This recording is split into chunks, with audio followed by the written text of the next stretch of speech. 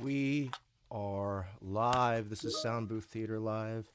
I'm Jeff Hayes, and we are dipping into the cold reads of Chrysalis 5, Part 2. Oh, crap, I forgot to post in the Discord. So, one second, guys. Let me do that real quick.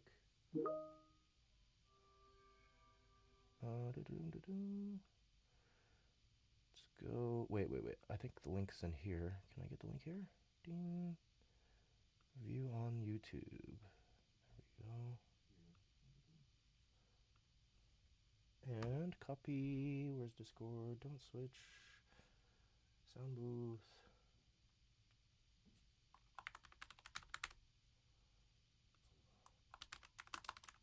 Ah, come on.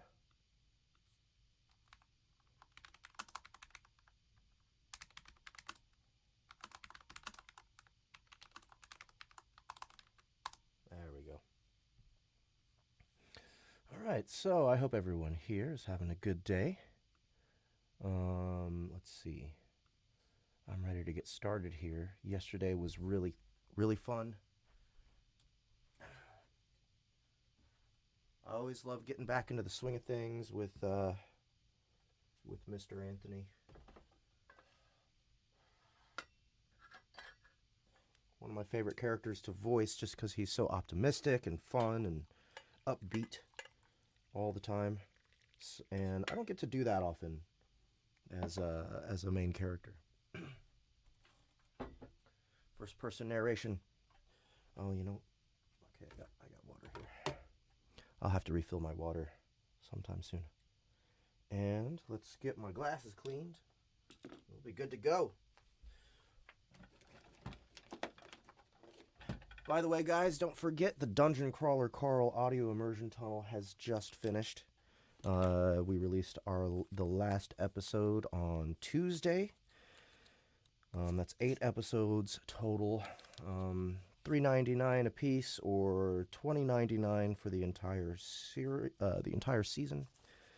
And I think it's worth it, guys. We put a lot of work, effort, time, love, money into this thing, and it turned out fantastically well. I hope you guys will go check it out. First episode is still free if you're suspicious about it. You don't know if you're going to like it or not. But I promise you listen to that one, you will be hooked. You can gift it to people as well for the colony. That's right. All right, so let me check it out. Where are we at? We're at chapter 16. We made it through 15 chapters yesterday. That's another cool thing I love about Chrysalis, is that it's always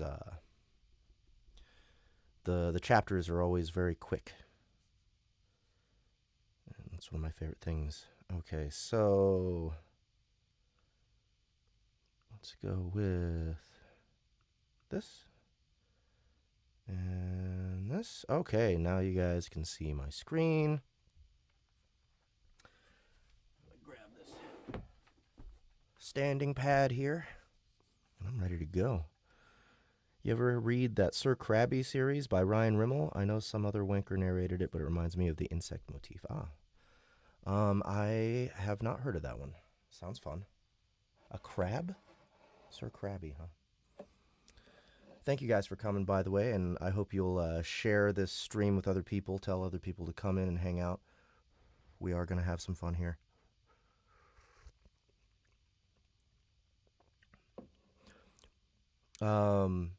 Audible sent me some espresso. Oops. Audible sent me some espresso, and I'm just now trying it. I don't have an espresso machine or anything, so I just French pressed it, treated it like some regular coffee, at a lower dosage, of course. It's actually pretty tasty.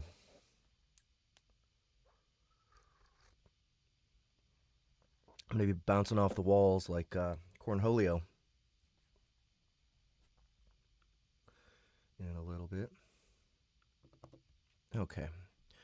So we're all set. Battle deck, TCC. Where is the script? That's all I need now. Ah, here it is. Let's do one of these. Oh, right. It's in a separate window for a reason. Derpy, derp, derp, derp, derp, derp. Hey, what's up, Tristan? Hi, Tristan. All right. Here goes. I'm gonna go ahead and do a warm up here. I'm just gonna start narrating, warming up at the very beginning of this chapter. And when I feel comfortable, I'll start recording. Chapter 16, The Heart of the Legion, Part 4. Donnellan and Mirren struggled to breathe.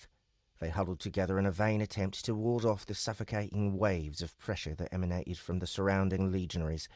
There didn't seem to be a single guard standing at their post or official running messages. It didn't seem as though they were a high-level powerhouse with the stats of a top-level delver. So this isn't supposed to be Anthony narrating. I'm just warming up right now. The two young legionaries felt as small as mice clinging to a toothpick in an ocean storm as they trailed in their commander's wake, desperately struggling not to succumb. For his part, Titus didn't appear to notice their plight. After they were allowed entrance through the yawning gate of the Iron Mountain, they hastily made their way inside to find the interior bedecked in breathtaking marble, the wide-open lines lined with incredible, lifelike statues of long-past legionaries. The commander's steps only lengthened as he moved from place to place, given his name at each checkpoint. They crossed and gradually penetrated deeper into the heart of the fortress. It took hours, and by the end, Mirren's head was spinning. She couldn't say where they were, who they'd met, or even why they were there anymore. Every time they moved from one chamber into the next, the strength of the legionaries on guard leapt to a new tier.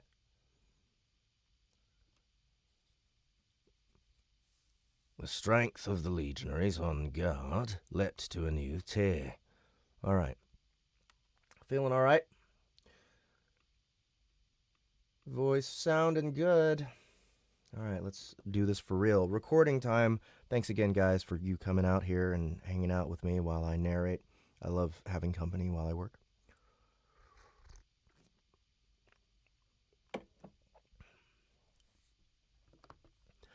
Chapter 16. The Heart of the Legion, Part 4. Donnellan and Mirren struggled to breathe. They huddled together in a vain attempt to ward off the suffocating waves of pressure that emanated from the surrounding legionaries. There didn't seem to be a single guard standing at their post, or official running messages, who didn't seem as though they were official running messages or messengers?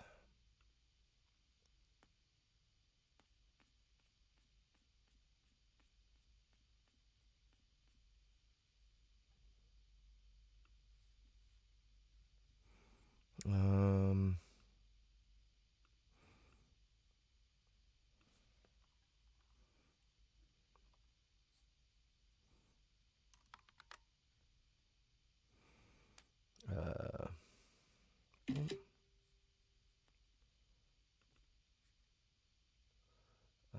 going to circle this and ask Rhino if this is correct.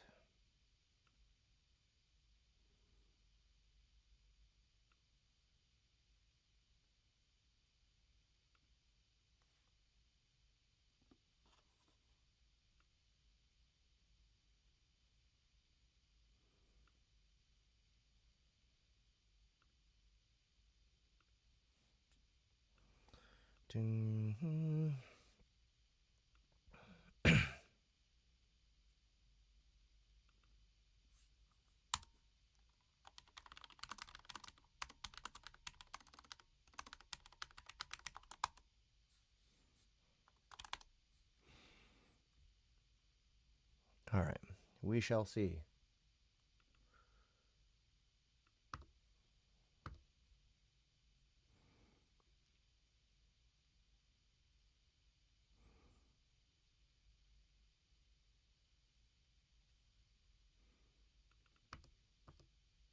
All right, let's do this one more time. I'm gonna go ahead and mark it.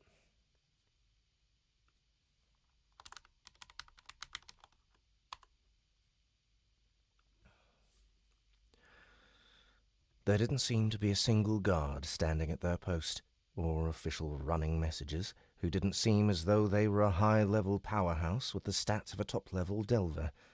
The two young legionaries felt as small as mice clinging to a toothpick in an ocean storm as they trailed in their commander's wake, desperately struggling not to succumb. For his part, Titus didn't appear to notice their plight. And actually, I'm going to go ahead and bet. It's supposed to be messengers. There didn't seem to be a single guard standing at their post, or official running messengers, who didn't seem as though they were a high-level powerhouse with the stats of a top-level delver.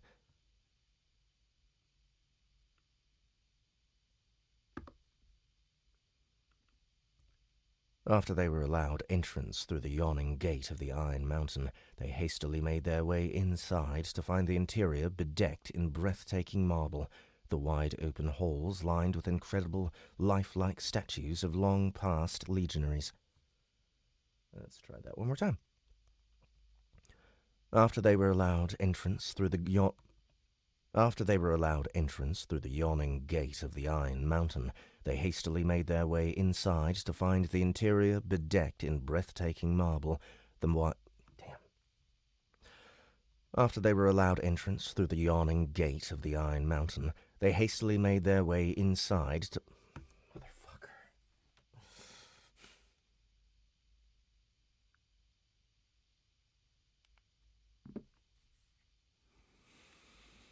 After they were allowed entrance through the yawning gate of the Iron Mountain, they hastily made their way inside to find the interior bedecked in breathtaking marble, the wide-open halls lined with incredible, lifelike statues of long-past legionaries.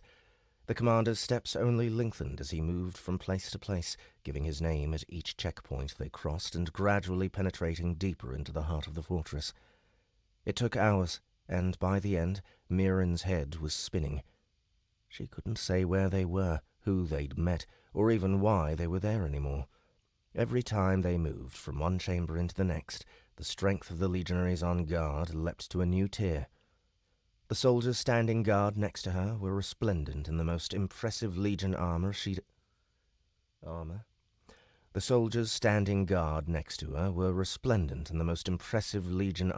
ever seen. Trimmed in gold, the living rock plates were wreathed in precious metals and alive with veins of fire mana that seeped heat into the air as it trickled through the stone. She wasn't even able to look the man in the eye, and when she snuck a glance at Donnellan, she found he was sweating profusely and shaking in his seat. For goodness sake, Commander, why did you have to bring us with you? Oblivious to her suffering, Titus was speaking quietly with an armored official outside a grand set of double doors. The doors themselves were elaborately carved and decorated, set into an archway that extended. The doors themselves were elaborately carved and decorated, set into an archway that extended 15 meters high. A full squad of 10 legionaries stood guard in formation outside the door, their dominant auras unrestrained. A full squad of 10 legionaries stood guard in formation outside the door. Uh-oh. Ahmed is backstage. What's going on, Ahmed?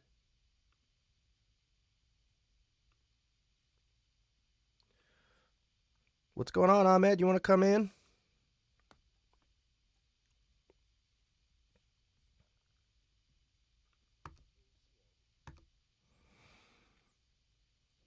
A full squad of 10 legionaries stood guard in formation outside the door, their dominant auras unrestrained, flooding the room with their thirst for battle.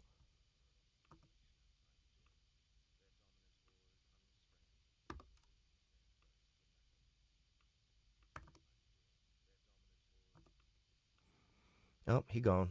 He leaved.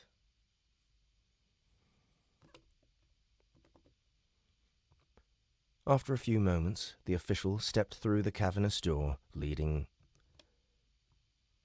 After a few moments, the official stepped through the cavernous door, leaving... After a few moments, the official stepped through the cavernous door, leaving Titus by himself. He gazed on in silence before he turned... Damn it. He gazed on in silence before he turned back to his two cowering young legionaries. He clicked his tongue before walking over and clapping them on the shoulder.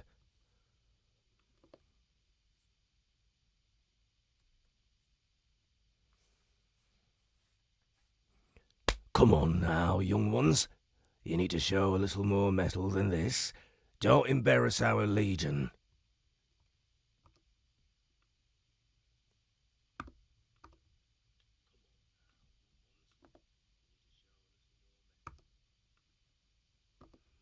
Whoa.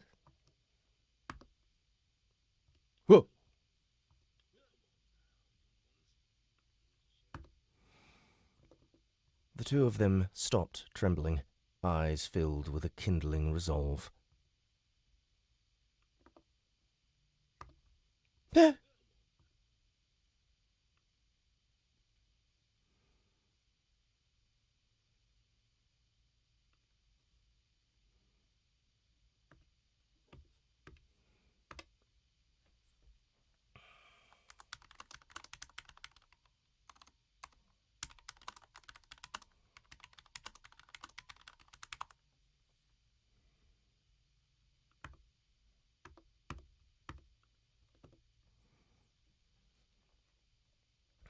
Don't forget, it's going to be way worse on the other side of the door. Don't forget, it's going to be way worse on the other side of the door. He gave them a squeeze on the shoulder with his sausage-fingered hands and turned to walk back to the door, never noticing the crumbling confidence he left behind. I don't want to be here anymore. Damn it. I don't want to be here anymore. Donnellan moaned under his breath. I curse the day I ever got curious about the inside of the mountain. I curse the day I ever got curious about the inside of the Iron Mountain.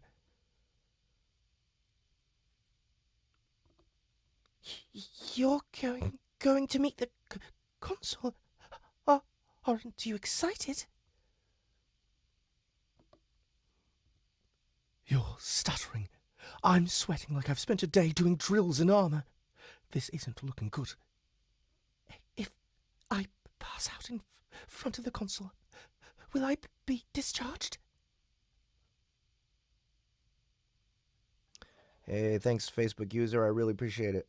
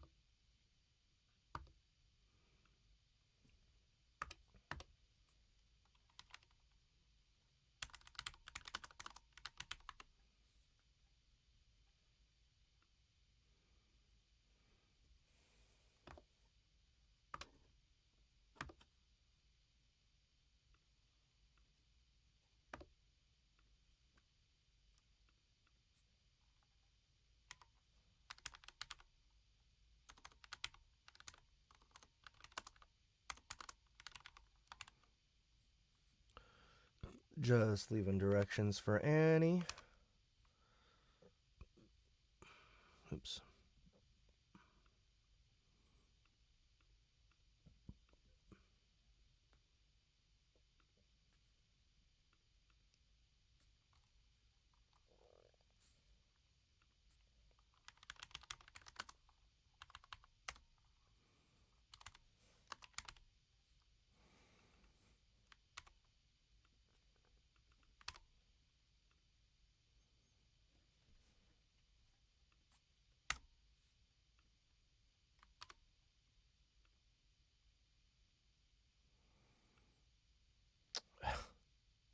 I don't understand why it's doing this. What's up, Adlis? Thanks for coming.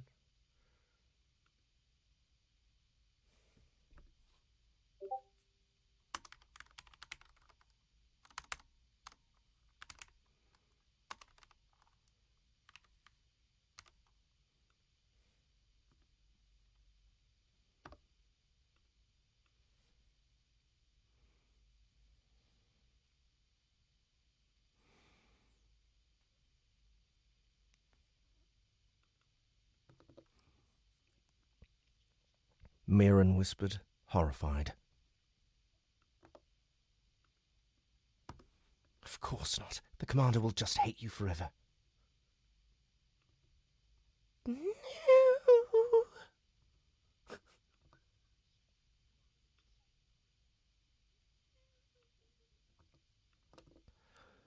When the official stepped back through the oversized doors, they both jumped in their seats and shut their mouths, staring straight ahead. Titus exchanged a few short words before he returned to them. We're up. Step quickly.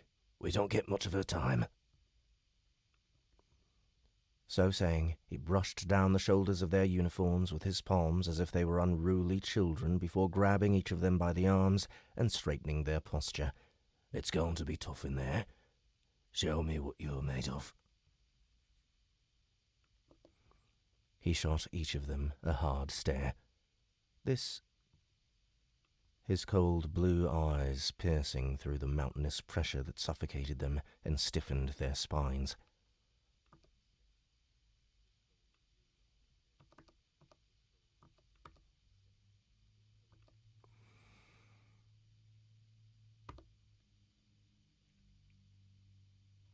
Yes, Commander! Yes, Commander.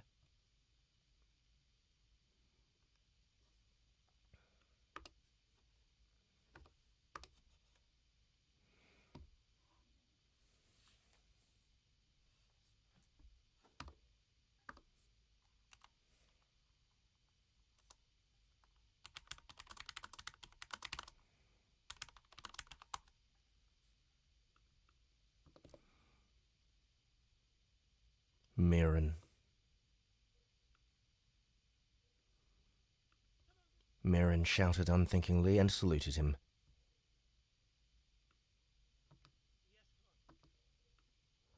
Donnellan following suit a moment later. A deafening silence fell in the chamber as the officials, guards, and fellow waiting functionaries turned to stare at the young legionaries. The two of them froze in embarrassment, though Titus smiled. That rare sight was enough to hone their focus, and they followed at his heels up to the intimidating guards and that oversized door.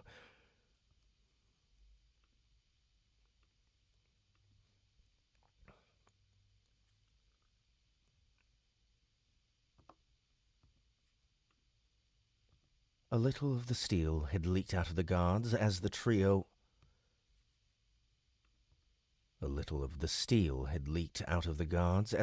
walked through their ranks, the stiff youngsters trailing behind their stoic commander.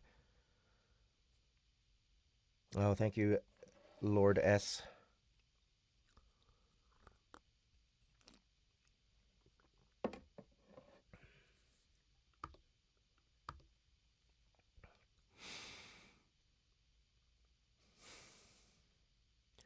They made a conscious effort to lighten the strength of their aura as they allowed... They made a conscious effort to lighten the strength of their aura as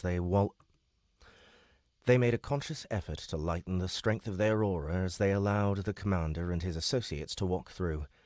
Once they were gone, the guards resumed their full-bore assault on everyone outside the door. Defending the consul was their responsibility, and they would perform that duty to the death. The moment Titus stepped through, he felt a frozen air pierce straight through him to his bones. He braced himself against it and allowed his eyes to take in this new space. That's not as bad as I thought it would be. Let's go and just...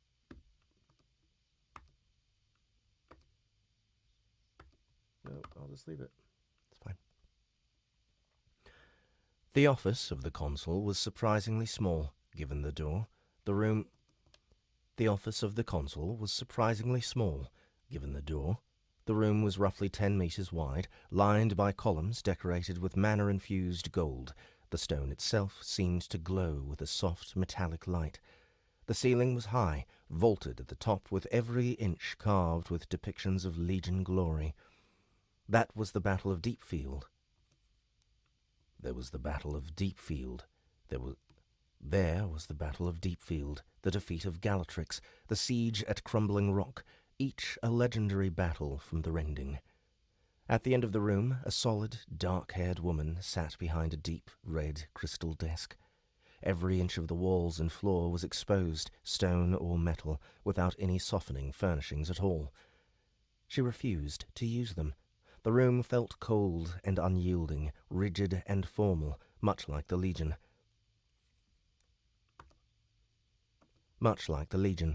And though no expression showed on her face, she radiated an air that let Titus know she was absolutely furious. He stepped quickly to allow his dual shields to enter, wide-eyed as they came into the sparse office, and he immediately felt the pressure on him ease. He allowed himself to unknot just a little as he moved toward the desk, his boots clacking on the polished stone floor until he stood before his wife and offered her his salute. Commander Titus Pharonicus. Commander Titus Pharonicus. Pharonicus. Commander Titus Pharonicus.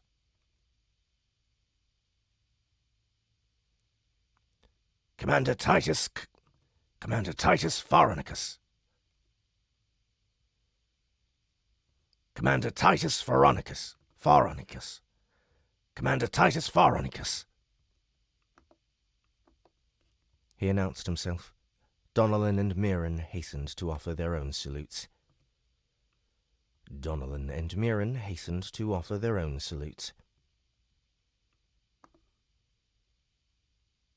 Mirren Smithson.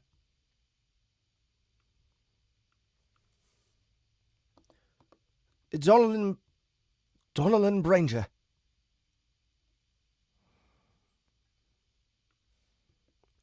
Minerva shot Titus a brief glare before she stood to return their salute. Had the man gone soft, bringing in these two to protect him from her wrath?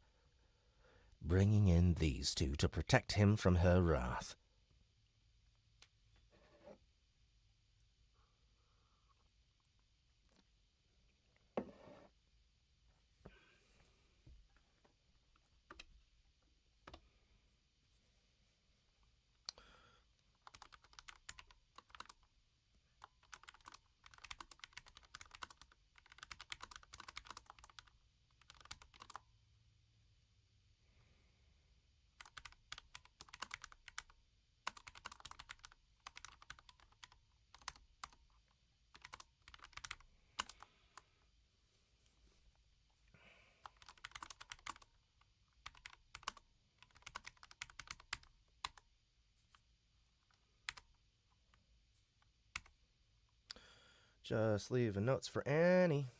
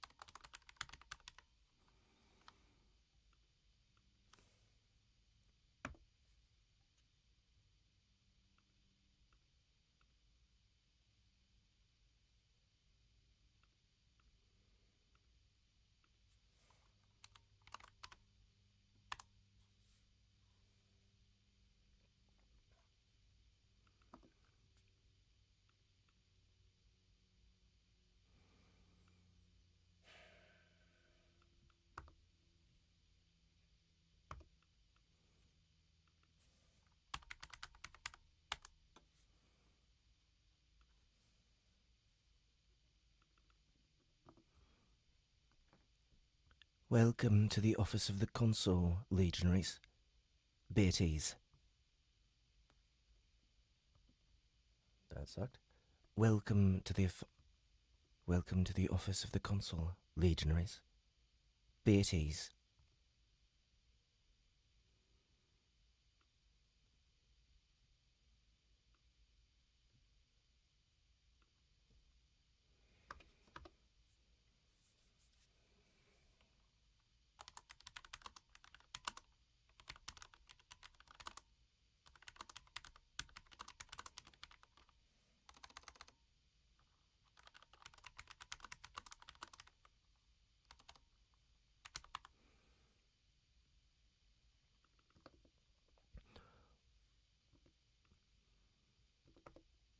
Almost...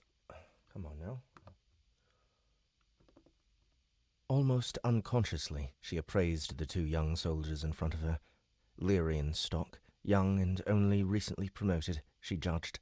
She watched as they strove to maintain their cool and decided that Titus had trained them well, as he usually did. Hey, more people in the audience. What's up, guys? What's up, David Dreher? Sam B. This is Ableton Live, Sam B., since you're asking. Silent Striker, what's up? How's it going?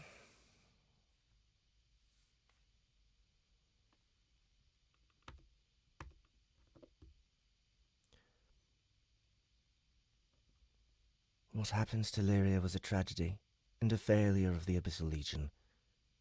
Would you not agree, Titus? Titus stifled a wince. The lack of title was a warning sign. It was, he agreed, not breaking his posture. He agreed, not breaking his posture. Scraw!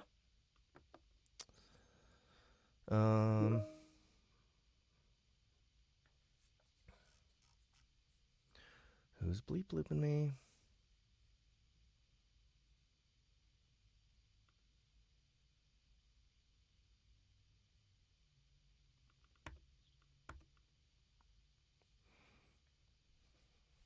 Posture, where is that? Okay.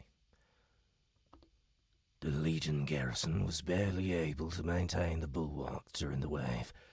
We were totally unable to prevent what occurred on the surface.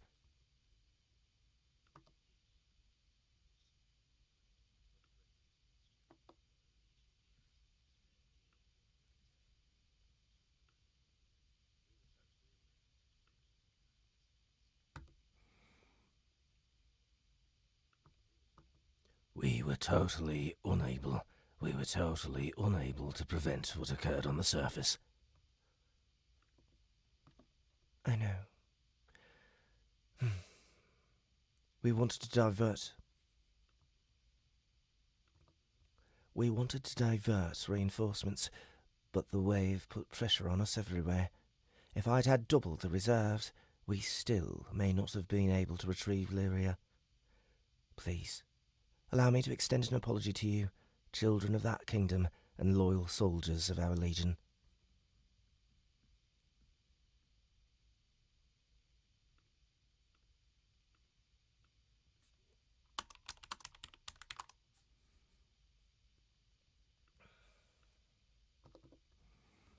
Mirren and Donnellan stiffened in place before they wordlessly saluted once more, unable to speak.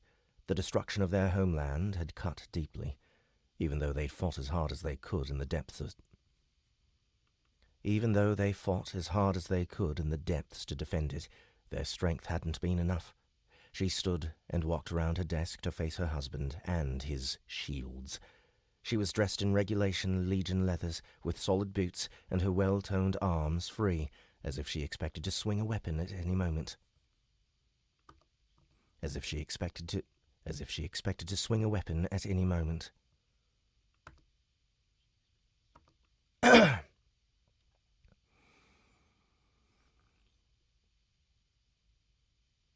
Her short, cropped hair seemed to bristle as she glared anew at Titus, her eyes very reminiscent of her daughter's. And here we go.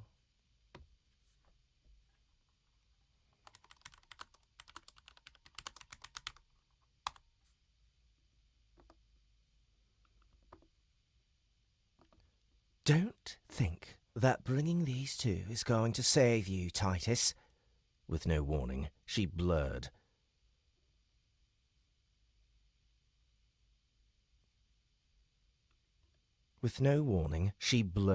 Appearing directly in front of the commander, her fist sunk deep into his stomach.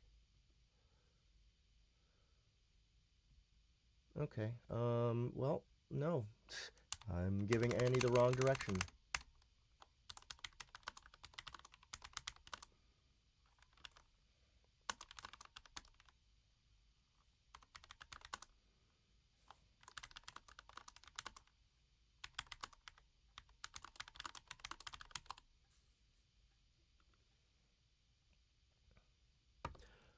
Where is Morrelia? Do you think I wouldn't know she was here?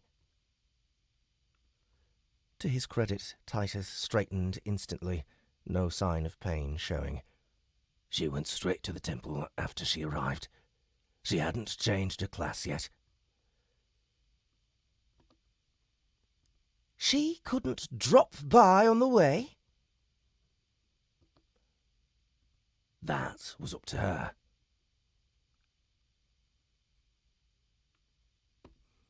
You couldn't make her? I chose not to. Bam! Another brutal fist to the gut, this time sending the commander sliding back 3 meters, his boots screeching on the marble floor. He straightened once more, his face still placid. When you accepted a term as consul, raising the children was my responsibility. That's what we agreed. Minerva stared hard at him, then nodded. That's true. Only a few more months, and I'll be free of this blasted office. She idly shook her wrist as she looked at her husband's stomach. Have you leveled up a few times?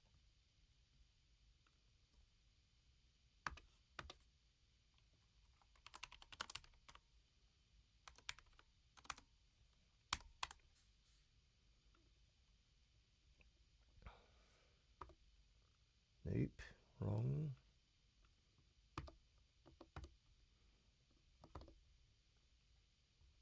Three times, he admitted. She frowned. Defensive skills. iron skin. That makes sense. You've definitely toughened up. Lucky me, he said wryly. His wife had always had a temper, much like his daughter. Being separated from her family had only sharpened it. Her guilt at not being with them when Romanus died fueled much of her anger. Her guilt at not being with them when Romanus died fueled much of her anger. Once she'd accepted the post of consul, she was duty-bound to remain for the full 10-year term. I know why you're here. You want me to reform your legion and get you back into the fight, and you want to make Morrelia take Morrelia with you. Am I right? Yes, consul. Minerva leaned back against the hard crystal of her desk. Minerva leaned back against the hard crystal of her desk. We're being pressed everywhere, even now. Mana levels haven't fallen like they should after the wave, and some outposts in the deep are reporting they might be on the rise again. Things aren't right out there, Titus. All the more reason to have a good legionaries. All the more reason to have good legionaries in the field.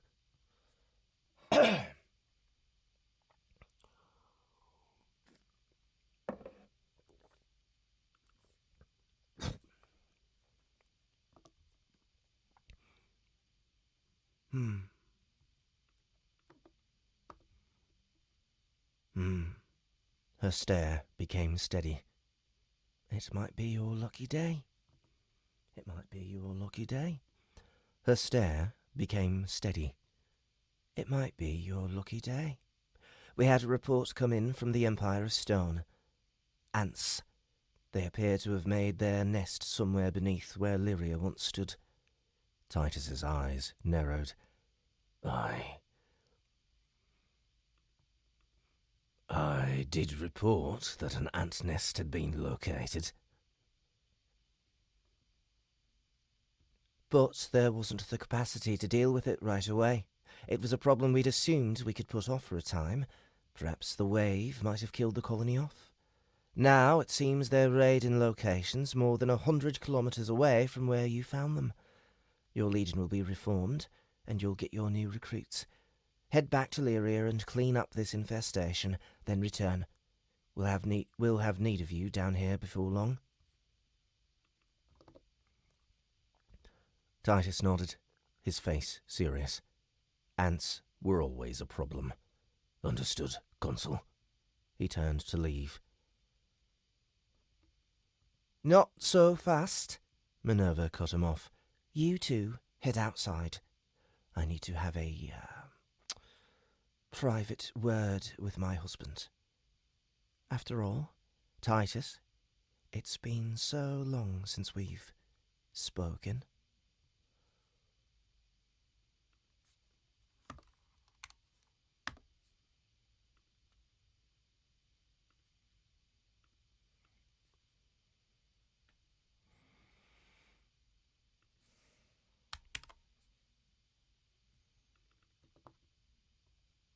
Titus felt a heat.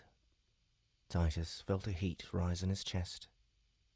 This damned woman.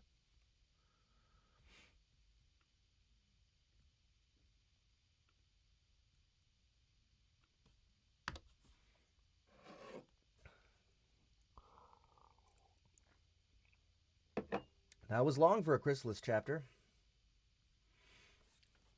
I'm gonna run and grab some water real quick, guys. Be right back.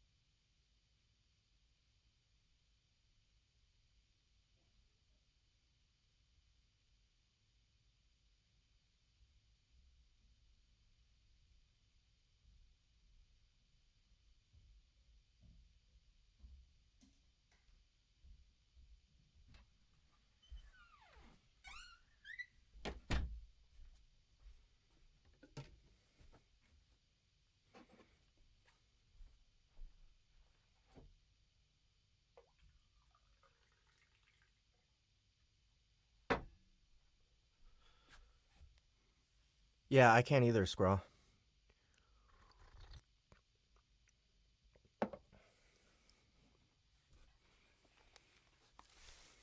Scraw said, I can't tell if she's gonna kiss him or beat him.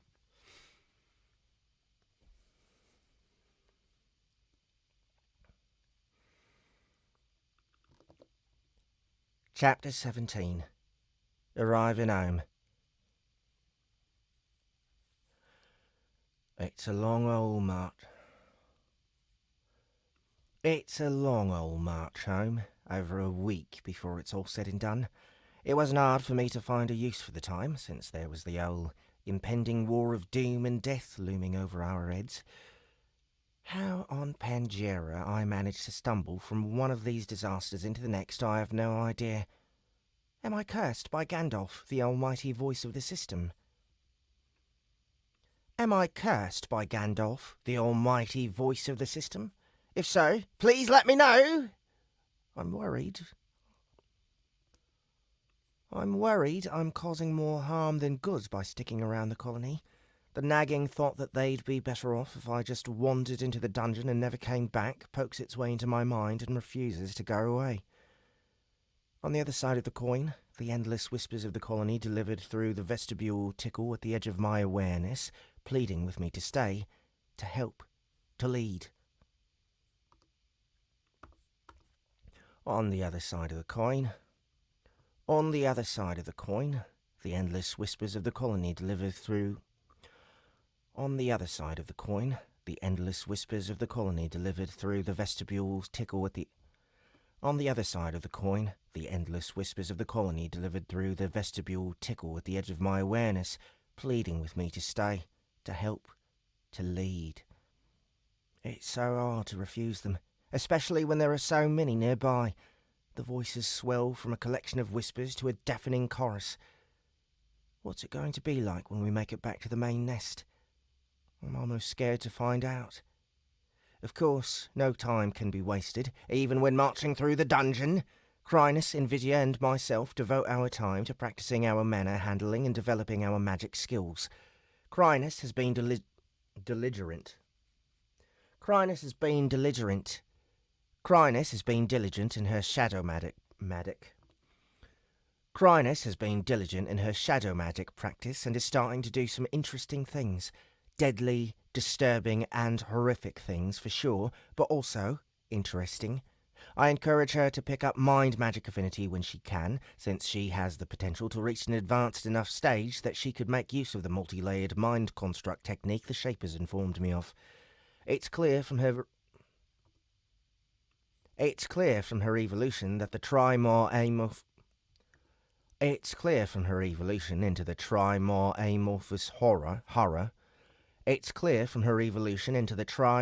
amorphous horror that she will pursue a balanced stat build, at least for now, which means she may eventually reach the point of becoming a sincere magical threat. At least for now.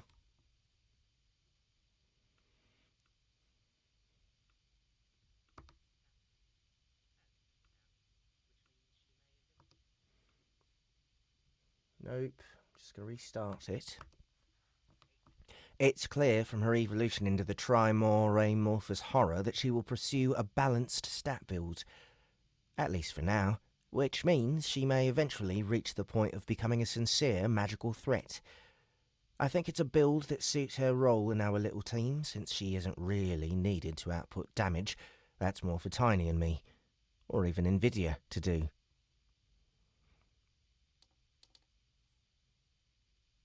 Just realised it's a little too loud. My headphones are a little too loud. Invidia continues to develop and practice his defensive shield and healing magic. Whenever he gets the chance to cure an ant's wounds, he floats off shouting, "Give your pains to me," in a rather charming display of care to his new insect brethren. The ants, for their part, respond with perfect calm in the face of the glowing green eyeball of doom. They don't seem to flinch no matter what pets I raise, simply accepting... They don't seem to flinch no matter what pets I raise, simply accepting them as... They don't seem to flinch no matter what pets I raise, simply accepting them as part of the colony and moving on with life. His grotesque mental stats and potent magical skills, coupled with his heavily caster-focused... His grotesque mental stats and potent magical skills, coupled with his heavily caster-focused collection of organs and mutations, allow him to progress rapidly as he just never seems to run out of mana. No! Why? His grotesque mental stats and potent magical skills, coupled with his heavily caster-focused collection of organs and mutations, allow him to progress rapidly as he just never seems to run out of mana or the capacity... Fuck me! His grotesque mental stats and potent magical skills, coupled with his heavily caster-focused collection of organs and mutations, allow him to progress rapidly as he just never seems to run out of mana or the capacity to shape the stuff to his will.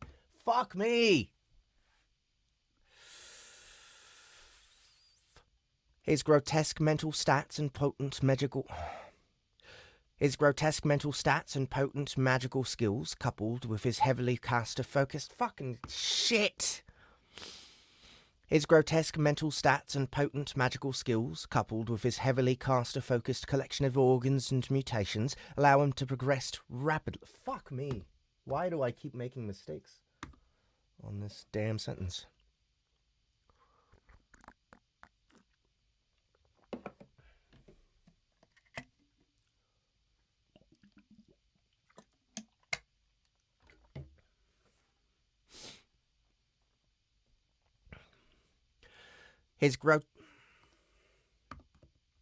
His grotesque mental stats... I lost my place. His grotesque mental stats and potent magical skills, coupled with his heavily caster-focused collection of organs and mutations, allow him to progress rapidly, as he just never seems to run out of mana or the capacity to shape the stuff to his will.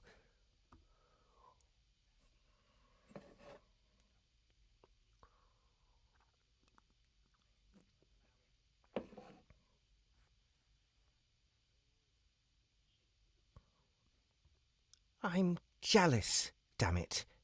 I have a long way to go before I manage to fuse my elemental casting skills at the desired tier. I've come a long way and learned a few new tricks. I've come a long way and learned a few new tricks. I've come a long way and learned a few new tricks, including the ability to weave the basic elements together. Pushing earth and fire together to create lava mana is a way more taxing. Pushing earth and fire together to create lava mana is way more taxing and far less efficient than simply fusing the two affinity skills together to form lava magic affinity. But I can maintain the flexibility of using earth, fire, and lava mana whenever I want. I don't even know if I delivered that right.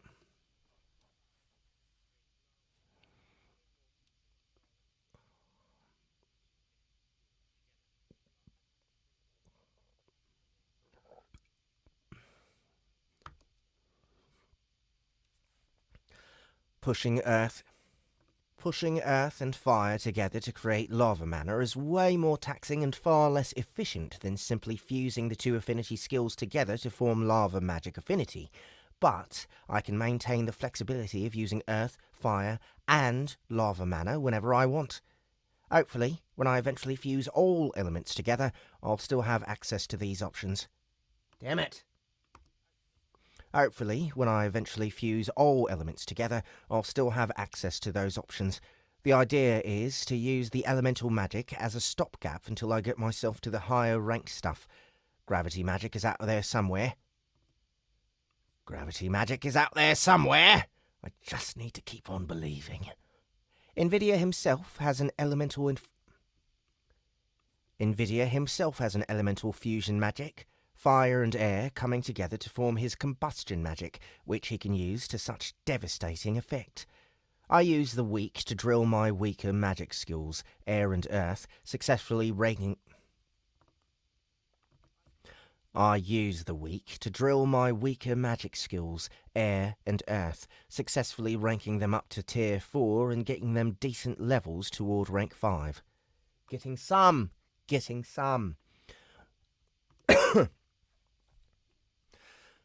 I use the weak to drill my weaker magic skills, air and earth, successfully ranking them up to tier 4 and getting some decent levels toward rank 5. Whenever I get a chance, I continue to grind at my core manipulation skills as well. We seized quite a few valuable cores in our raid against the Shapers, and I grab a couple to fiddle around with every time we take a break, still trying to master the fusion technique.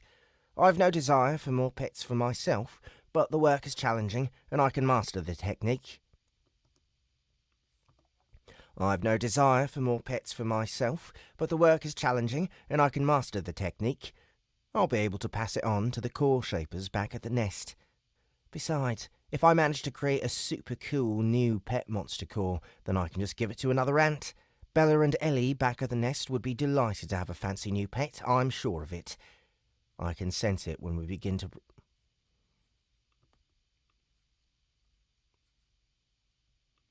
I can sense it when we begin to approach the nest.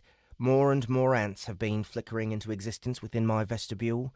Tiny motes of energy are appearing. Tiny motes of energy appearing and drifting from the strange organ and into...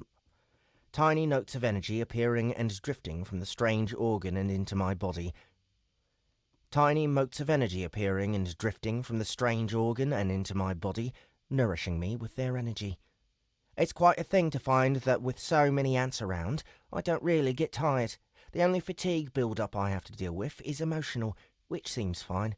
Even after grinding away at cores until my head aches, it's only a short time until I feel fresh and ready to go again. My grind capacity is starting to get out of control. My grind capacity is starting to get out of control.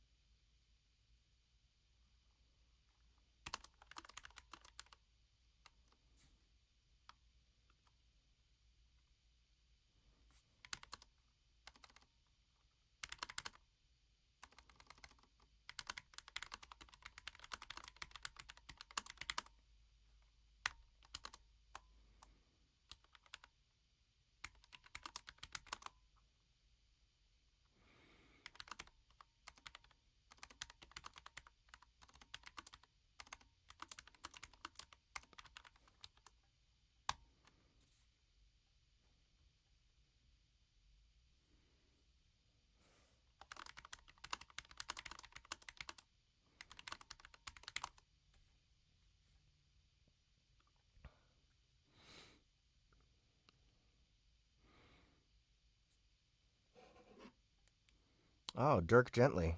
You're using Ableton? Or you're learning to use Ableton? Sorry about that little typey type. I was talking to Matt Dinneman there.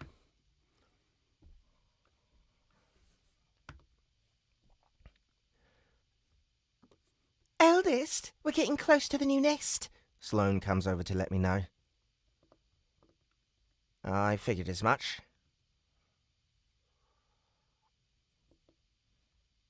I tell her. It's been a long haul. That it has. I can only imagine what a pain it's been.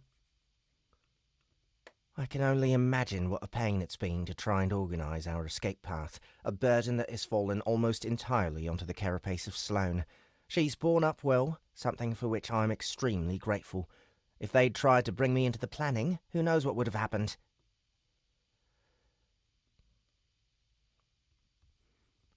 Do you think they'll be able to track us, after all the measures we took?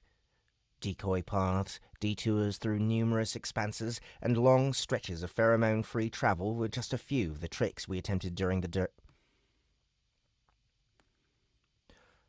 Decoy paths, detours through numerous expanses, and long stretches of pheromone-free travel were just a few of the tricks we attempted during the journey. Burke was going crazy, running all over the place, sending groups of scouts on deep side tunnels. Burke was going crazy, running all over the place, sending groups of scouts on deep side tunnels to try and muddy our trail. We can hope that they can't. I said can't. We can hope that they can't. We can hope that they can't, but we have to assume they can. We can hope that they can't, but we have to assume they can. Sloane sighed, a little of her weariness showing through.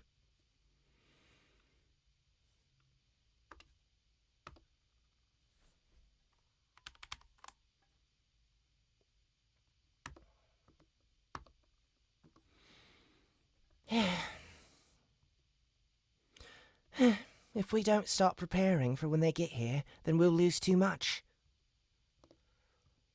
I can't help but feel guilty. I can't help but feel guilt welling up within me at those words. If only I hadn't gotten caught. Don't mistake me, eldest. Fuck.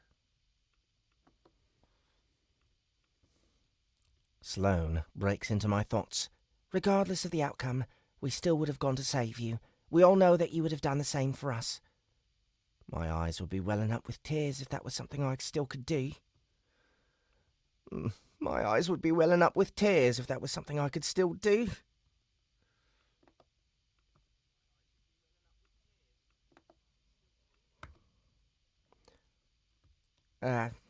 Thanks, Sloane. I really appreciate that.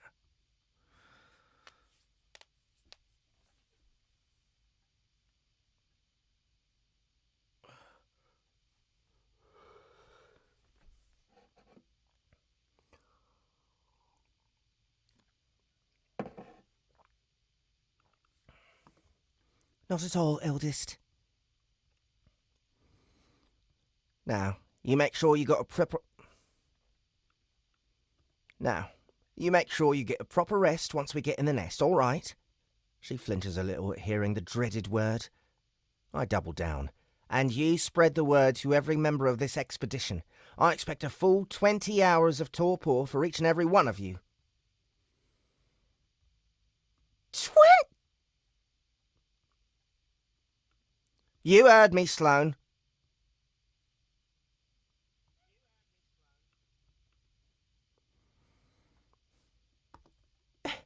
They may not like being punished like this, eldest. I couldn't care less. Everyone is exhausted, and exhausted workers are sloppy workers. Rest! Fine.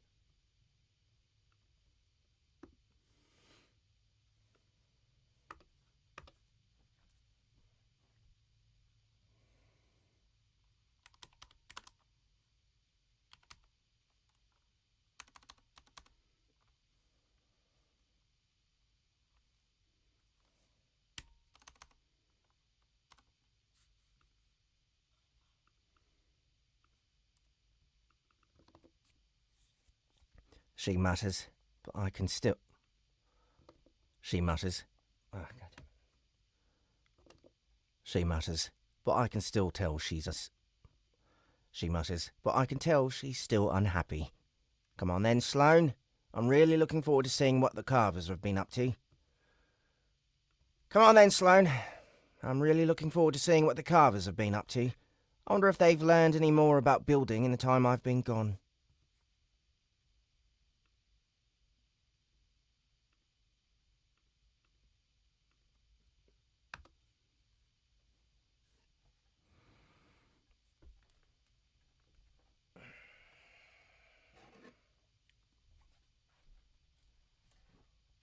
That's a chapter, by the way, guys.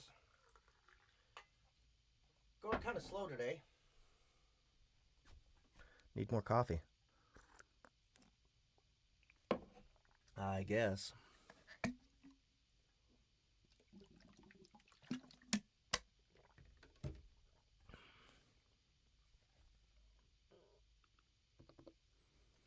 Chapter 18. The New Home. As we approach the nest, I find myself in a huddle with Torina. As we approach the nest, I find myself in a huddle with Torina, Corin, and my pet gang in the centre of our column. I'm not sure where the prisoners are being held. Somewhere toward the back, I imagine. Hopefully they can adjust to their new abode. I may not like them very much, but I don't want total suffering for them. Claws crossed, we use them as part of a peace negotiation or something. It is not an SBT water bottle. I should get one, though. We should have SBT water bottles made. Oh, by the way, guys, we still have plenty of narration socks if you haven't gotten any. These do give you narration +1. Also, Lego Defense +2.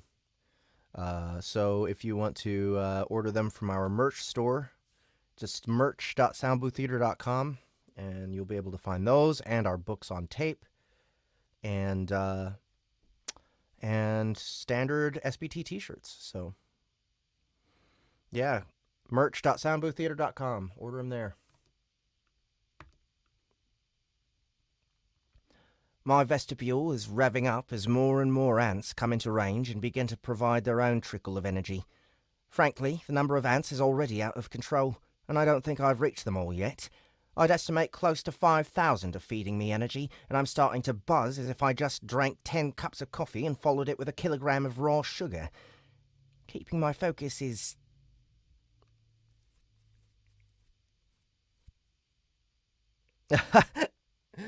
See, Dirk, gently.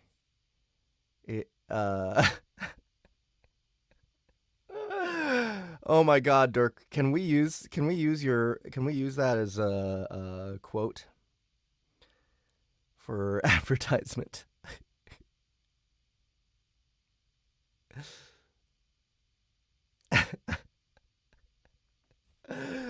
Yes.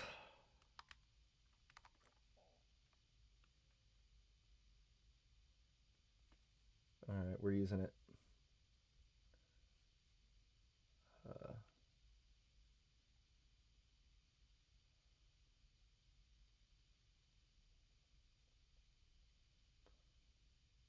Sorry, checking some stuff.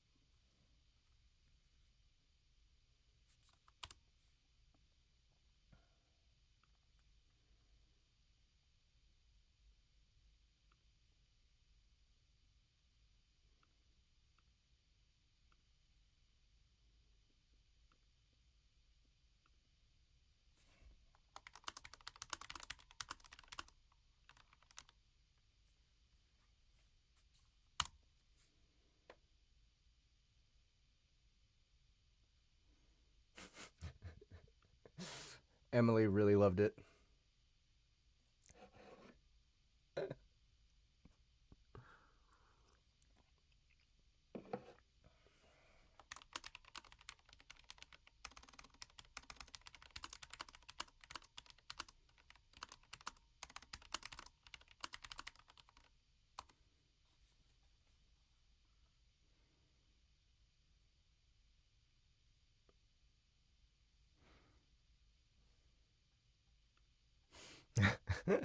That's so good. Anyone listening in the cold reads, I let my wife try on the narration socks and her usual boring stories sounded slightly tolerable.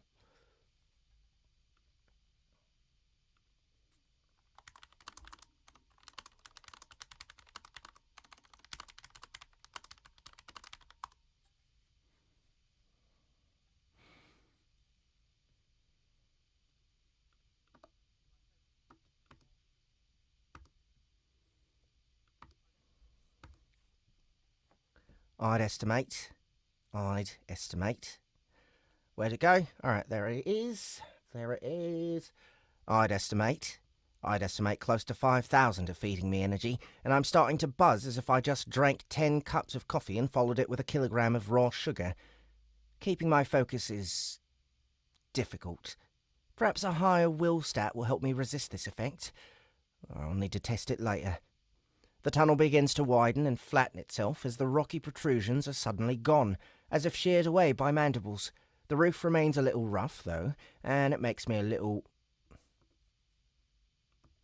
and it takes me a little while to figure out why. Behind each carefully sloped bump is a well-disguised hole where an ant could emerge without being seen. Clever stuff! In fact, when I look closer, the tunnel ceiling has been left deliberately rough and not smoothed out like the floor. I mean, you could play marbles on here. Yet the small deviations and bumps that make the stone much easier to grip remain above my head.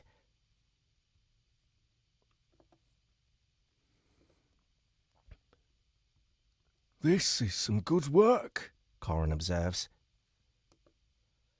What do you mean? I ask. Damn it. He pulls a face. Look closely at the floor and walls. Achieving this level of smoothness isn't easy with magic. It appears to have been compressed as well, trying to get it compacted and remain this even. trying to get it compacted and remain this even. I'm impressed. He's right. My digging skill is telling me the soil all around has been pressed hard, making it much harder to bite into. Yet it's super smooth, with nothing to grip or hold on to. Is that to make it harder to reach the roof tunnels from the ground?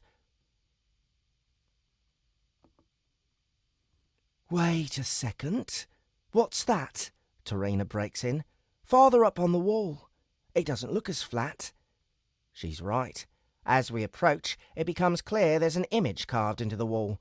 The indentation is shallow, not enough to provide a foothold, but the image is sharp nonetheless.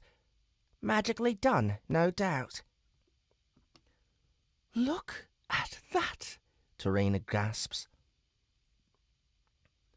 Tarina gasps.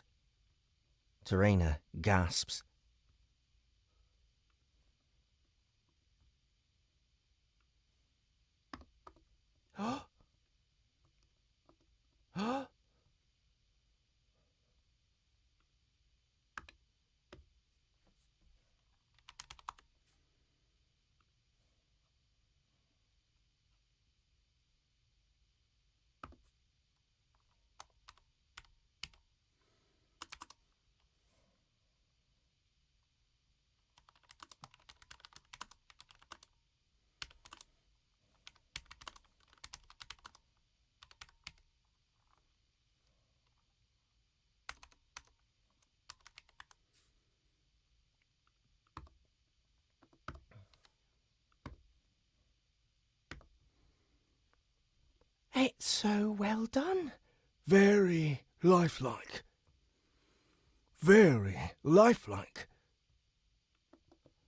Corin admires the image, moving closer to take it in. Looks like it was made with a combination of magic and carving. See here?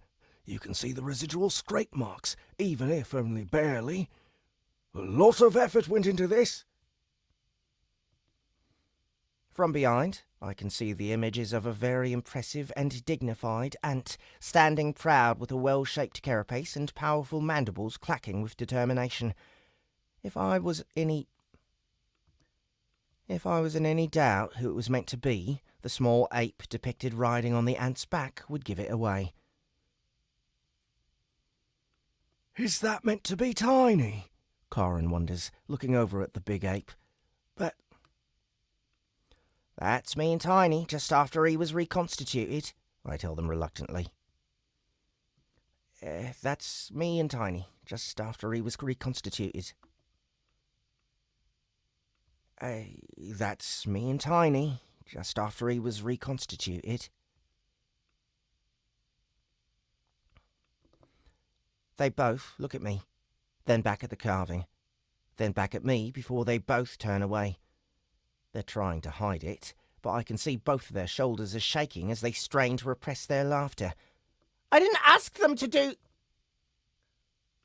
I didn't ask them to... I didn't ask for them to do that. All right, let's just keep moving.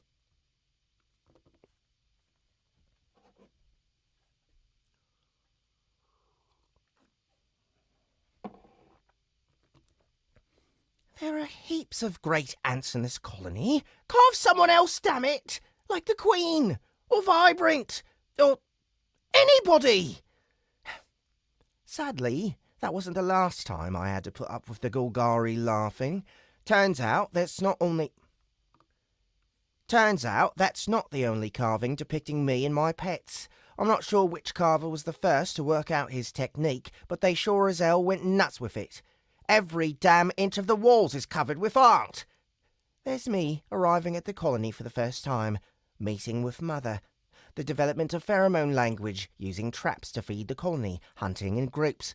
The First War of the Hill was depicted in lavish detail, a series of enormous murals dedicated to scenes of the Great Battle. The First War of the Hill is depicted in lavish detail, a series of enormous murals dedicated to scenes of the Great Battle. Tarina and Corin can't help but become... Tarina and Corin can't help but become curious about the evolving story, so I wind up having... Tarina and Corin can't help but become curious about the evolving story, so I wind up having to explain the images as we go along, despite each of them glorifying my contributions far too much, something I hasten to assure them. Our escape during the wave, meeting Chrysalis, running into Bane, it's all there. Explaining the interactions we've had with the humans of Lyria is awkward, to say the least. Both of the Golgari grow perplexed when that particular saga is done, only for it to be followed with the war against Gerilosh and her spawn. That is one big monster. Corin gasps. On the surface? That's insane! Oh, she had help, I assure him, and point an antenna to where a lizard flanked by his 6 servants is shown. A Carmodo! A Carmodo! She was a candidate? Yes, indeed, I confirm. That's the damnable who lizard that told you lot about me, Grannon informed me. Can't say I'm grateful. Oh, but then you would have never met me, Corin protests. You're making it worse, Tarina jokes, before turning to me. Did you absorb the core from that creature? If not, do you still have it? I didn't absorb it, no. But I do still have it. I haven't wanted to think about that core ever since the fight.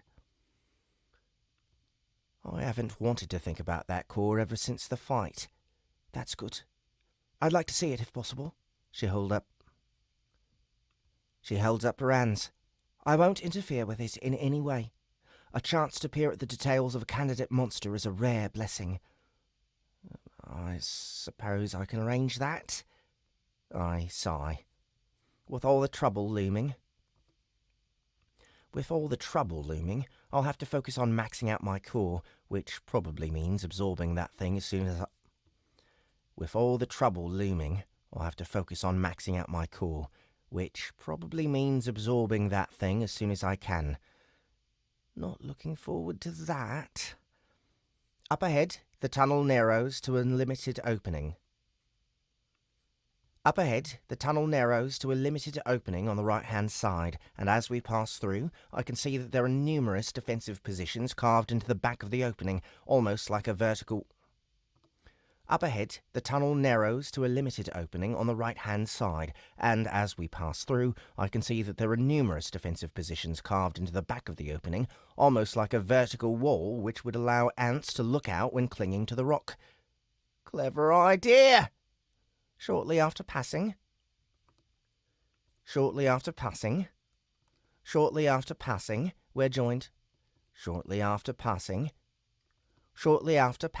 we're joined by 2 more busybodies. Can't we rest? Can't we rest? I can only slither so much. Can't we rest? I can only slither so much. Jim complains. The week of travel has been especially hard on the worm, and more than once I've seen him looped around Sarah like a flabby scarf whilst she marched with us. I could get the ants to grip you with their mandibles and drag you, I offer, although they might get a taste for your tender flesh. The giant worm shudders, and the menacing bear that looms over all of us places a gentle claw on his back. Don't tease him, Anthony, she says. Jim's having a hard time enough, moving into a nest full of predators. He's never been safer in his life than now. I scoff. Let's just get rid of that. Pfft, he's never been safer in his life than now. I do understand, though. Soon enough, you'll have your own comfy space and you can work out what you want to do with yourselves. No pressure from me. Thanks, Anthony, for everything. By the way, Have you seen these incredible carvings? She nudges her nose toward a 3-meter-tall depiction of me entering the second stratum. She nudges her nose toward a 3-meter-tall depiction of me entering the second stratum. The details are incredible. You're telling me the ants did this? What else can they do? As she talks, we approach a gigantic bound steel gate set into the tunnel. Numerous cores and enchantments hum with power across the surface, and smack in the centre stands a proud image of an ant's head.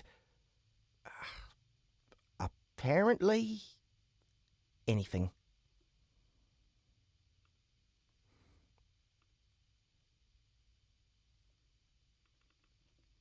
I tell her, these damn siblings of mine, haven't they learned a bit too much?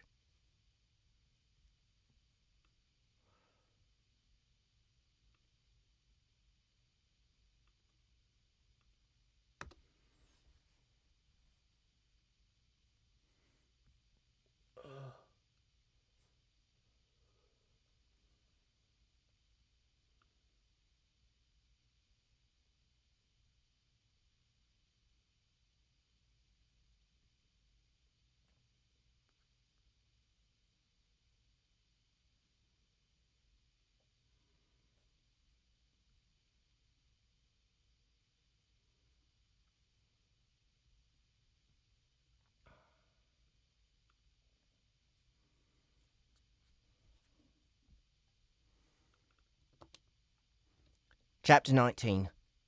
Tickles Denied.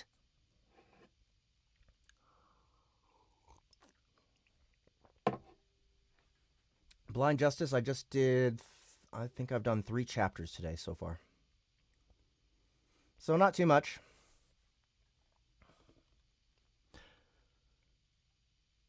As if the first gate wasn't impressive enough, the second one is even larger, thicker, and more heavily enchanted than the first. Not to mention, it positively bristles with ants in defended lookout posts. Not to mention, it positively bristles with ants in defended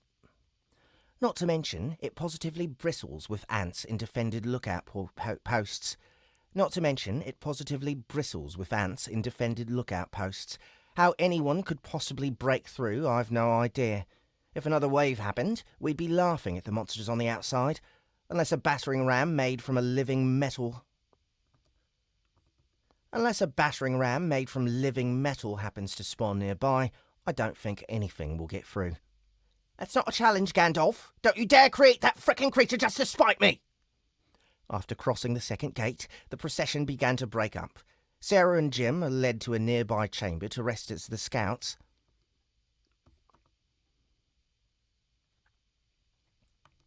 Sarah and Jim are led to a nearby chamber to rest as the scouts, soldiers, and generals break away to find their own chambers to enjoy their rest.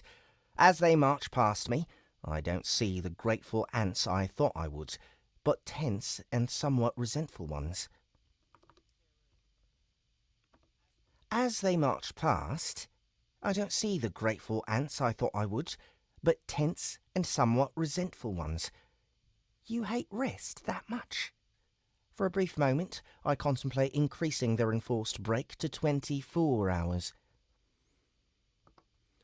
I told you they wouldn't like it. Sloane? Bah! Who cares if they don't like it? Rest is important, and we're all extremely fatigued. They need it. She shrugs. You may be right about that. I know I'm exhausted. I look at her appraisingly. That's not something I hear many members of the council admit to, Sloane. Is this indicative of growth? Maybe. Maybe not. Perhaps I've just been working harder. You're tier 4 now, so you should be. True.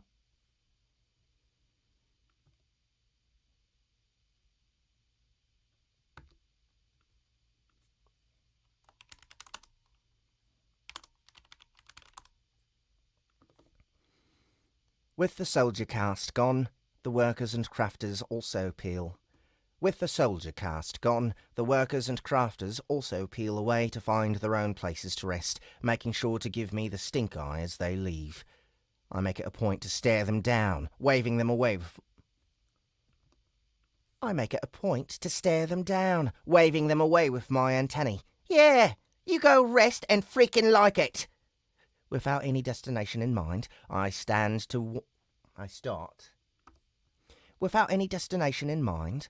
to wander down a branching tunnel, just taking in the design with my pets in tow. The farther I go, the more of my siblings begin to cover the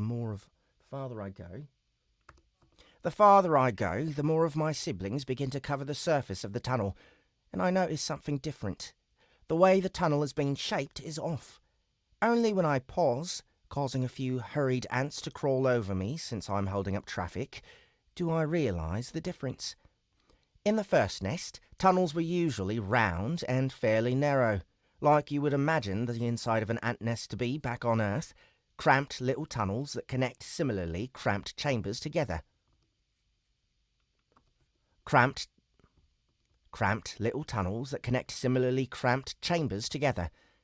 This is different.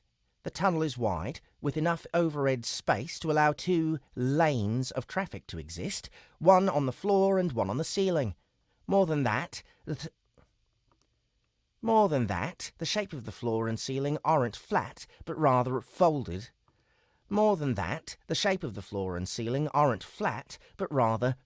into waves, like the letter W. By watching the travelling ants, I realise this increases the surface area that can be gripped, allowing more ants to move through at the same time.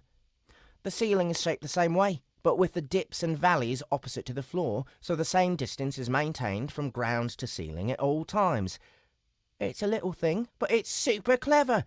They've really been putting these brains I gave them to good use. Chuffed, I keep moving, taking in the sights. After a few dozen metres, I notice something I haven't seen before embedded in one of the walls. Curious, I skitter over so I can make a more thorough inspection. It looks like a metal plate, indented with numerous grooves that form a strange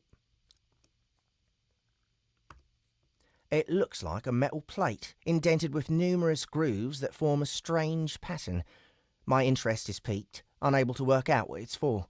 Have the carvers decided to engage in some sort of modern art project? I wouldn't call the thing objectively beautiful, but it certainly is different. Then all of a sudden, the metal plate speaks to me.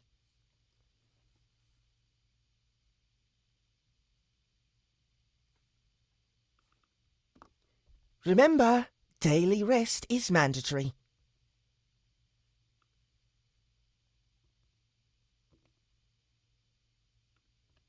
Gah!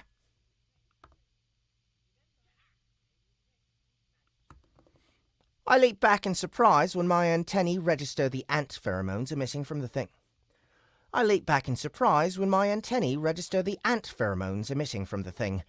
What the heck was that? It speaks? Obviously it isn't speaking as an ant would, of its own volition. This is clearly a clever invention that can store pheromonal... This is clearly a clever invention that can store pheromonal messages and play them like a recording. Astounding! I approach it once more and start tippy-tapping it with my antennae in the hopes of detecting exactly what is happening. I can't sense a damn thing, though. Once it spread its message, all sign of pheromones vanished without a trace. Are they magically developed?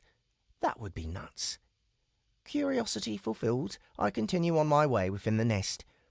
When we come across a chamber, the first thing I notice is its unusual size. Much like the tunnels, it's been built wider, with a higher ceiling, and the surfaces are all constructed with that same wavy rise and fall, dotted with side tunnels. My antennae tingle with a constant stream of ant communication and the persistent trails that advertise where each tunnel leads. Rather disturbingly, in the centre of the chamber, a rather elaborate-looking stone statue of what appears to be me stands proudly, pointing into the distance with one leg as the antennae slope forward at a noble and confident angle. Fuck. I think I got that wrong.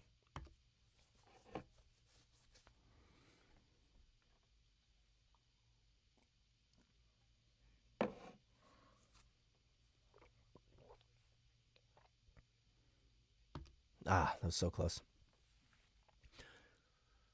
Rather disturbingly, in the centre of the chamber, a rather elaborate-looking stone statue of what appears to be me stands proudly, pointing into the distance with one leg as the antennae slope forward.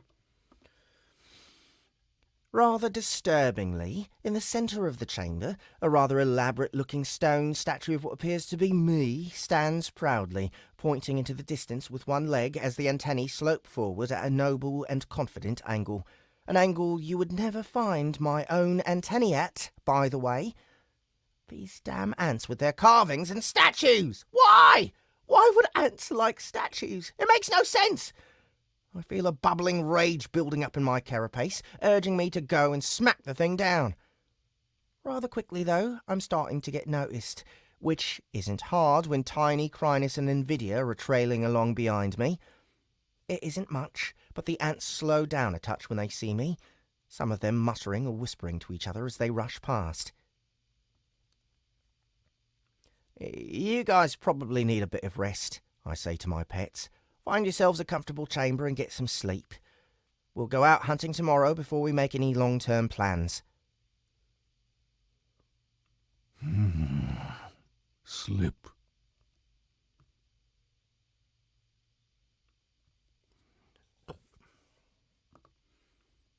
Understood, Master. You won't go far, will you?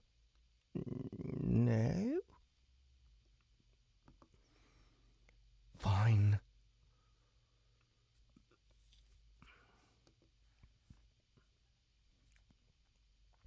Precious sleep. I won't sit. The three of them wander off, and I'm confident it won't be long until a helpful ant leads them to a quiet spot. For myself, I want to find somewhere a little less crowded. Maybe I'll go play with the brood. Those little grubs are always in need of a good tickling. Putting my antennae down, I follow the trails to the brood chambers, joining the winding trails that flow this way and throughout the... Putting my antennae down, I follow the trail to the brood chambers. Putting my antennae down, I follow the trails to the brood chambers, joining the winding trails that flow this way and that throughout the nest.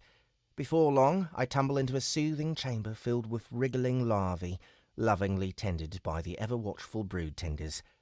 Hey, all! Just looking for a quiet spot? Mind if I hang out here for a while? These grubs look criminally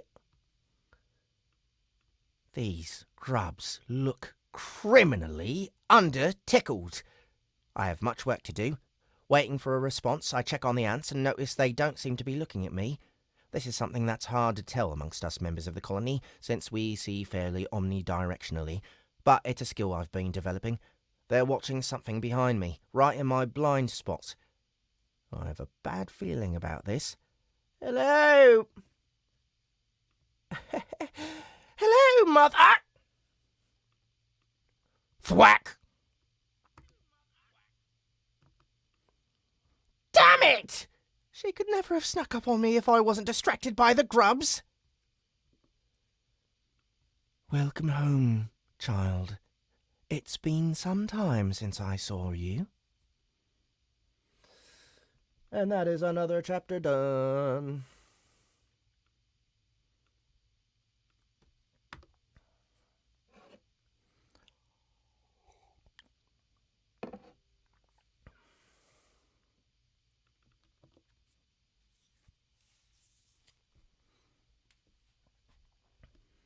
Chapter 20. Chapter 20. Words with Mother. Oh, hello there, Mother. I didn't expect to see you here. In the brood chambers, child? Where else would I be? I can almost sense another thwack coming. The first one really hurt. She's had a serious increase to her physical stats since her evolution. I rub the top of my head with an antenna as I ponder my response. I rub the top of my head with an antenna as I rub the top of my head with an antenna as I rub the top of my head with an antenna as I ponder my response. Wherever you want to be, Mother. Ah! Thwack! Ouch!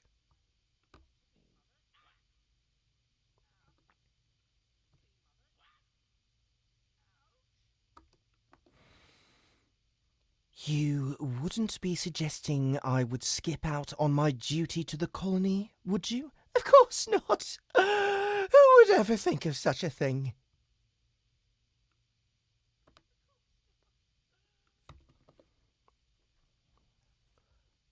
Dang it, Mother. My poor head. What did I even do? Turning around to face my overbearing parent, I take a chance to see how she's been faring. She looks fine, no wounds or scarring to mar her carapace. That ever-present twinkle in her eyes still apparent, as is the unusual level of force she's able to generate with her antennae. As is the unusual level of force she's able to generate with her antennae.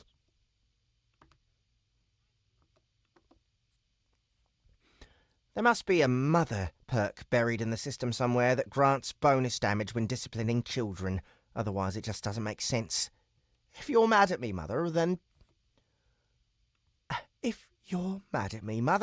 then please just tell me what I've done. I capitulate. I don't have the heart to try and get out of my well-earned thwacks. I've once again evaded my responsibilities and brought danger down on the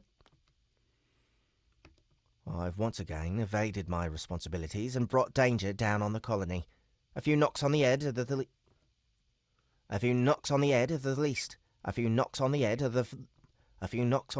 least of what I deserve. Instead, the Queen just looks down at me, curious. I am not mad at you, child. I'm pleased to see you. Got a funny way of showing it. What was that?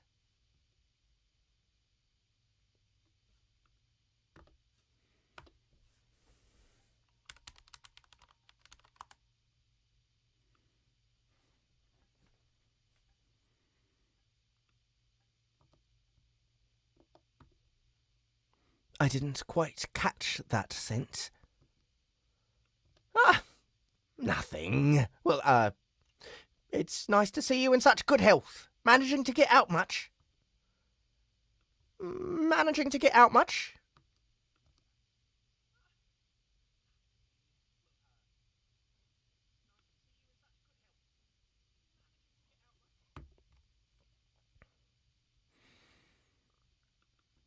Why, yes. I leave the colony for a daily hunt in order to secure my own biomass.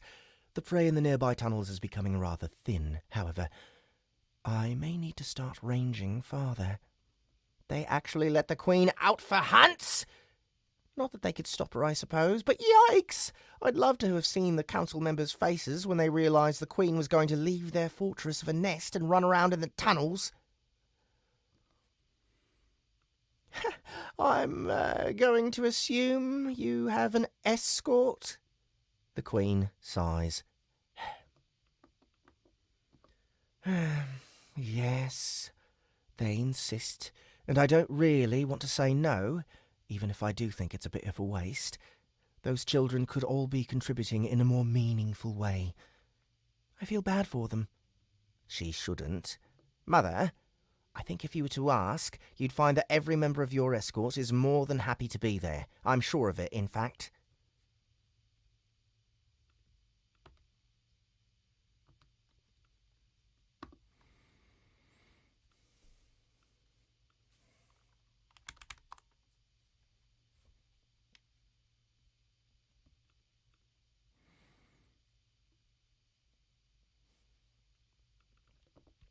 The honour of guarding the Queen, Almost every ant in the colony would be delighted to have the chance. I've no doubt that every member of her guard was carefully chosen to be the best at what they do.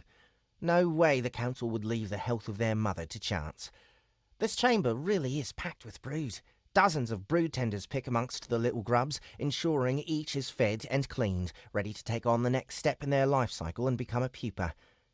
Pretty clear that the queens have been busy down here. Looks like the rate of growth has exploded. Looks like the rate of growth has exploded. I tip an antenna at the young. Are we still making sure each hatchling is educated properly? Yes, she assures me.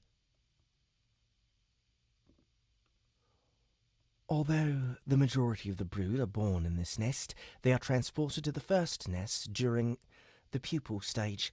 When they emerge, they are taken through the training program before they enter service. I try to keep up with what is being done with the new children, just so I know they're being taken care of. Well, that's good. I was a bit worried they'd get slack once the population started to explode. Must be hard for them to rustle up enough biomass and XP for this many hatchlings, though. There really are a lot. I don't even know how many eggs are currently being laid each day. Could it be as many as 1,000 a day? That would be insane. This was mentioned to me once, the Queen says.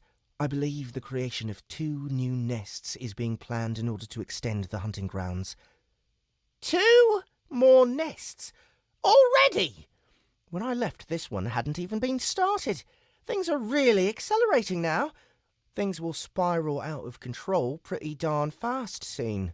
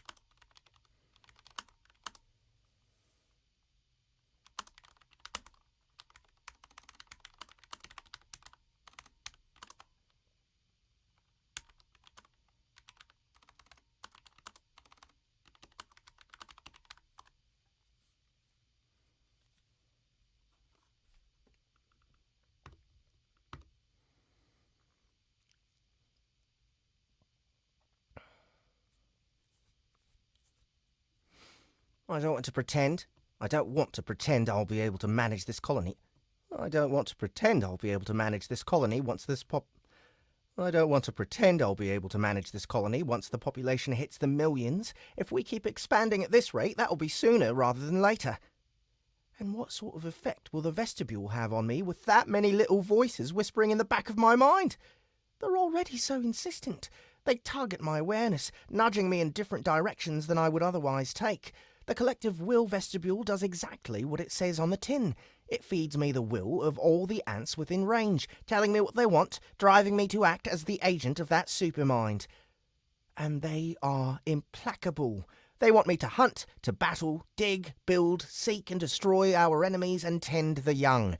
They want all of those with an intensity that is beyond anything a human could achieve, even as familiar with ants as I am. Even as familiar with ants as I am, even I'm a little shocked. As familiar with ants as I am, as familiar with ants as I am, even I'm a little shocked I never seem to detect the slightest ripple of selfish desire. Always the collective, putting the colony before themselves.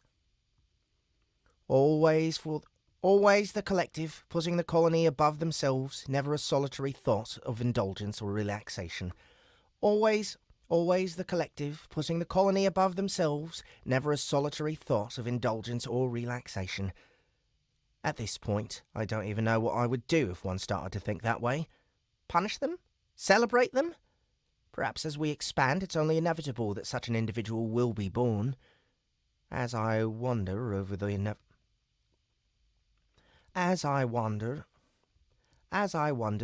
inevitable future of the colony, the Queen remains patient. What are you pondering, child? Don't you have important work to be about? I know that many are waiting to speak with you. Her words shake me out of my contemplation. I have a massive list of jobs to get done. I need to share the things I've learned about spellcasting with the mate. I need to share the things I've learned about spellcasting with the mages. I have to talk to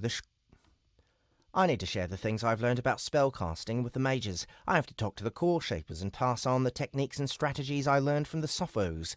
Then I should meet with the council about our planning in regards to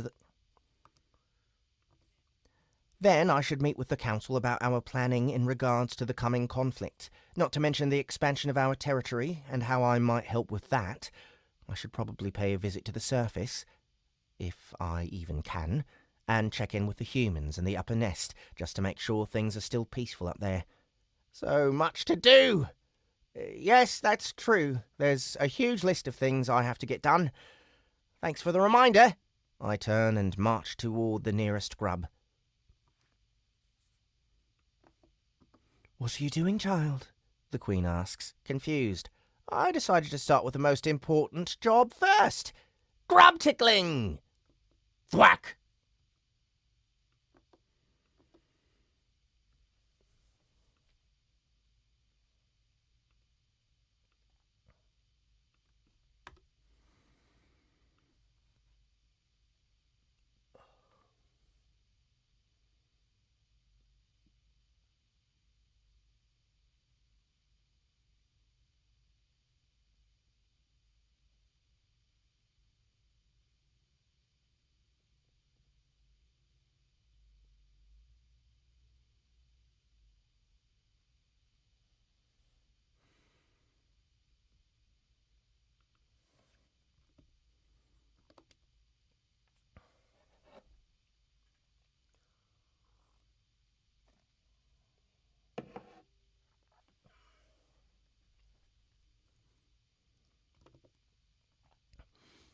Chapter 21. Chapter 21. A busy day in the ant burrow. Despite receiving the justice of my mother, I stoically endured her disapproving gaze for as long as I could manage in order to tickle grubs. Their joyful wiggles warm my heart even as I quail inside, anticipating another thwack. In the end, I can only hold out for 10 minutes before I sink from the chamber, only to find myself in even more sacred territory. The egg-laying room. Victoriant and Antoinette look up at me in surprise as I crawl down through a gap in the ceiling. Victoriant and Antoinette look up at me in surprise as I crawl down through a gap in the ceiling. Eldest, what are you doing here? Oh, you know me, just checking in on everyone and seeing how things are going. He's avoiding work, the Queen calls out as she enters the chamber after me. The two younger queens give each other a brief look.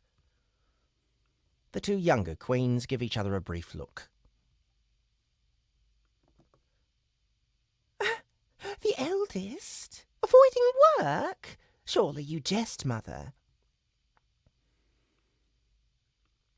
Such a thing is impossible. They laugh together and I hasten.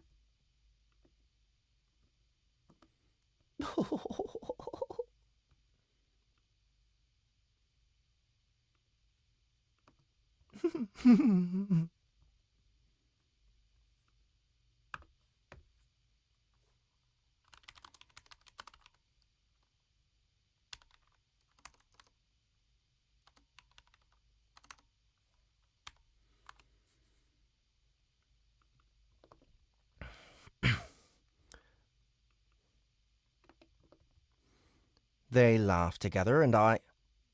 laugh together and I hasten to cut Mother off before she can destroy my reputation. What can I use to distract her? Ah! Is that Aphie, the aphid queen?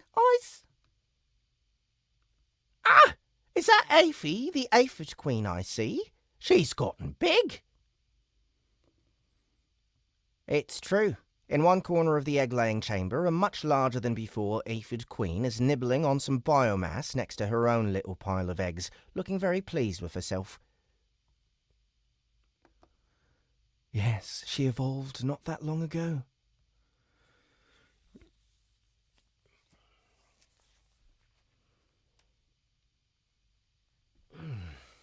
Yes, she evolved not that long ago.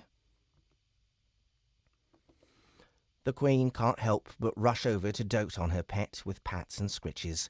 I wasn't sure about bringing her down to this stratum, but in the end, I feel a lot more comfortable when she's somewhere I can keep an eye on her. You do like to get up to mischief, don't you, Aphie?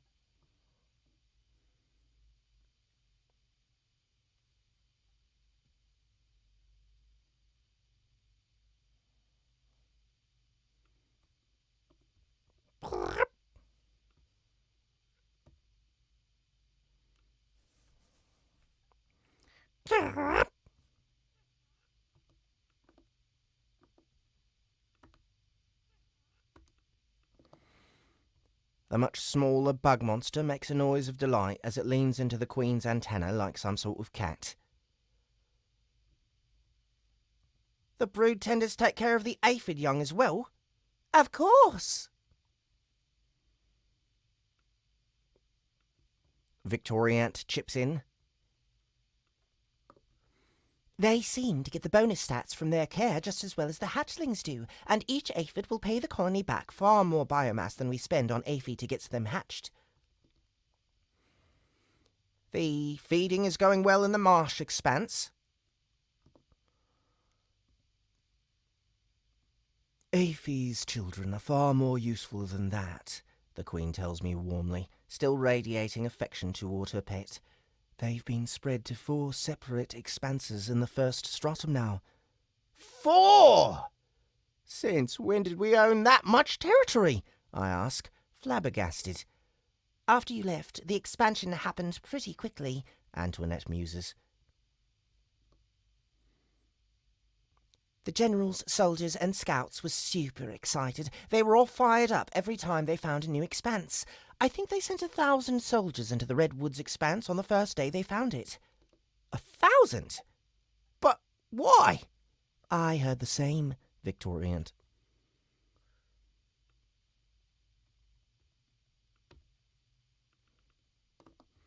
I heard the same, Victoriant confirms. I think they conquered the whole thing in 2 hours. Yeesh, they really were getting carried away. How many members of the colony are there right now? The number can't be that high, can it?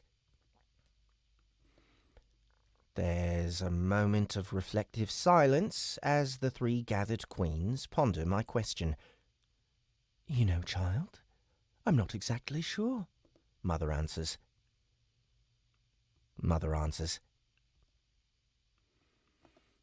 I haven't been keeping count. Perhaps the brood tenders on the council might know. The 2 younger queens both echo the sentiment. They've no idea. I can't get a rough sense of how many are in range of the vestibule, but I can't count them precisely. I can get a rough sense of how many are in range of the vestibule, but I can't count them precisely. All I ask is I move around the nest. I'll ask as I move around the nest. Someone must be keeping account. I'll ask as I move around the nest. Someone must be keeping account. Ah, well, can't put it off any... Ah, well, can't put it off any longer. Ah, well, can't put it off any longer. Ah, well, can't put it off any longer. Ah, well, can't put it off any longer.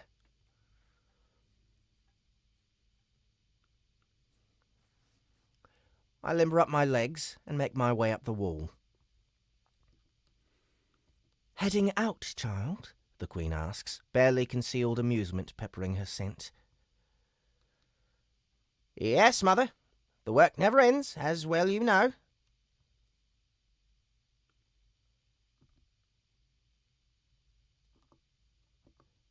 An end to work?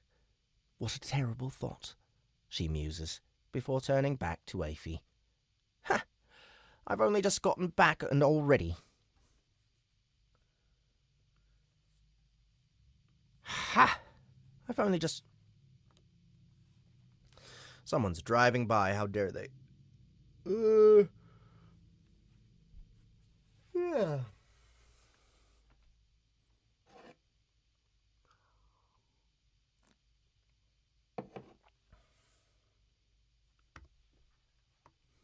Ha! I've only just gotten back and already a vacation is starting to sound nice. No! Bad Anthony, stay firm!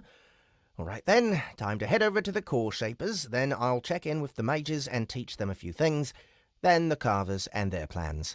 Maybe there's some engineering or building knowledge tucked away in my head somewhere.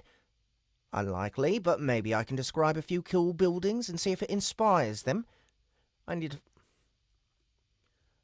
to find who's making all these carvings of me as well. And the statues! Enough is enough already! After that, council, I suppose. Then surface. Yeesh, so much to do. I might need to try and slip some torpor... I might need to try and slip some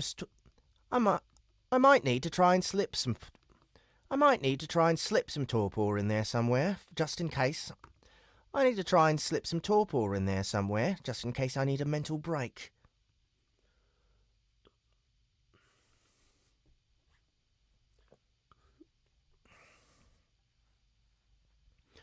Full of determination, I follow the scent trails to the Core Shaper workshop and find both Bella and Ellie hard at work.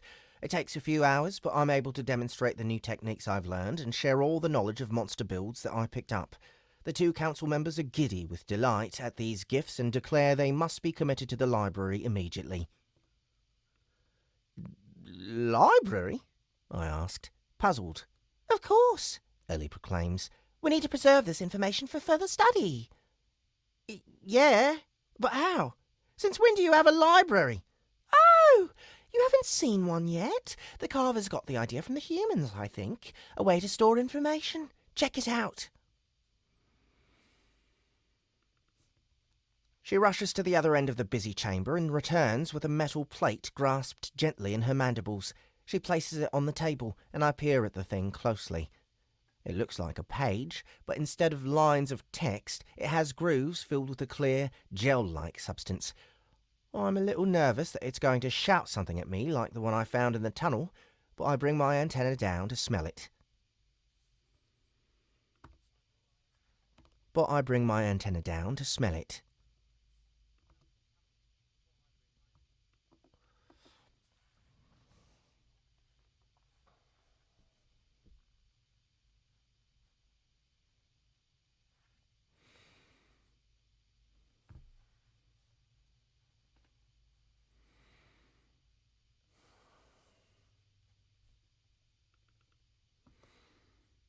Core experiment number 424. Attempting to make something useful out of the centipede variety of monster has proven to be impossible. A more hopeless, failed concept of a monster is yet to be... You found a way to preserve pheromones! You found a way to preserve pheromones! Indeed. It's very useful being able to read. Saves a lot of time around here, let me tell you, Ellie assures me. Efficiency is way up, Bella confirms. The rate these ants are developing is out of control. Well, good luck with what I told you. I hope it helps out a bit. I make a hasty farewell and totter off to my next meeting. Books. Ants with books. I guess it makes sense in a way. I just didn't think they'd get going this fast. How long until they put an ant on the moon? Neil Armstrong may be just a few generations away. Done. Next chapter.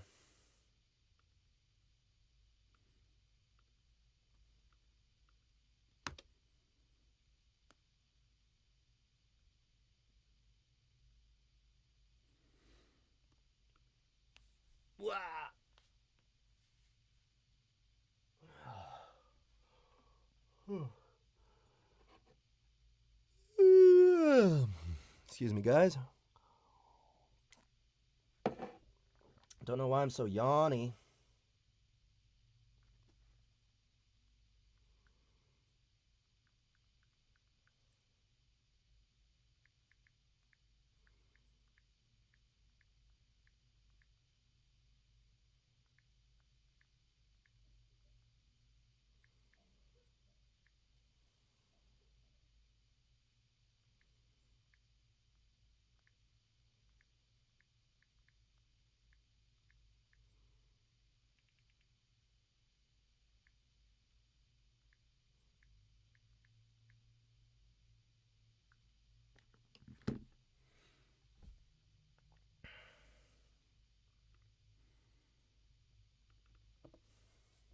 Some water in here. How's everybody doing out there? Don't forget, guys, there's, Blind Justice says, I need to get into this book series. Sounds pretty awesome. I think you should too. And if you want to do that, you can save a bunch of money by picking up the box set of books 1 through 3. It's on pre-order now. It's going to be available, I believe, February 13th. So, yeah, that's not too long from now. If you want to pick that up.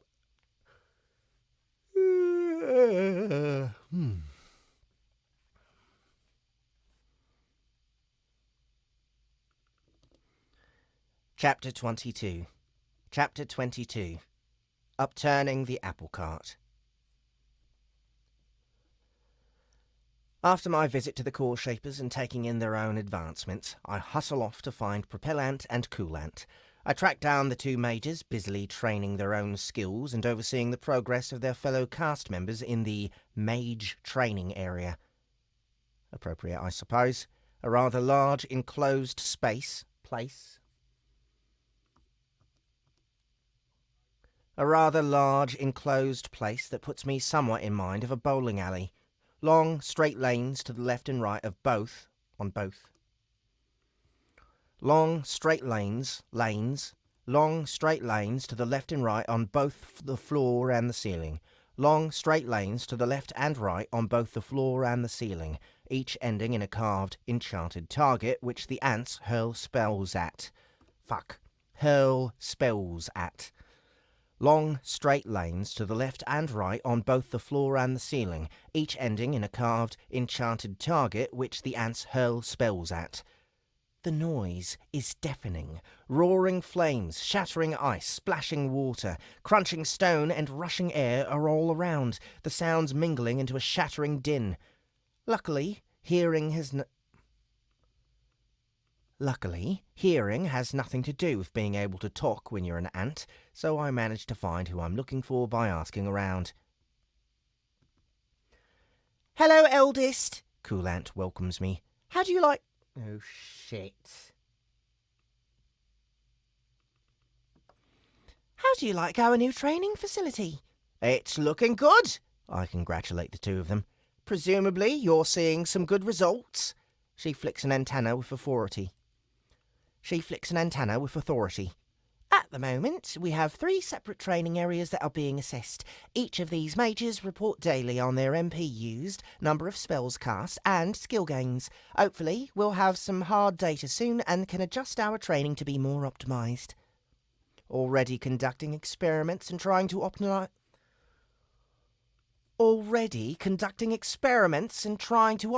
the training time?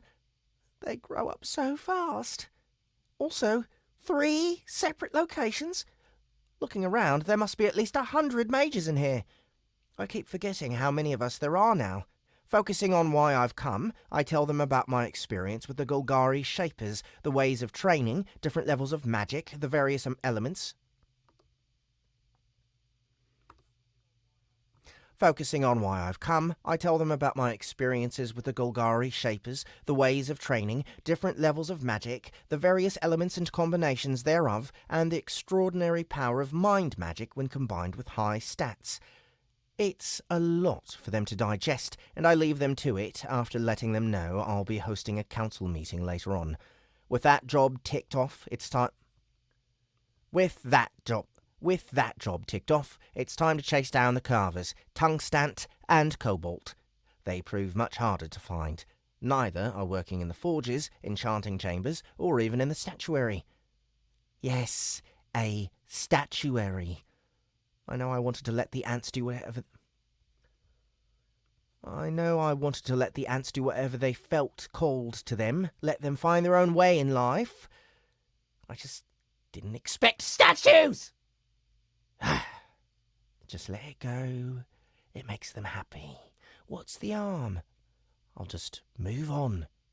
Before I leave that particular chamber, I ask very politely if they would consider other subjects for their works. I'm not sure how well they listen to that suggestion. Most appear to be taking my measurements with their antennae whilst I talk. I gladly hustle my way out of there and track down the two I'm looking for in a design sketching chamber. Upon entry, I don't see them drawing anything, but rather talking to each other as they fuss over an intricate 3D model of carved stone. "Looks good! Is that the layout of this nest?" They startle a little, so engrossed in their discussion they don't notice me squeeze it. They startle a little, so engrossed in their discussion that they don't notice me squeeze into the room. "Oh, eldest," Cobalt greets. "No, not at all. This is the proposed design for the third nest."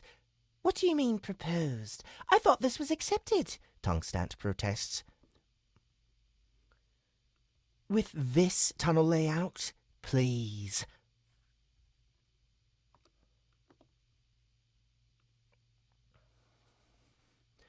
"You have to compromise somewhere, Cobalt." The other carver fumes. "The stone in the third quadrant is too soft. Proper design has to be shaped to suit the environment, not forced on it." "You call this suiting the environment? This is a hack. Difficult problems require elegant solutions."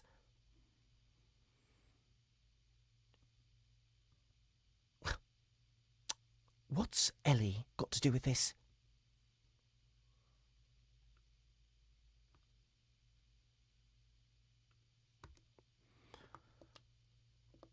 "Whoa there, you two. Chill out a little." I interrupt them before they launch into what feels like a well-worn argument, and they remain silent as I inspect the model. It really is a fantastic piece of work. Every chamber is perfectly shaped to the desired dimensions. Not to mention they are open on one side to show the intricately formed interior of every space.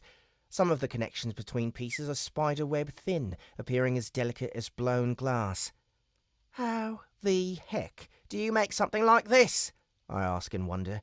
"Oh, it's something we figured out. Certain types of rock can hold mana, which makes them more durable," Tungstant says. I'm surprised as heck. What an incredible display of skill! I cast my eyes over the intricate connection of chambers and tunnels with their elaborate defences. In the heart of the nest design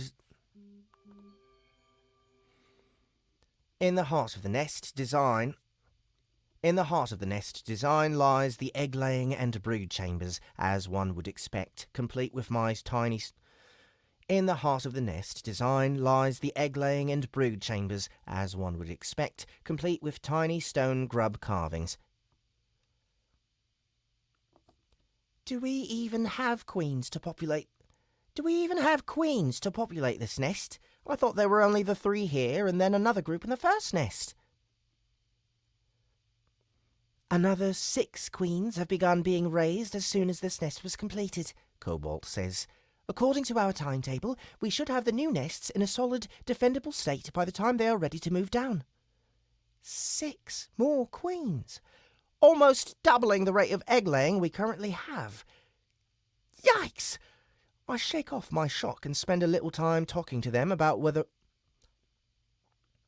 Oh, shit.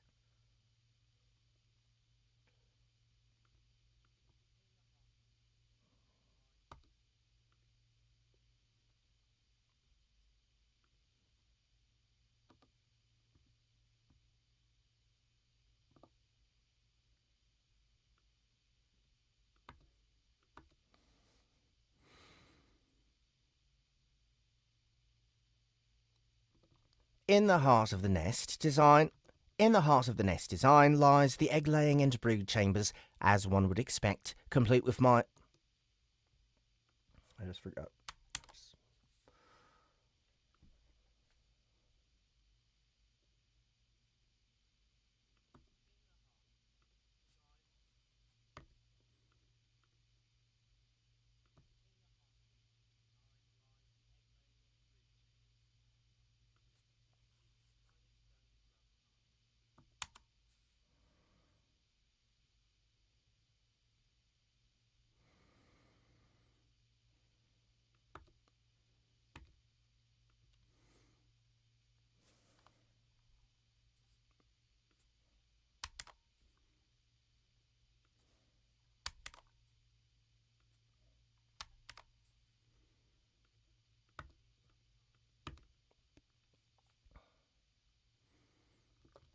Do we even have queens? Do we even have queens to populate this nest? I thought there were only the 3. Do we even have queens to populate this nest? I thought there were only the 3 here and then another group in the first nest.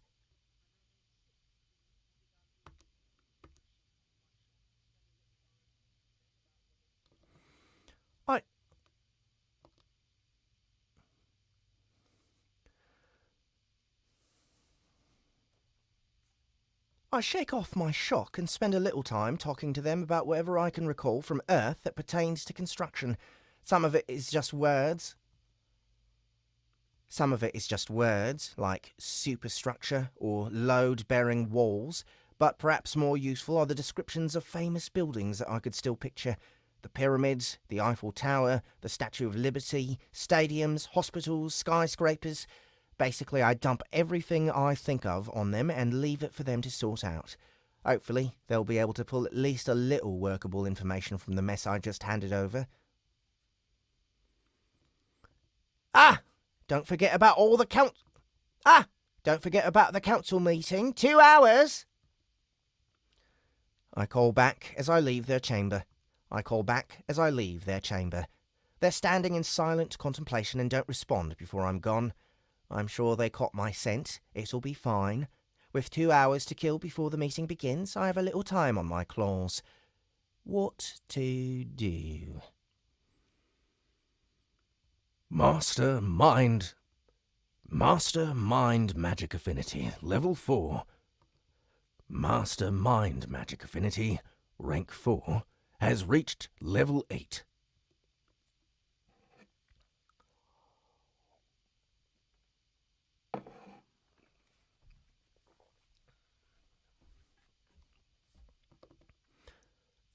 Oh, nice! Ever since my grueling training with Tarina, I've been in the habit of constantly working my sub-brains, always handling one type of construct or another. Always handling one type of construct or another. Right now, all 3 brains are grinding away on mind magic, trying to push closer to that rank 5 threshold. With my feet planted firmly in the mana-rich walls of the dungeon, I don't have any issue with mana, and thanks to my vestibule, mental fatigue isn't as much of an issue, meaning the training has been more effective than ever. I'd rather not, but I suppose I may as well head over to that mage training area and work on my spells. Still a long way to go before I hit that elemental fusion up. Still a long way to go before I hit that elemental fusion. I'm after. I wonder what sort of skill I'll get when I finally manage to complete it. Well, I just hope it doesn't suck.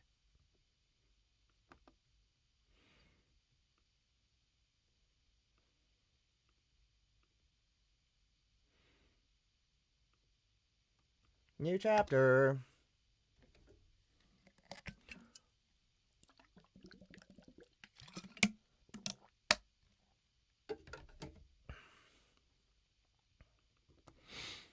Chapter 23.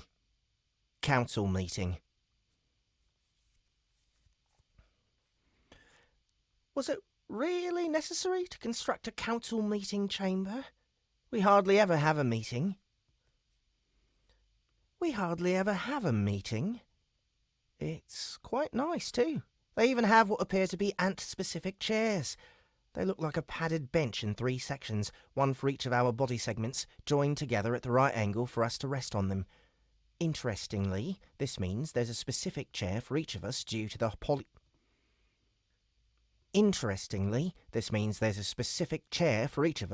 polymorphic nature of our colony. One size doesn't fit all when it comes to us. The chairs are arranged in a wide circle with a low, round table carved from pure rock in the centre. Atop the table sits a flattened map of the dungeon engraved on the surface in perfect detail. I can't help but feel like this is more effort than was needed. Since we entered from the roof, the walls are free from openings and host an incredible panoramic carving of the 20, with myself featuring prominently because, of course, it's nice to see Grant is also given pride of place, her sacrifice remembered with a It's nice to see Grant is also given pride of place, her sacrifice remembered with a wonderful mural of her service to our family. Her death still weighs on me heavily. Perhaps that's a large part of why I needed to get away from the colony after the battle. Don't worry, Grant. I won't run away anymore. It's fine, isn't it, Eldest? It's fine, isn't it, Eldest? These meetings are usually important, right? Seems like we should hold them in an important-looking place. Wills gives her thoughts. I can see what the Eldest is saying, Tungstant muses. This space is close to the centre of the nest and could have been used for all sorts of things. Right. We can hold these meetings in any tunnel, no need to get fancy, I press. Well, I think it's nice, says Antoinette as she settles onto a chair. We need to be worthy of the space our family has prepared for us.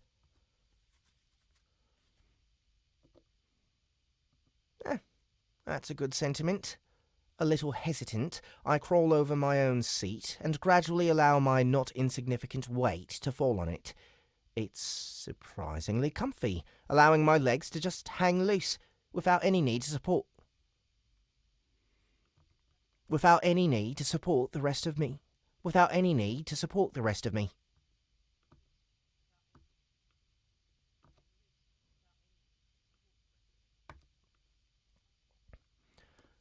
I think it's important we clearly assess our current situation, Victor starts. What are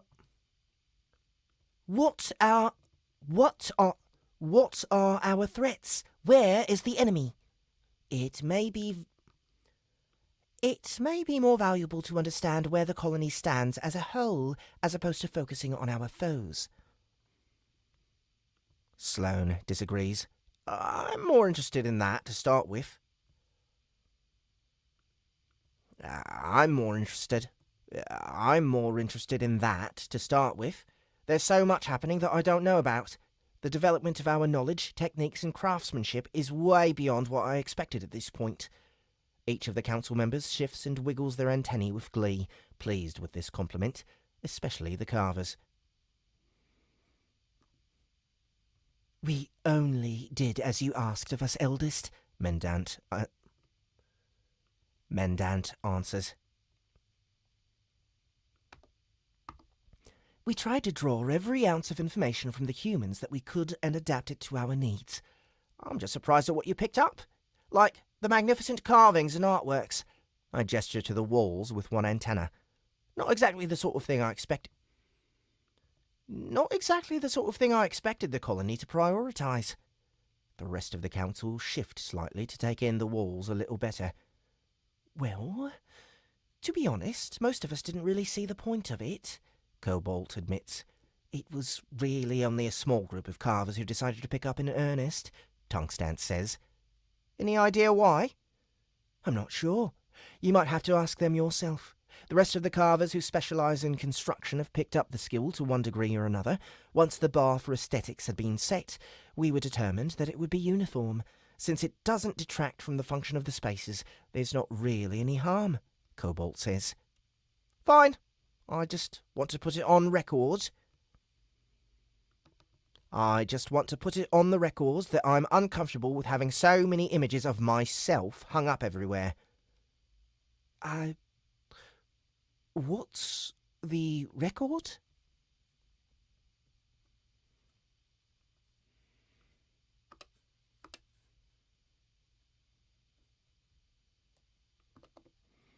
Coolant asks. Oops. Coolant. What the?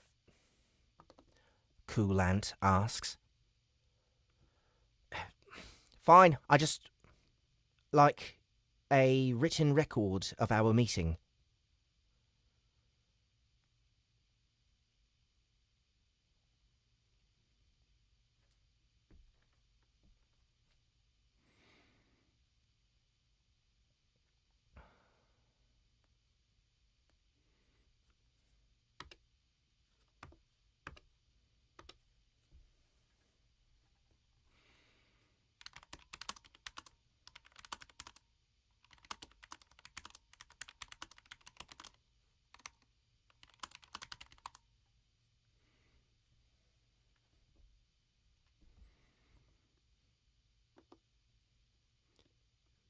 Oh. Oh.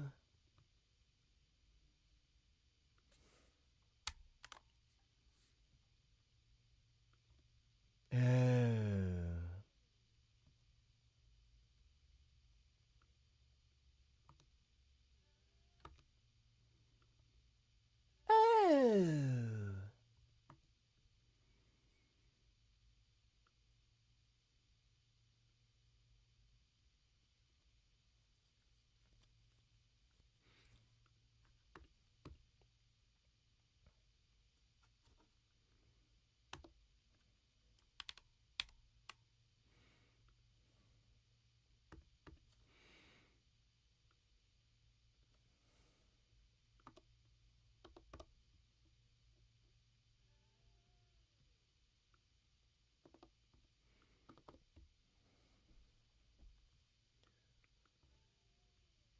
They chorus. Let's do that, Mendant says. No problem, I'll write it all down later and we can publish it in one of the central tunnels. That way anyone can read it, Bella declares. All right, fine. All right, fine. All right, fine. Now what the heck is going on with the colony? I'll start.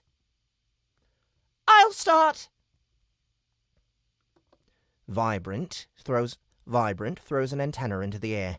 You all talk too much. So, after you left, we took a whole bunch of new territory and expanses. You can see them here, here, and over there. She raises up a leg to point at the map.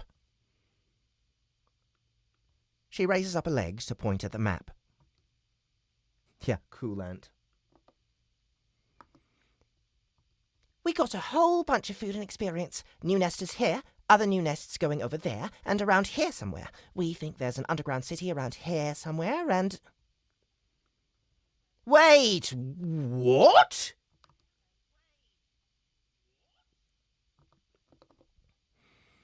I shout. A city or something like it. The signs are there, at least. Shaped passages, footprints, noises. So, anyway. We need to seize that city.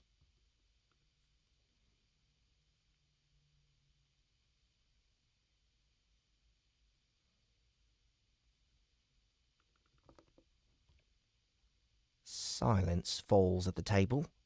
No scent hanging in the air.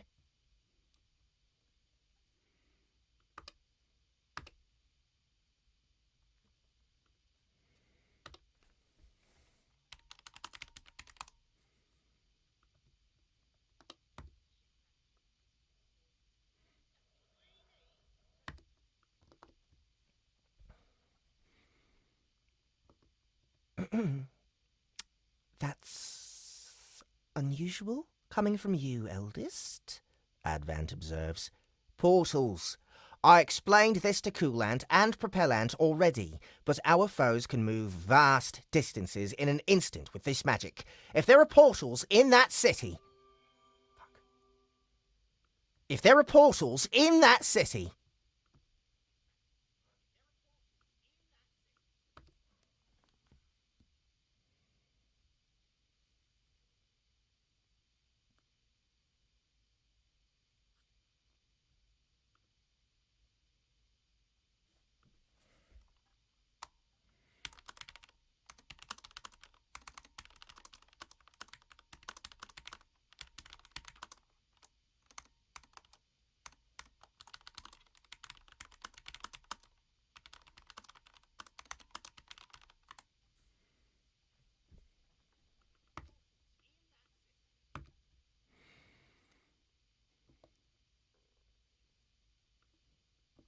They'll appear right next to us?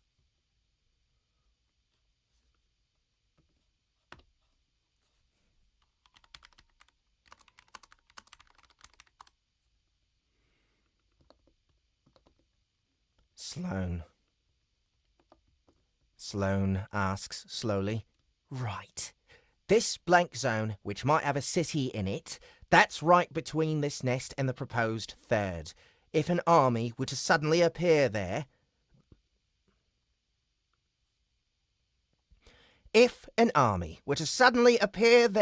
we'll have a difficult fight on our claws.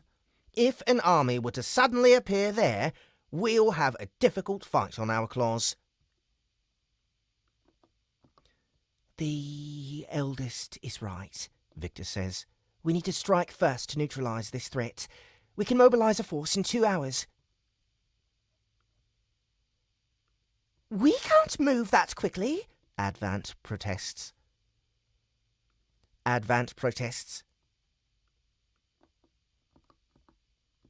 We have no idea what we're getting.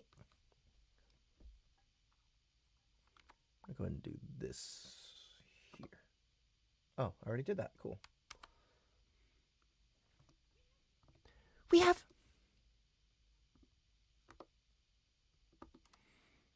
have no idea what we're going into. We cannot afford to throw lives away before this conflict even begins.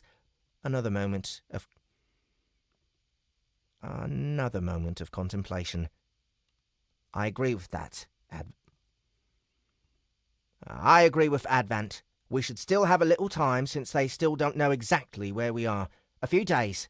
Scout it out, push deeper and get a... Scout it out, push deeper and get a clearer picture. We need to act fast.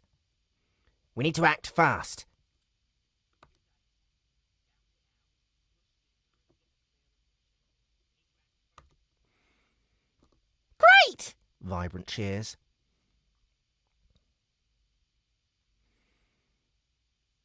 I'll head to the village and talk to them about this. There may be a way they can help. I want Cobalt and Tungstance to come with me. I have a few things to discuss with you two. We'll come back to this meeting in a day when we know more. And can someone, please, get me a count of how many ants there are? Done. Chapter finished. Yeah.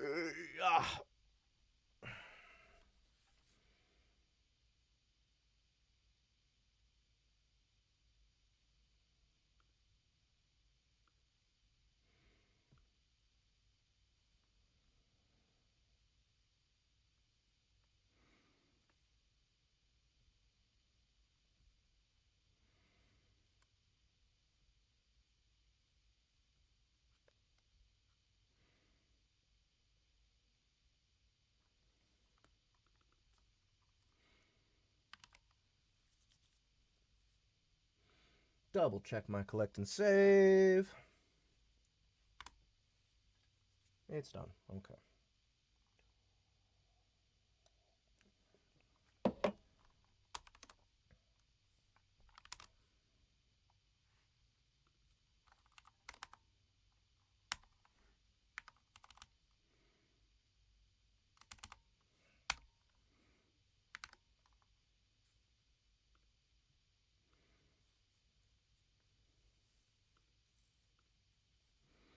Okay.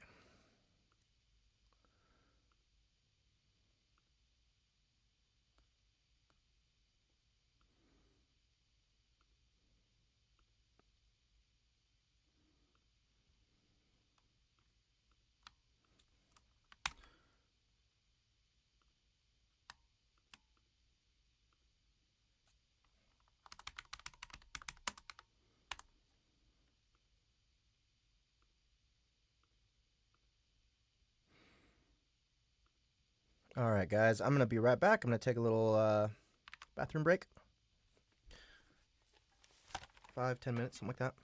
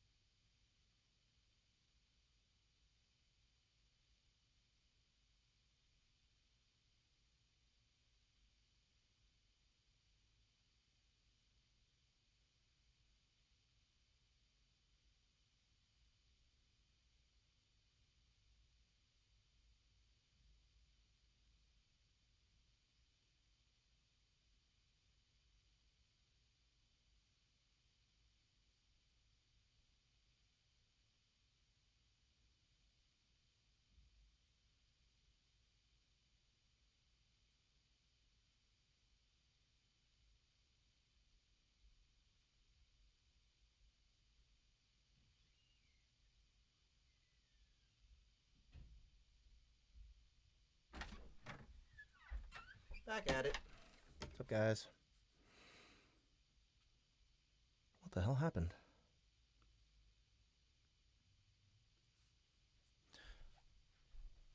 I actually don't have studio monitors, Dirk Gently. I need to get some.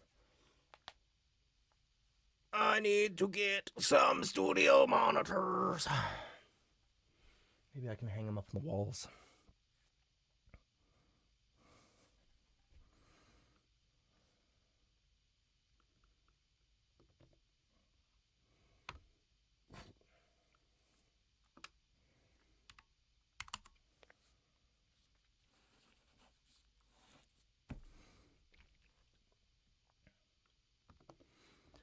Chapter 24. What's going on up here?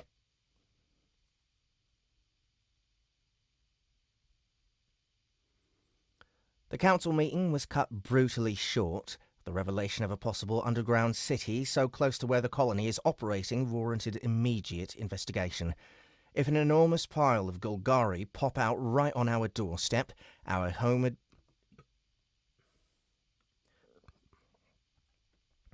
If an enormous pile of Golgari pop out right on our doorstep, our home ground advantage will go for nothing. Not to mention they could flank us horrifically. I also need to be wary of the possible reinforcements they call in. We need to move fast. Uncomfortably fast. To this end, I hurry to gather my entourage. For this whirlwind trip to the surface. I pick up Tarina and Corin before gathering my pets. Rather than bring them with me, I decide to send them in support of the scouting efforts.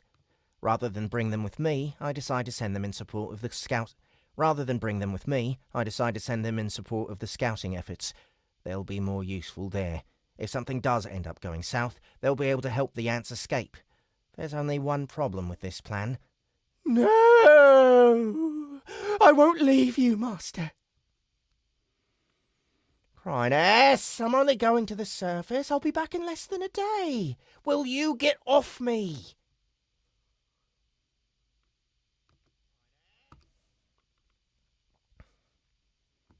I won't. Don't make me order you. Don't do it, Master. You'll get sucked through a portal, or challenged by a mega monster, or slip and fall down a pit and land in the fifth stratum, or an ancient will rise from the depths and swallow you, forcing you to live as a parasite in its gullet, or a great confluence of stars will smite you down the moment you set foot out of the tunnels. Take me with you.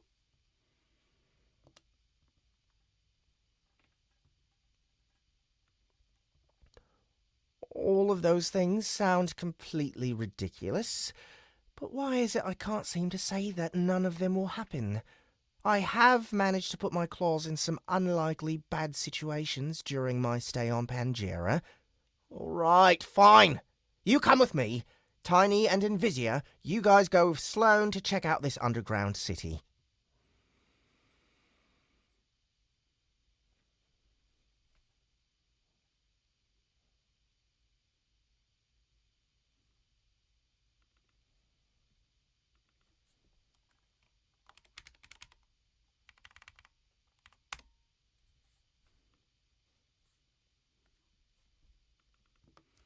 Yes!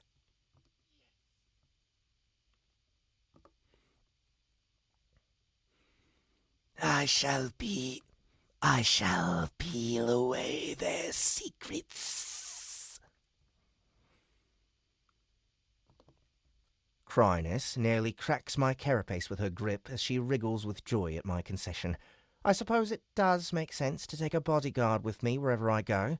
It's certainly not likely that I'll run into trouble on the surface, but I'm starting to become allergic to taking chances. With that done, I depart on a brisk journey upwards toward the surface nest.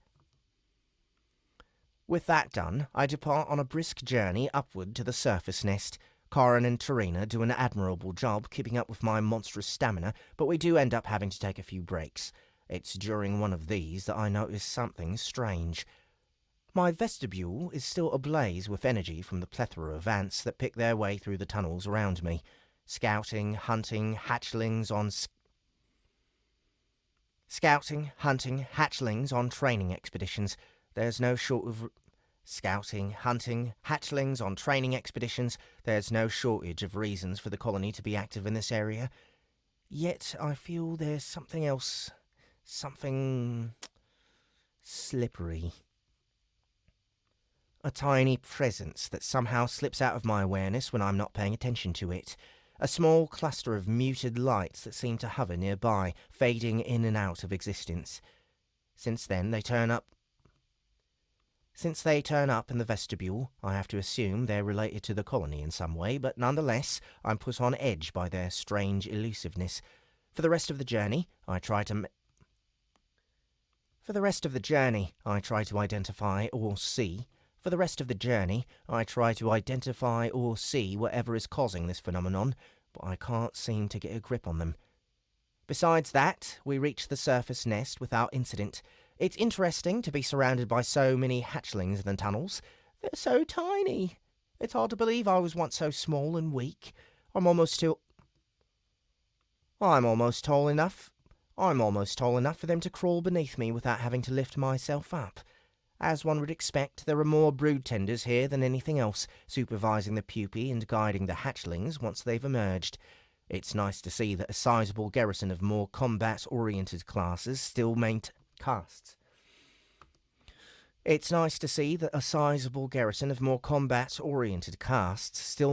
a very visible presence in order to protect the precious future of the colony. Not to mention the huge number of carvers bustling about, casting materials, and working in the huge forging chambers we pass. There's something weird about watching ants work a smithy. As we pass one such chamber, I spot a carver, amongst the smallest of all the castes, taking a blinding hot rod of metal out of a circular... As we pass one such chamber, I spot a carver, amongst the smallest of all the castes, taking a blinding hot rod of metal out of a circular forge with her bare mandibles before placing it on a low-built anvil. Moving quickly, she skitters off to one side and triggers a mechanism that brings a heavy weight down from above onto the metal with a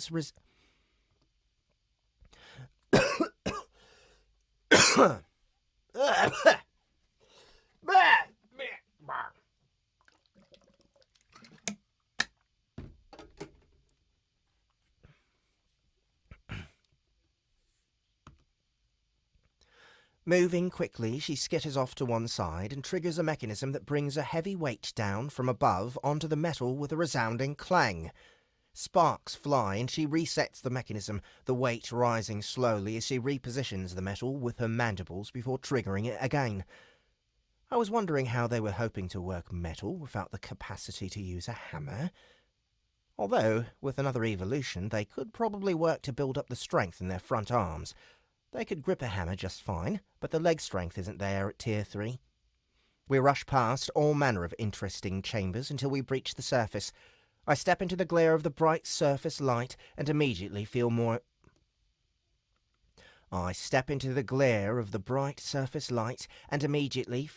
core shudder in pain.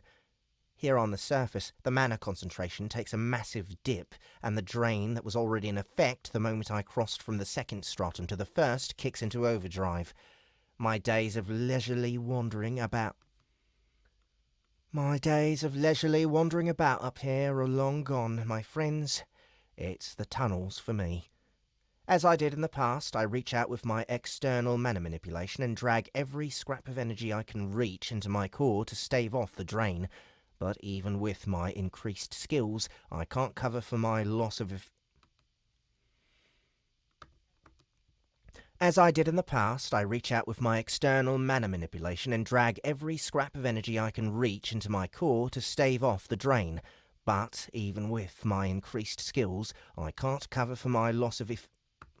Damn it.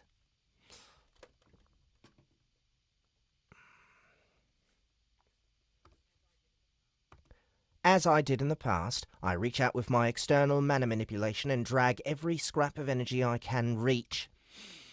As I did in the past, I reach out with my external mana manipulation and drag every scrap of energy I can reach into my core to stave off the drain. but even with my increased skills, I can't cover for my loss as effectively as I could before my last evolution. The increased need for mana appears to grow exponentially at each tier. The increased need for mana appears to grow The increased need for mana appears to grow exponentially at each tier.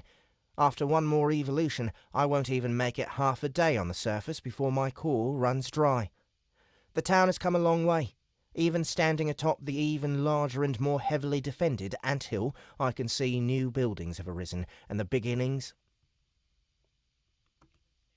Even standing atop the even larger and more heavily defended anthill, I can see new buildings have arisen, and the beginnings of a town wall going up, ants mixed with the human workers, helping to clear land and shape stones. As I crawl from the hill, I'm a little shocked to see a small, open-air building, almost like the tiered seating you'd see in a sports stadium, but much more modest. Every row is filled to capacity with humans wearing strange brown robes with weird pointy things sticking out the top. Come to think of it, they kind of look like antennae. The moment I come within their sight, every single one of them throws their hands in the air and cries out with an ecstatic voice,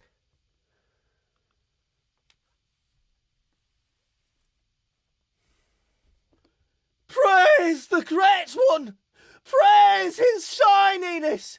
May the shadows flee from his carapace, and his mandibles pierce the hide of evil! Praise the Great One! Praise his shininess! May the shadows flee from his carapace, and his mandibles pierce the hide of evil! Praise the Great One!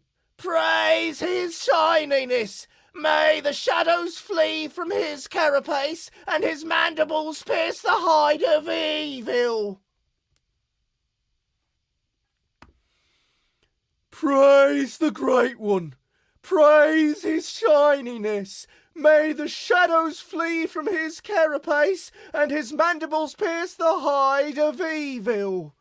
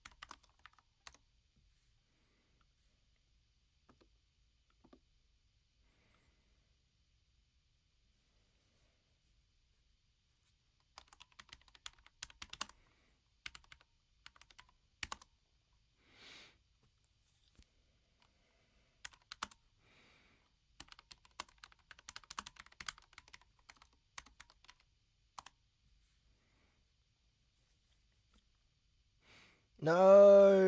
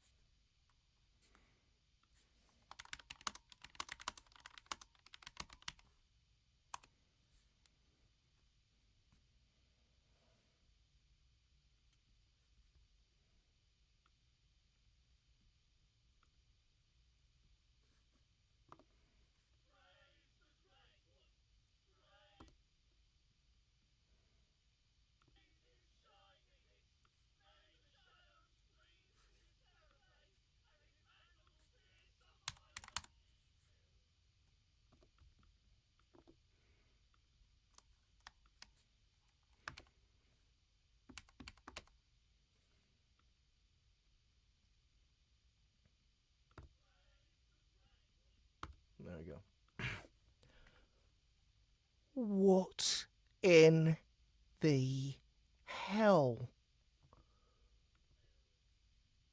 What in the hell? I tried to skirt around and avoid them, but they leap from the platforms and rush to greet me. Just when I think I'm going to be buried under a pile of human bodies, they stop and form a loose circle round me, hands clasped in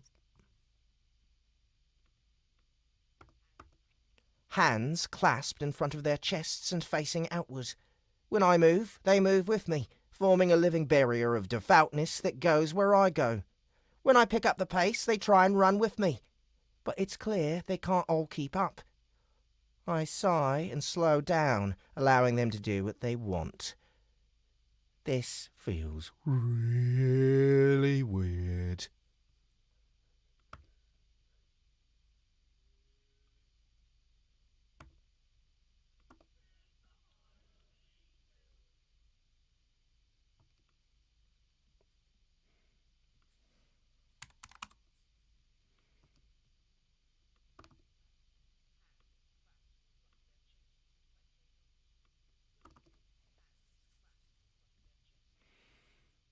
Next chapter.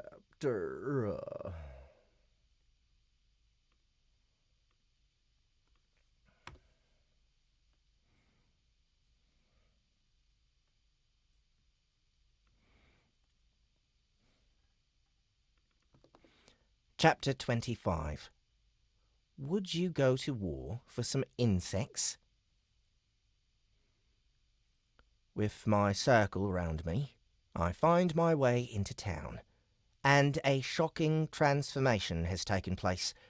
Cobbled roads with drainage ditches, a smattering of proper stone buildings, way more people than I remember, and a plethora of other indicators of a thriving, happy community. To think that mere months ago this place didn't have one brick on top of another. There's still quite a few ants about the place, watching the humans go about their business, helping out here and there. Most of them are mages, of course, but every now and again a carver pops up from... Most of them are mages, of course, but every now and again a carver pops up with a mage escort to perform the mind magic for them. The colony really has taken my instructions to learn from the humans very seriously. It seems as though they won't be satisfied until they extract every little piece of information they can get their mandibles on. Considering the rate of improvement that they've shown, it's working like a charm. Corin and Tarina draw a lot of strange looks as they accompany me into the town. Being Golgari, they stand head and shoulders above even the tallest human, not to mention their glittering stone skin and general lack of clothing. But even they, as strange and new to these people as they are, don't seem to be enough to distract from the spectacle of 40 robed ant people escorting me through the streets. Having them just be there is one thing, but the shouting adds a whole new layer of awkwardness.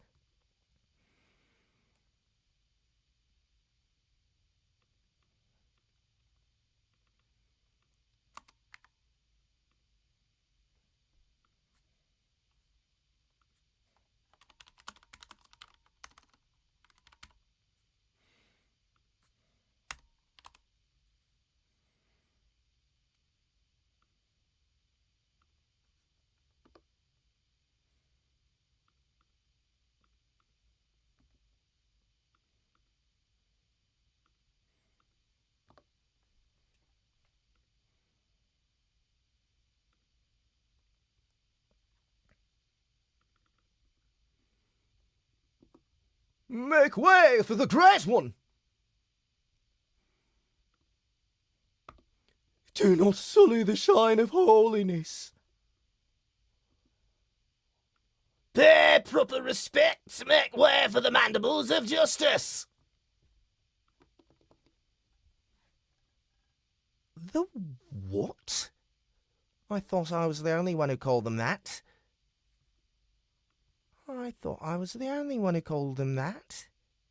Regardless, this public display of devotion receives something of a mixed response from the gathering crowd of onlookers. Some, presumably those who've seen me before, possibly during the battle against Geralosh, cheer and wave, or clasp their hands and join the shouting, which is less great.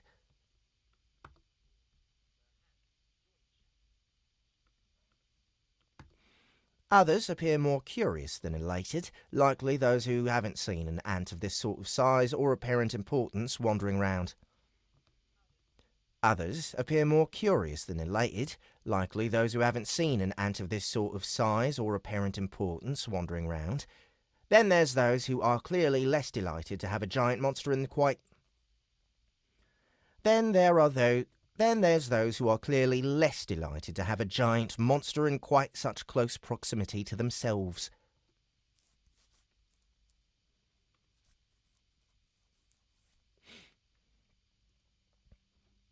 I should have waited outside of town. I just got a little enthused and wanted to see all of the changes that had taken place.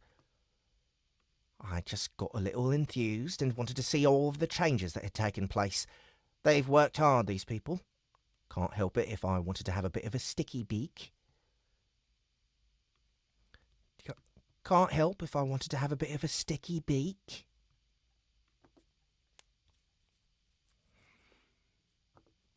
You seem popular up here. You seem popular up here. Corin laughs over a mind bridge. When you save people's lives from a horrible death by monster, they tend to be grateful, even if you are a monster. Even so, some of this feels a little religious, don't you think? I'm not sure I get what you mean. Oh, the robes, the singing of praises and such. Grannon might be on the right track with you. You've already managed to create your own cult. Antenna cult? Tarina says. I was thinking carapace cult, Corin says. Whoa there, hold on. First off, I do not have a cult. Second of all, your cult is the cult of the worm. Before you try and start making fun of other people's cults, not that I have one, you might want to examine your own situation first.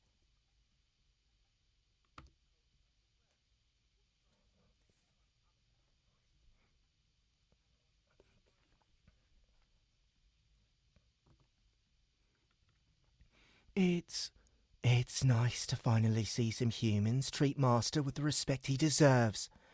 It's nice to finally see some humans treat Master with the respect he deserves.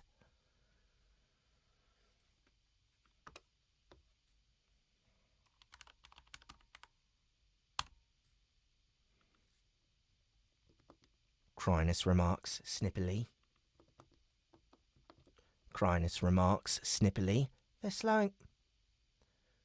They're slowing me down, though. Being up here can't be any more comfortable for you than it is for me, Chrysalis. I'm fine. No, you aren't. But not to worry, we're nearly done. Despite the ever-increasing crowd of onlookers, we do eventually push our way through to the newly constructed town hall, a 2-story building of simple stone construction that is nevertheless very impressive considering how quick they whipped it up.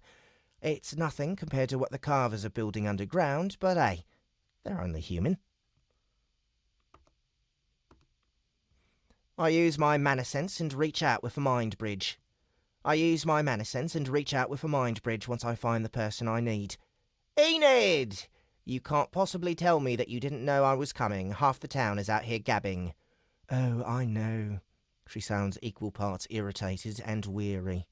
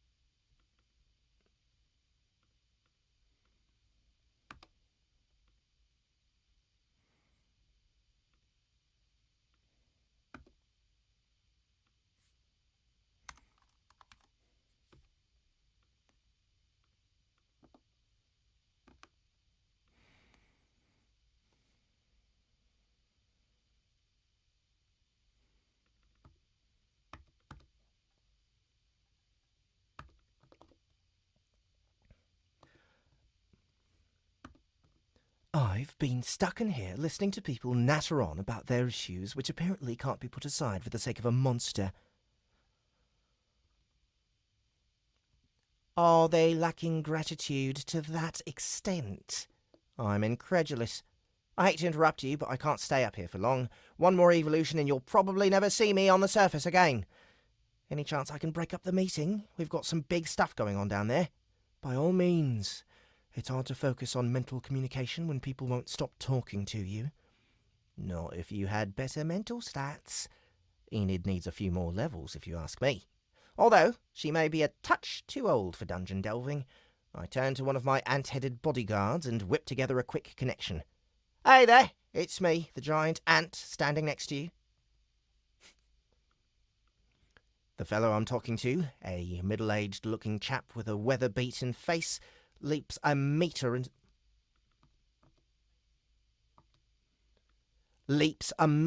the air before turning to look at me with a panic-stricken face.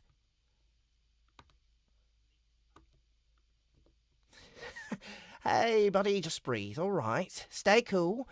I just need you to grab some of your people, go in there and make sure Enid can come out and talk to me, okay? Keep it simple.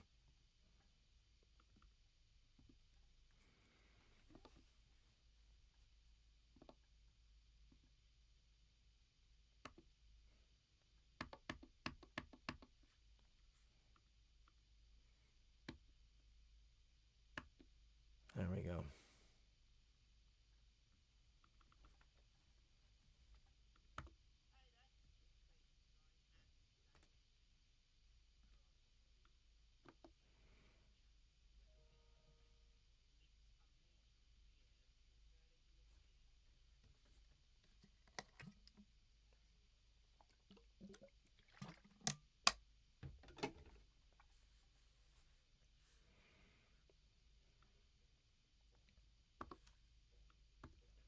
Keep it simple. Keep it simple. No, I'll keep it that way.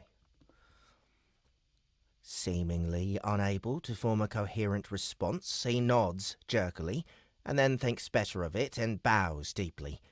After a moment to collect himself, he grabs two others and drags them into the building, whispering furiously to them as they go. The chap looks a touch glassy-eyed. I hope he's all right.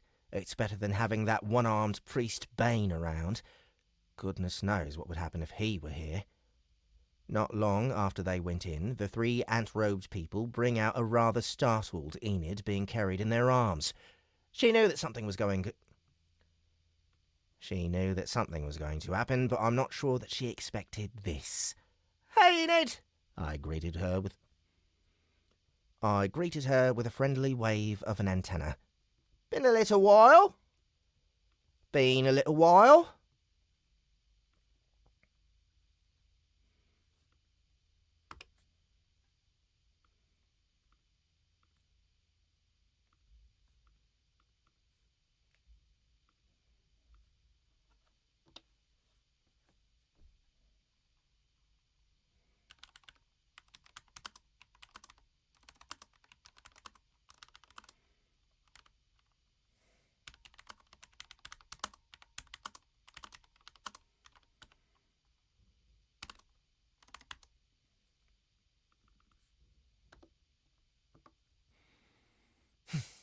It certainly has. Have you changed colour? What? No, that's Chrysalis. Say hello, Chrysalis.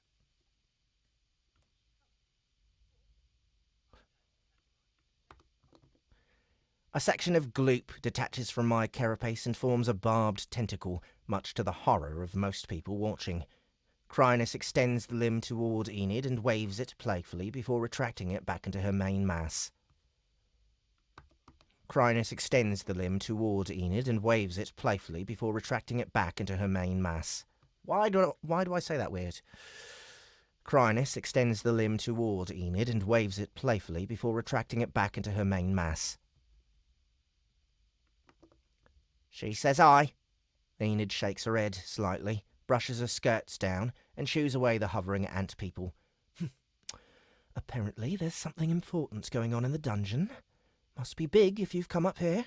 It can't be pleasant for you? Does it have something to do with your 2 Golgari friends? Look, it's not great to be here, and that's no knock on the company. It's not great. It's not great to be here, and that's no knock on the company. It's not great to be here, and that's no knock on the company. I'm not sure exactly how to phrase this delicately, so I'm just going to come out and say it. I might have accidentally started a war with the Golgari, which is likely to kick off sometime in the next week. There's also a city under us, apparently. We'll be trying to take control of that over the next few days.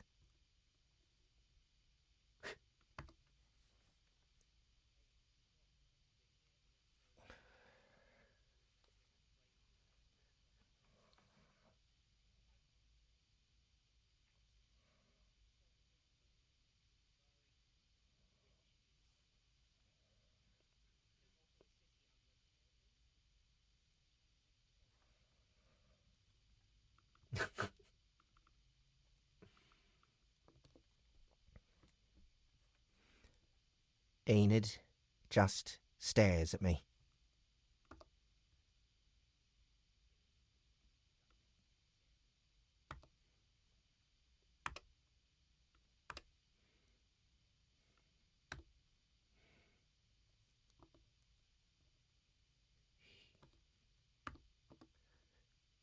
You?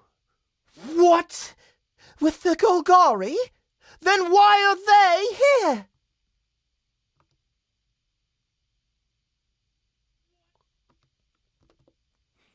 She points an accusatory finger at Tarina and Corin, who look back coolly.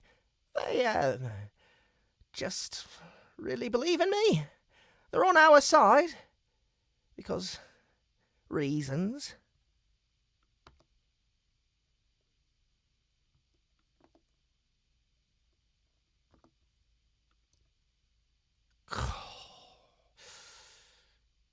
Right.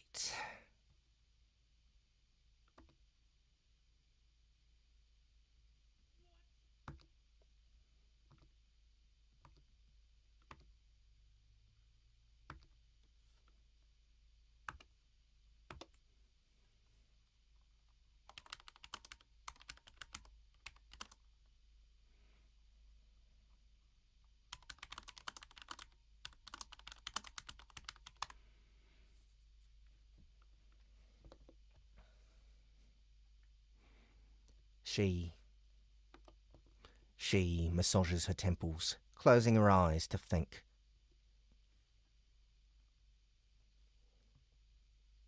What do you need from us?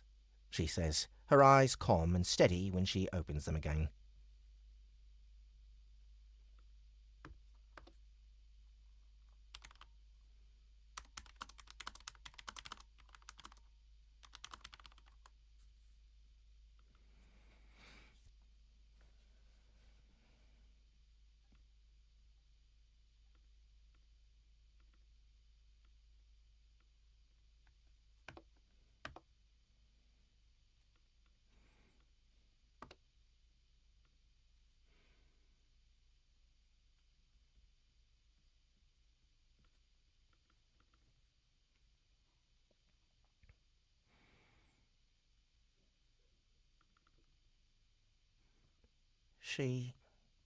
I really thought you'd be a little more shocked by this, I admit.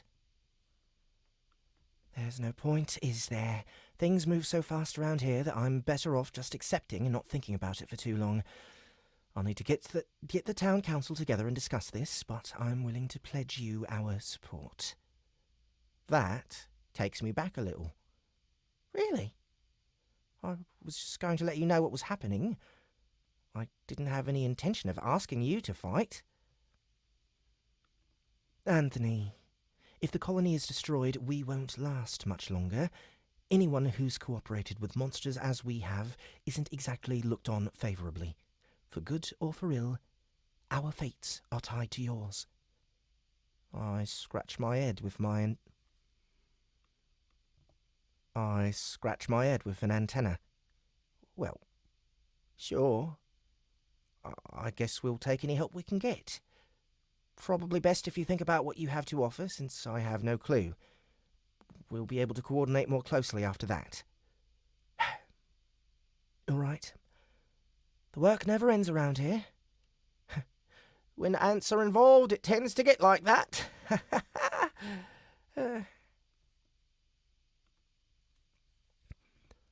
We exchanged pleasantries for a few minutes before I decide to end the conversation.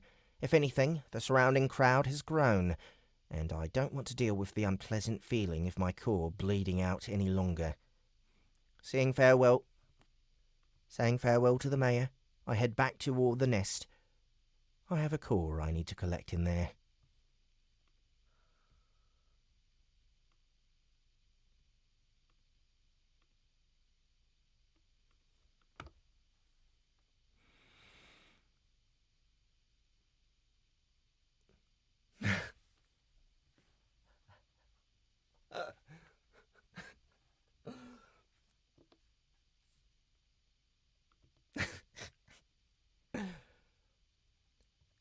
Chapter 26. Picking up something I'd rather not.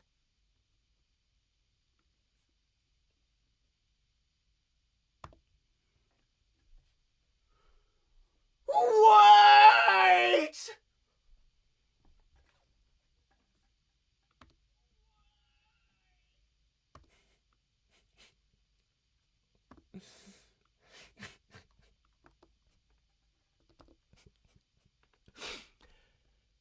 I won't. I'm running for it. With a great leap, I fly into the air over the heads of the ant-robed people and crash back down to the ground. My legs creak under the strain, but I care not, forcing myself to sprint as soon as I can.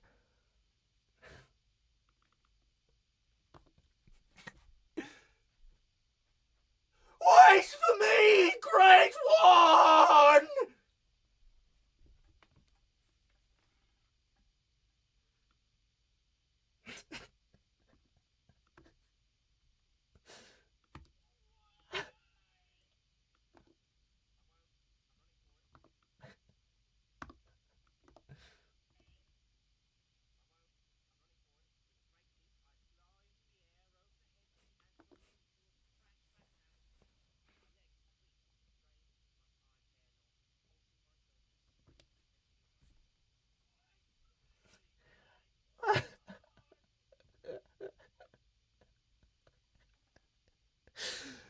Oh, shit.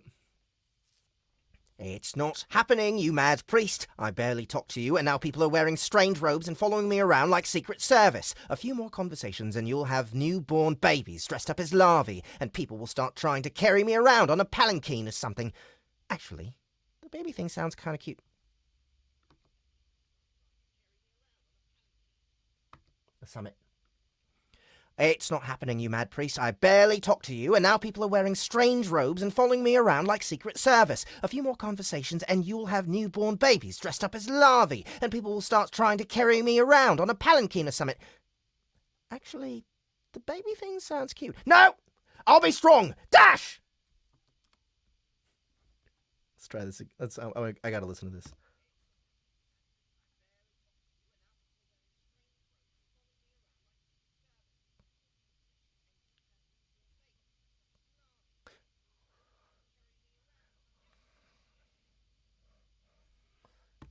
It's just there's a little sloppiness in there, and I don't want it there.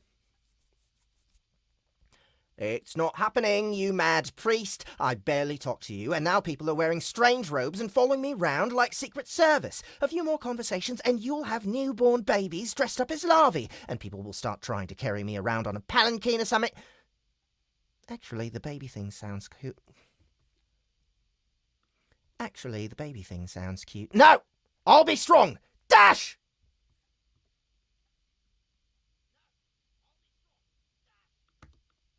I kick up a huge cloud of dust, and just like that, I leave the humans and Bane floundering in my wake. The sweet manna, it calls to me! As do the more reasonable behaviours of my family members.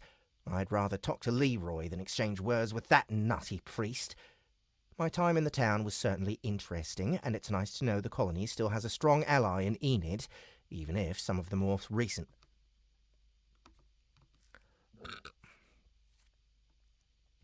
Even if some of the more recent arrivals don't look quite as favourably on us.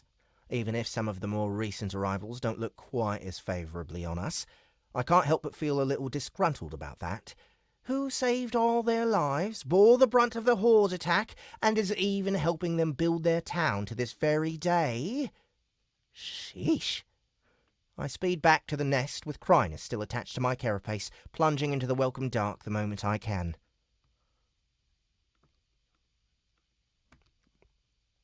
The sweet blue light of mana infuses my body, and I breathe a sigh of relief as the drain from my core slows significantly. With constant application of external mana manipulation, it's possible for me to slowly replenish my reserves in the first stratum, a thought which unwinds the unconscious knot of tension in the back of my head. Walking around with mana leaking from your core is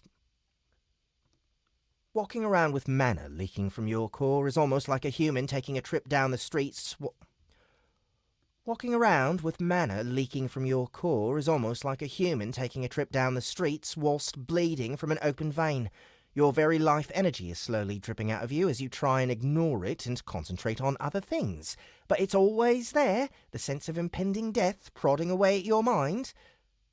I'm not a fan, which is why I was happy enough to come back here in a hurry, even though there's something I have to do that I've been avoiding for a long time. Moving much slower now, I make my way through the nest, trying to make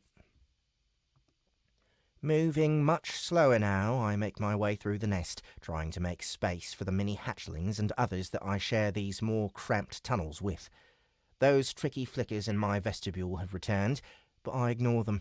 I need to concentrate on this task. She deserves my full attention. Pushing ever deeper into the nest, I make my way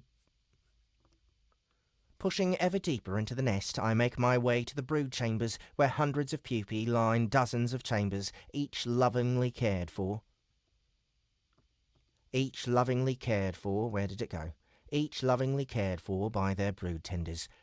In the centre of these lies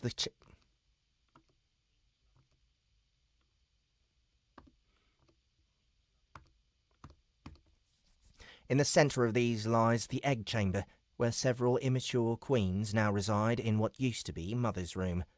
"Hello, all!" I greet them. "Hope things are going well. I've seen the designs for the new nests, and they're absolutely out of control. You'll love them."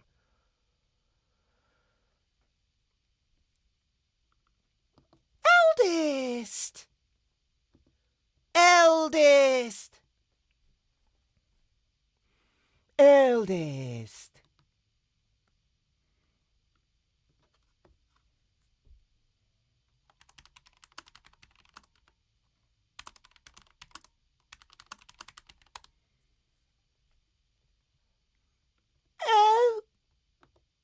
Eldest! They cry in surprise. "Just passing through. Came to pick something up from my old room." I can feel Chrysalis shift on my carapace, but she chooses to remain silent. She knows why I've come, even if she doesn't understand why I've hesitated until now. "We didn't expect you, eldest," one of the queens steps forward to say. "We heard you had arrived in the nest. Is there anything we can help with?" No. You do your best for the colony and leave this sort of thing to me. You have a very important job to do, much more important than mine. Good luck!" So saying, I ignore their looks of surprise and crawl down through the gap in the floor and down into what used to be the space reserved for myself, Tiny, and Chrysalis.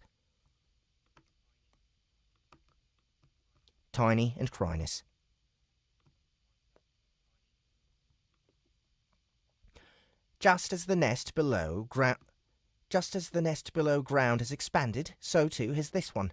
Dozens of extra chambers and tunnels have been carved out, the misplaced dirt and rock added to the towering anthill above ground. This unadorned little chamber has been left untouched throughout those works. It's a bit cramped now. With my larger frame and Chrysalis glooped on me, I fill the space in a way I never did before, which brings me uncomfortably close to the object I left here when I left, Gerilosh's core. I still have mixed feelings about that fight and the eventual death of Gerilosh. If she hadn't ended the life of one of my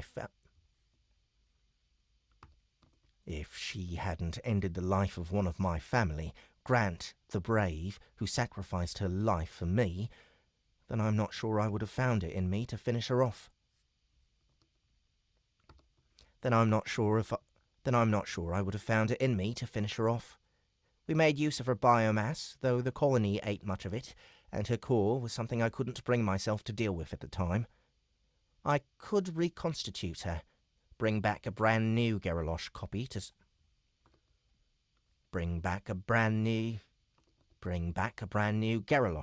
stomp around on behalf of the colony, but without her soul.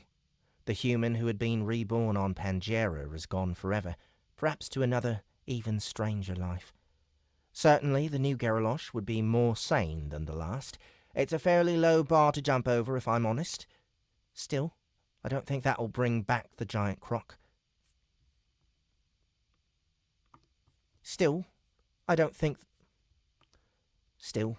that I'll bring back the giant croc. The drain on resources the colony would experience trying to keep her up and fighting fit.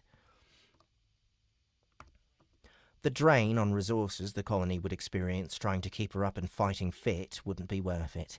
Not to mention the baggage of all those that were trying to hunt her down returning to finish the job. No, I didn't come here for that. This core needs to be absorbed. I wasn't prepared to do it after the battle, and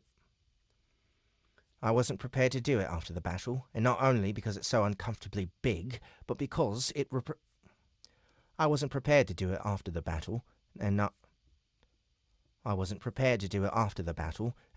because it's so uncomfortably big, but because it represents the struggle of Garrosh, the suffering she endured, vanishing from this world for good. When this core is gone, there really will be nothing left of her. Nothing except for the profile that was unlocked when I consumed her. With a sigh, I bring it up using the menu and read through it once more.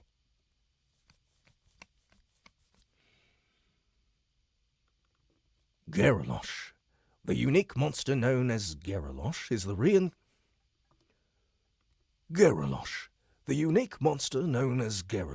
the reincarnation of Janice Thornton, a human from Earth.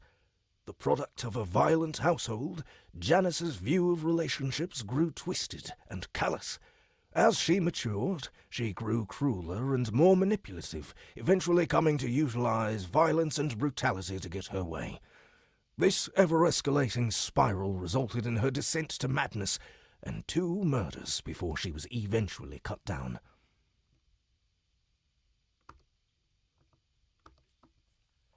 This ever-escalating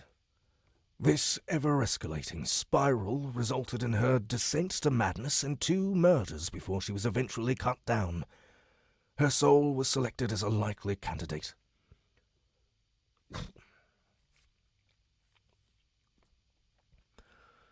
For resurrection due to her urge to dominate and confront with violence. It was hoped that her introduction to the dungeon would allow her to vent her more bloodthirsty urges and develop herself as an apex predator. Instead, she drowned in conflict and descended further into madness. Her desire to dominate, control, and gain vengeance led her to isolation and entrapment. Despite reaching a reasonable level of evolution for a first stratum monster, Garrosh is yet another failed transplanted soul, leaving little to no mark on the dungeon and its ecosystem. Does the dungeon have a similar profile ready for me? Bit of a disturbing thought. Gingerly, I grab the core in my mandibles and begin to make my way back down to the second stratum.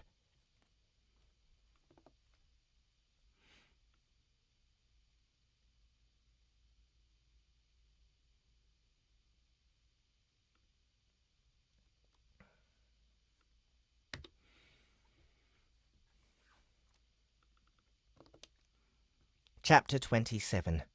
Strange New Surrounds. I don't know what I was expecting, but it sure wasn't this. Jim, the large and ever-floppy worm, slithered through the tunnels beside. Jim, the large and ever-floppy worm, slithered through the tunnels beside the hulking, menacing form of his friend, Sarah. The two former humans had achieved their goal, a long-cherished one for the worm, of escaping from their gilded cage amongst the Golgari. When Anthony had first arrived... Oh, no. This is not Anthony. Chapter 27. Chapter 27. Strange New Surrounds. Jim, the large and ever-floppy worm, slithered through the tunnels beside the hulking, menacing form of his friend, Sarah. The two former humans had achieved their goal, a long-cherished one for the worm, of escaping from their gilded cage amongst the Golgari. When Anthony had first arrived amongst them, they hadn't known what to make of him, but he'd done it, pulled off the seemingly impossible escape, and brought them back to his home. And what a home it turned out to be. Vaulted chambers, beautiful carvings, a surprisingly stunning array of statues, most of which were dedicated to Anthony, all lovingly crafted in intricate detail, were just some of the startling features of the ant nest. "Are you getting more comfortable being around all these ants?" Sarah asked, sounding concerned. It's still a struggle, if I'm being honest.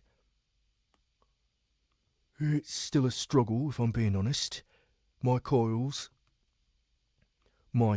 can't help but shiver whenever they crawl over me.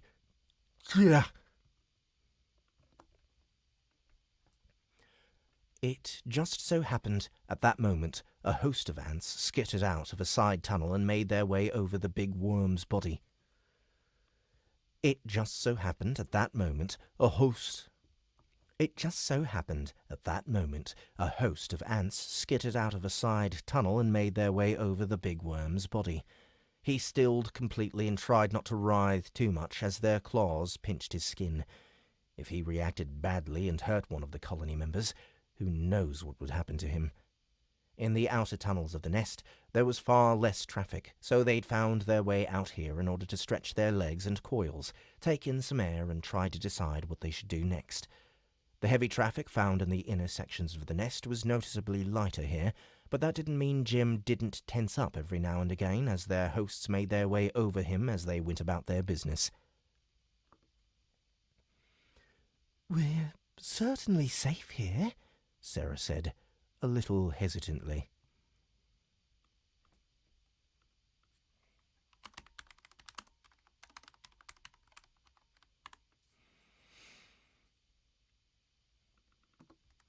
"I haven't even seen a monster other than the ants since we got here, and the defences around the nest were certainly impressive." Jim wiggled non-committedly. Is that really what you want? To hide behind the protection that someone else is willing to offer you? Aren't you just putting yourself back in the cage you escaped from? Sarah was silent. For a moment, and Jim hastened to console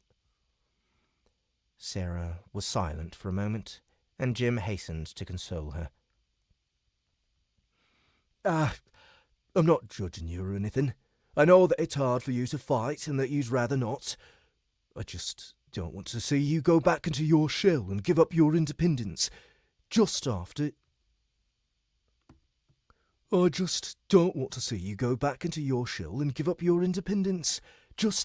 got it back. She absorbed that and considered her own feelings before she responded. "You might be right, Jim. I guess I still feel scared. I'm relieved to get away from the Golgari after what they forced me to do, but I don't know if I'm ready to go back into the dungeon." We could do it together, he encouraged. Just in little bits. Go out for 10 minutes a day, build up immunity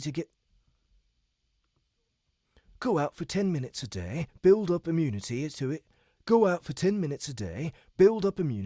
over time. We could head out with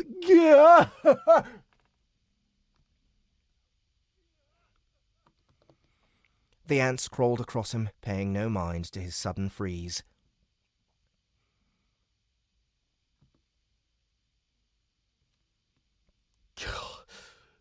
I'm not sure. I'm not sure I should be offended by that. I'm not sure if I should be offended by that, he muttered. Anyway, we could head out with the Queen. I saw her go out a few hours ago with a big escort of ants. I asked around and she goes out hunting every day to get her own food. That'd be a safe way to go about it. The giant bear, with its bristled fur and muscle-packed frame, looked down at the worm, a little surprised. "You've been talking to the ants? I didn't think you'd want to do that." Because I'm afraid of them. No, because you didn't want to rely on them. Jim deflated a little as the sudden anger he felt. Jim deflated a little. Jim deflated a little as the sudden anger he'd felt drained away. Oh, I thought... I figured we couldn't exactly wait for Anthony to get back before we start working things out. He sort of vanished on us. He has a lot of things to worry about now that he's back here, Sarah chided. He has a lot of things to worry about now that he's back here.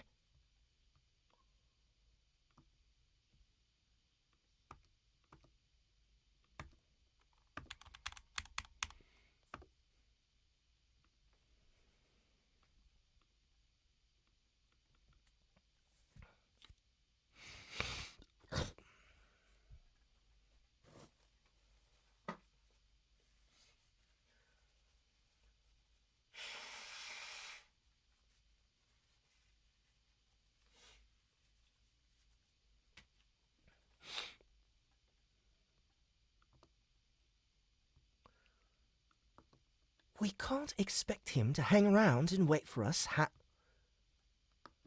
We can't expect him to hang around and wait on us hand and foot. Oh. I get it. What with the war coming, he's got a lot on his plate. The big worm froze, realising too late what he'd said. Jim? Sarah asked slowly. What war are you talking about? Jim sighed and slapped himself in his mind.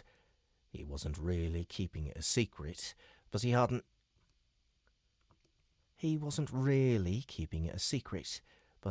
told her when he'd found out, and then he hadn't been sure what he should say. I spoke to a few of the ants with names, though I wasn't able to get a hold of them for long. Vibrant in particular was fast. From what I gather, the colony doesn't expect the Golgari to let them go after what they did, killing their people and stealing their property.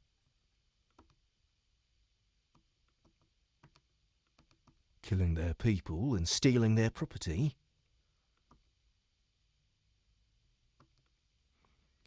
You mean us?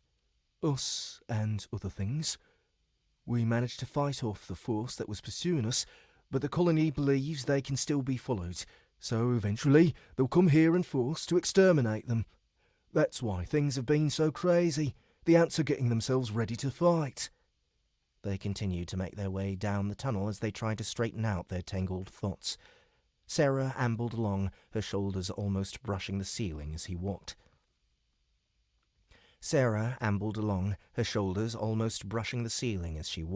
Whilst Jim shuffled at her side. It's not our fight, you know. It's not our fight, you know, Jim burst out.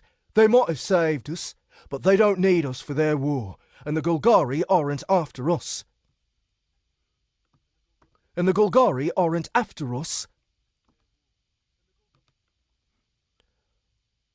We can take a few days to help you get used to the dungeon, and then we can make our way. We can take a few days to help you get used to the dungeon, and then we can make our own way. We can take a few days to help you get used to the dungeon, and then we can make our own way. Find somewhere else that's safe. Jim, We could go find the sophos that you told me about, or we could live, just the two of us. I know you don't want to fight, and nobody has the right to make you, certainly not against any non-monster. We can just leave this behind us and...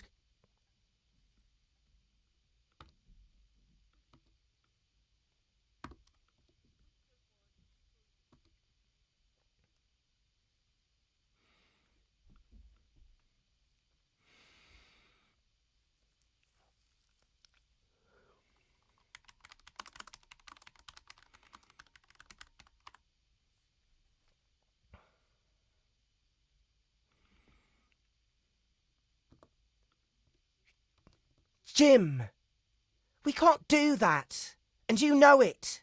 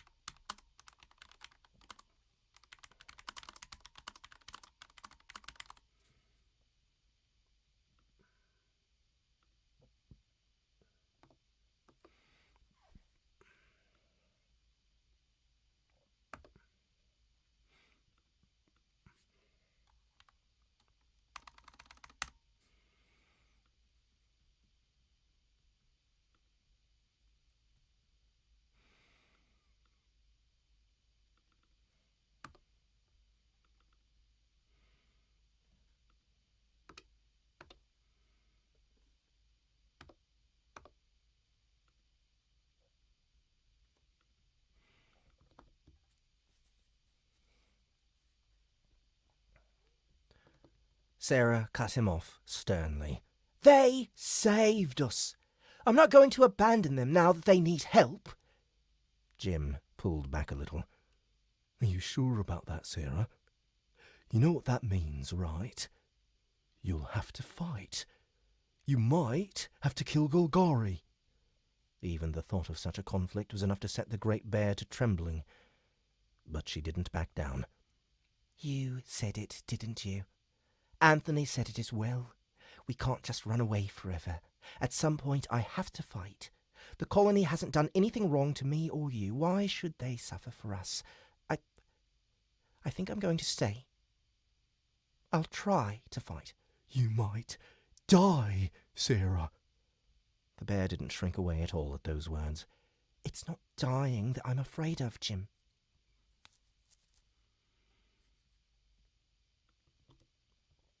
At that moment, a flurry of movement from farther up the tunnel caught their attention.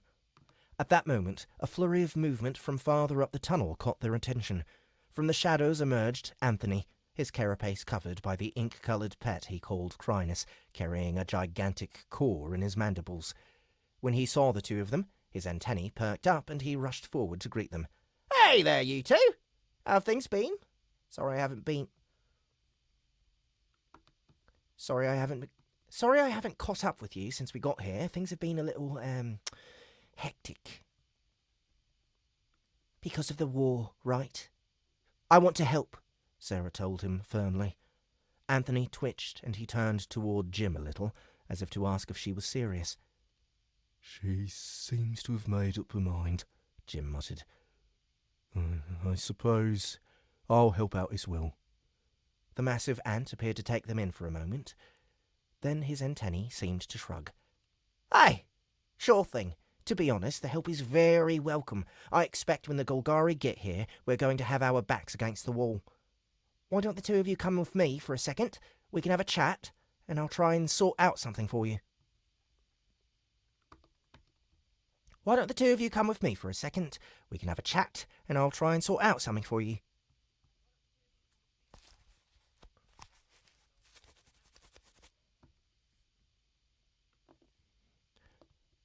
This branch tunnel wasn't wide enough for the three of them to traverse at the same time, so Anthony had to back up until they reached a wider branch to turn down.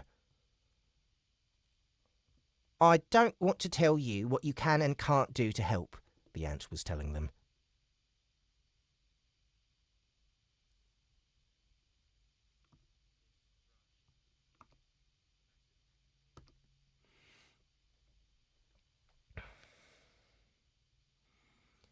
You want to help dig tunnels? Great. You want to help defend the nest? Also great. You want to fight on the front lines?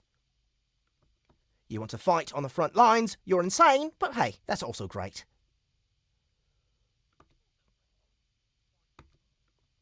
Isn't that where you're going to be? Sarah asked him. Well, yeah, but it's my family after all. Better me than them. He pointed at the many smaller ants bustling throughout the tunnels.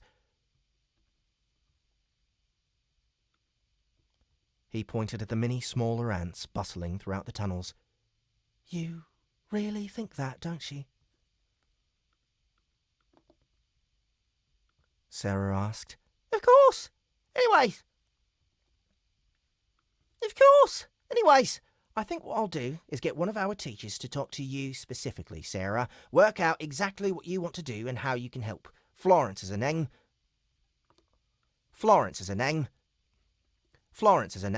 A good worker, Jim. Florence is a name.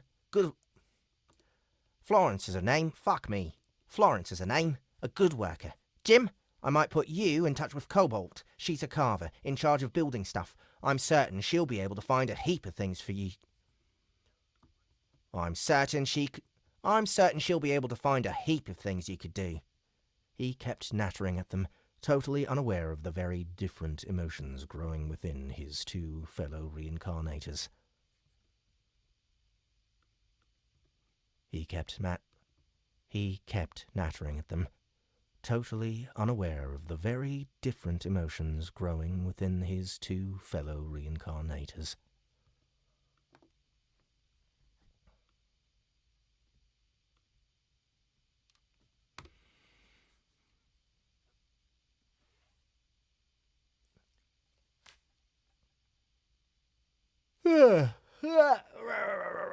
Lots of stretching. What are we at? 155. Okay.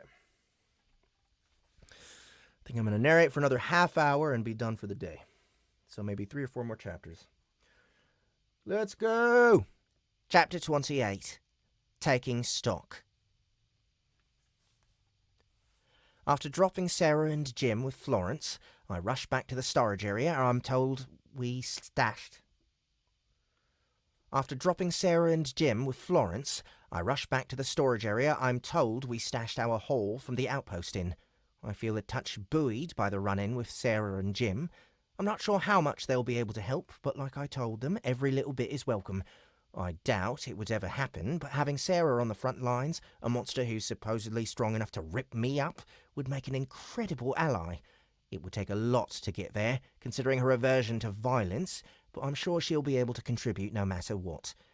When I finally make it to the chamber, I find a wide, low-ceilinged chamber filled with precious loot.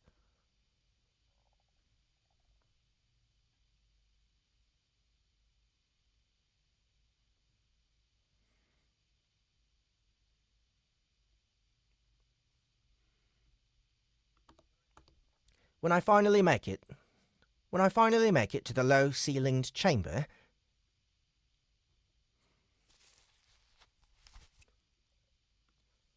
I find that it's filled with precious loot.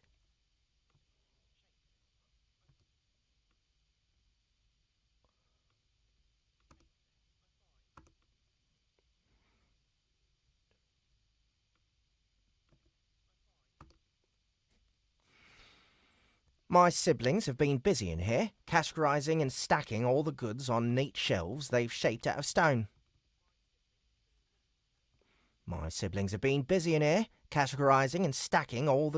Probably another innovation they learned from the humans. At the time I arrive, Coolant is here, picking through various magical materials and items. Ellie is also here, taking a meticulous inventory of the many cores we brought back. I crawl over and drop Geralosh's core with a massive thud.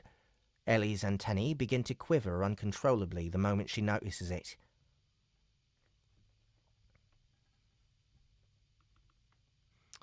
Samby, I think I'm going to stop at like 2:30, a little after 2:30.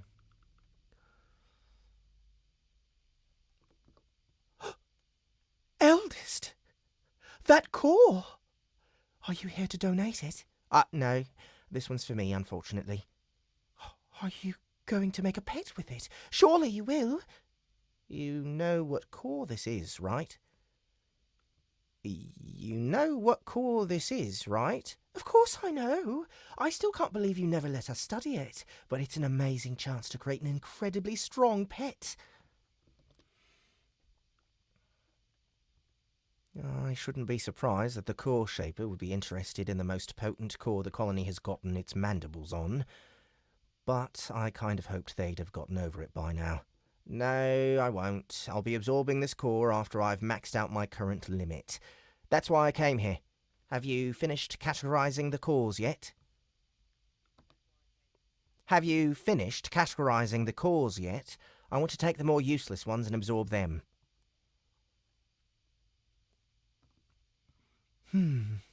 I may not have enough for you here. A lot of these cores are of real interest to us. Unknown monsters we haven't come across before. New organs that we haven't experimented with. There's a dizzying amount of new information. Surely there's a bit of trash they surely there's a bit of trash they had lying around. I just need the energy, not quality. Give me a second, she says, and starts rummaging around. I leave her to her work and wander over to where Coolant is busy. Hey there, Coolant. Did we actually get anything useful from those geezers? She scratches her head with one antenna. Well, it's not easy to say at this stage. We certainly got a lot of stuff that we haven't seen before. I assume it's useful, otherwise why would the Shapers have been storing it? But since we've never come across this stuff before, we don't know what we can do with it. Hence, my lack of commitment. What sort of stuff did we get? She starts pointing out various things on the shelves with a claw. We managed to scrounge up a few pieces of equipment, staves mostly, a couple of enchanted robes, and loin cloths. There are also many other items we have yet to be certain of the purpose of. Over here, I've collected a series of gems and implements that I believe are for scrying for certain mana signatures over great range. If we can discover what each enchantment is designed to find, it will be a great advancement in our ability to create magical scouting tools. Fascinating. Are we making any progress on that front? Not yet. We've only conducted initial studies on the tools at this stage. We're assembling teams of our best Tier 4 mages and enchanters to look over them. Claws crossed, they'll be able to unravel the secret soon. If we can make scrying tools for Golgari...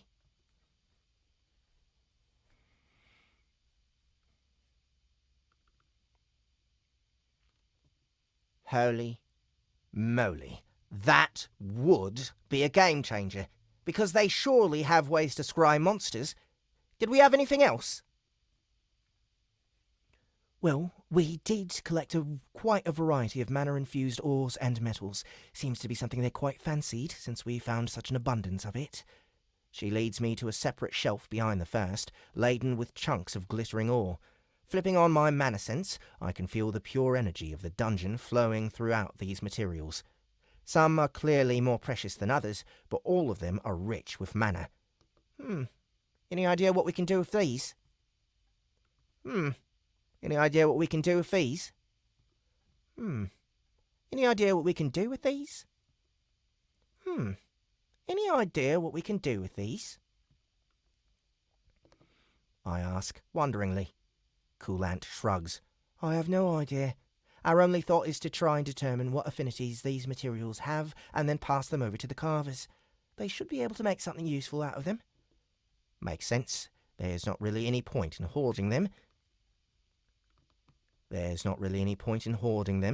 If the colony can work out how to create useful items out of this stuff, then we'd have a reason to actually seek it out and mine it. Have the humans been consulted about what to do with these materials? I believe that is still being done, Eldest. Right. Here you are, eldest! Ellie breaks in. This is what we have that you can use.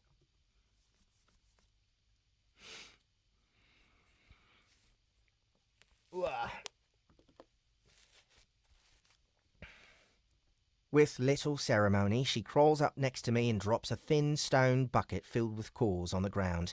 Even just by looking, I can tell there won't be enough to max out my core. Still, can't be ungrateful for the help of the colony. Cheers, Ellie. This is a big help. Any time, eldest. I'd better get back to work. I decide to leave the two council members to their business.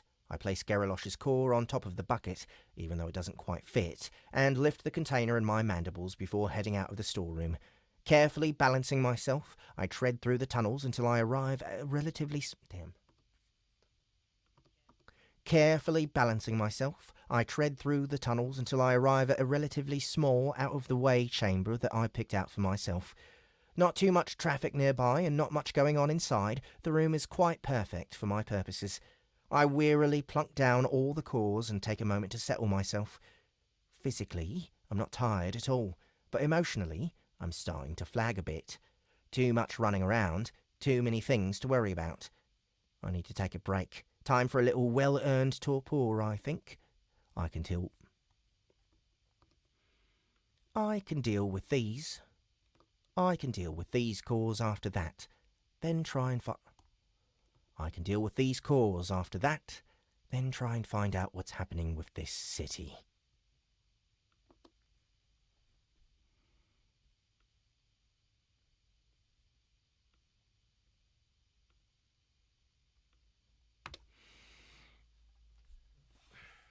Any more coffee left? I think there's still coffee in here. Is there? Just a little bit.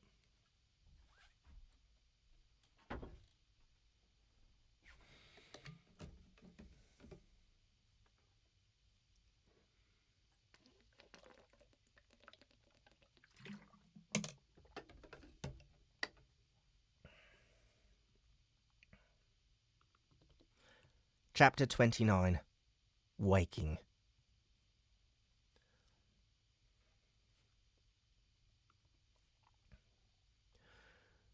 The return of the eldest, after their brief time apart from the colony, was a momentous event. Throughout the history of our kind, it was always the eldest who acted as the catalyst of change, the harbinger of progress. Oh, wait, this is going to be Annie.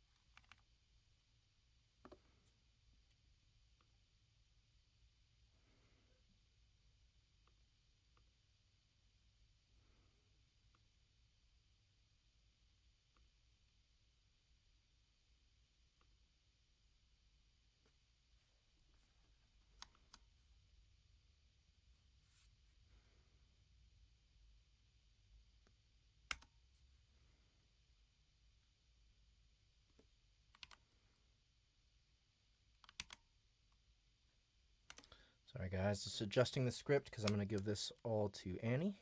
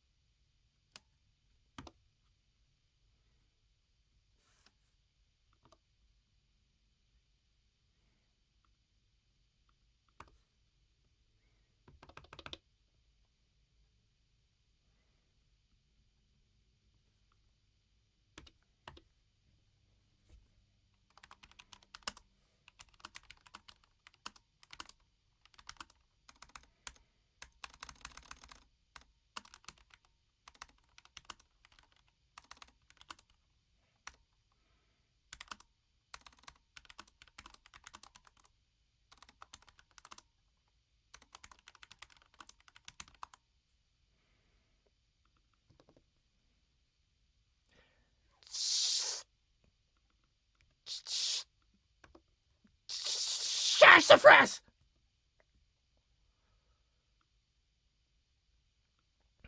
I'm up! Boy, I really needed a bit of torpor, more than I thought I did. I am refreshed. Stretching out my antennae and flicking my legs in a few different directions, I finish off with a few short hops to get the joints lubricated. Sassafras! I'm up. Boy, I really needed a bit of torpor, more than I thought I did. I am refreshed. Stretching out my antennae and flicking my legs in a few different directions, I finish off with a few short hops to get the joints lubricated. Nice. Maybe I should implement this as a sort of morning exercise for the colony. A healthy body and a healthy mind leads to a healthy society. Perhaps they could set up some of those pheromone speakers for this purpose. The image of millions of monstrous ants lined up in a row. The image of millions of monstrous ants lined up in row upon row, performing morning jazzercise blooms in my mind, and I almost fall over laughing. Is everything all right, Master?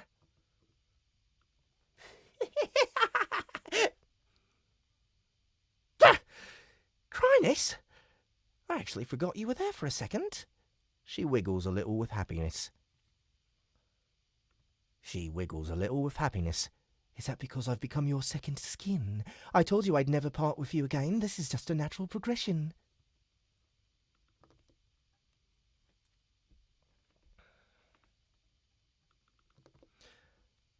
In what way is this natural? In fact, in what way is any part of Chrynus natural? She looks like a nightmare born when another nightmare went to sleep. In order to keep her happy, I will continue to tolerate this arrangement, but I'd be lying if I said I was getting accustomed to it. If anything, me forgetting that she's attached to me is just my mind fantasizing about regaining my freedom. Grumbling internally to myself, I gather up the cores I collected and begin to absorb them. I need to reinforce my core and put myself in a position of maximum strength for the upcoming conflict. Nothing less than peak, optimum condition can be accepted. Before I evolve, I need to take in the Geralosh core also, pushing myself to a new peak of evolutionary energy. It'll be intense and most likely very painful, but it needs to be done to secure the future of the colony. It'll be intense and most likely very painful, but it needs to be done to secure the future of the colony. A flicker of energy in my vestibule captures my attention before it fades away into the background once more.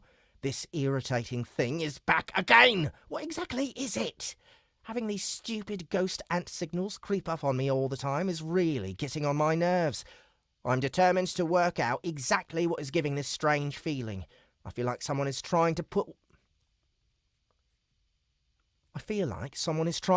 one over on me. I refuse to allow it. Brimming with fierce energy, I sweep up the remainder of the cores and check my status. Looks like I'm getting close to my maxed out core. I'll have to try and source the rest of the cores I need, either out in the dungeon or perhaps from the city. Maybe I can buy them there? I don't know what they'd want in trade. Would they even be willing to trade with a monstrous ant is another question. All right then, time to get moving. I spring to my feet and dash out of the chamber. Maximum speed! As I do so, I focus all of my sub-brains on the vestibule as I...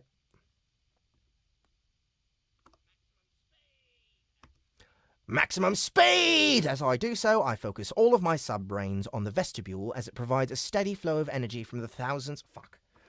Maximum speed! As I do so, I focus all of my sub-brains on the vestibule as it provides a steady flow of energy from the thousands of ants congregating throughout the nest. I'm going to find you, you damn flickers! They must be ants who are causing it. Some sort of sneaky ant. I'll uncover your mask and give you a good thwacking for following me around. Aha! Almost simultaneously, I perceive the tiniest sputter of energy within the vestibule, and my antennae sense a disturbance in the tunnel ahead of me. Have I found one of them at last? I can't see them, though. Dash! Even more determined, I put the hammer down and accelerate to the limit. My huge body flies down the narrow tunnel, sending smaller ants scurrying in all directions and diving down side tunnels to get out of my way. Ho! The flicker has moved around the bend up ahead. Need to turn. I slam my claws into the ground and haul my mass around the tight bend before I dash once more. You won't escape me! Even now I can't see them, but I can feel them getting closer. Even now I can't see them, but I can feel that I'm getting closer. Any second now, and you will receive my thwack of justice! Oh, why, hello, Eldest. I didn't expect to see you here.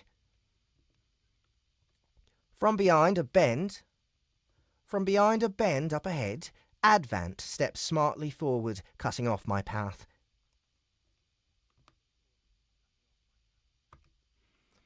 From behind a bend up ahead, Advant steps smartly forward, cutting off my path. I hop slightly and land with all 6 legs dug into the ground, to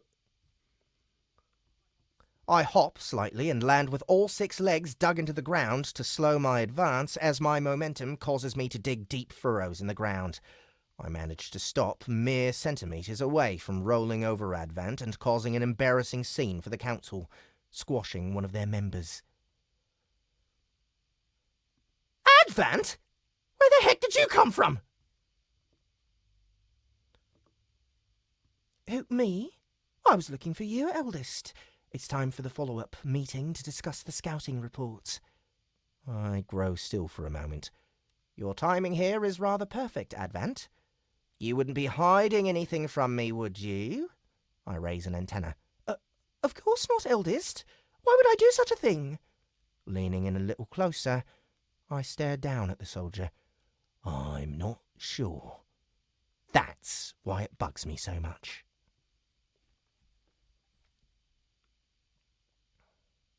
That's another chapter done.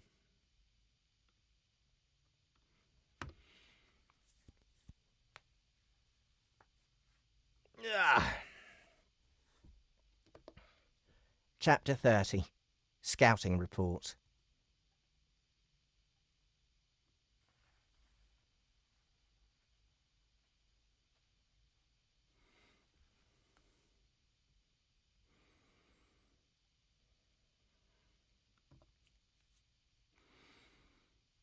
Records of the early days of non-monster habitation of the dungeon are scarce, to say the least. The dungeon opened itself during the cataclysm known as the Rending, and certainly before that time, the vast network of caves and tunnels beneath the ground was both unknown and inaccessible to those on the surface. During the event itself, when hordes of monsters poured out of holes in the surface every day, pressing forward into the dungeon was difficult, but not impossible. There are scattered records of several expeditions that managed to gain a foothold beneath the surface. According to the journal written by Elaine of Exeter, the ruling Ten decreed that defending against the monsters beneath the surface, where narrow tunnels make perfect choke points, would be far less costly than attempting to curb them on the surface, and so dispatched a mighty force to seize a dungeon entrance. Although the loss of life was horrific, Exeter was the first nation on record to establish a permanent foothold within the dungeon. Although the loss of life was horrific, Exeter was the first nation on record to establish a permanent foothold within the dungeon. It began life as a crude defensive fort. The site, which came to be named Victoria, was reinforced and expanded throughout the Rending. It became a front-line defense against the monsters and was effective at reducing the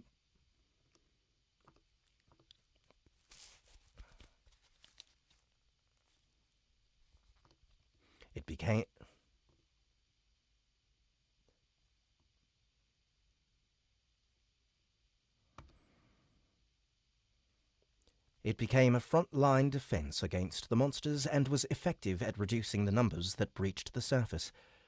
Victoria still exists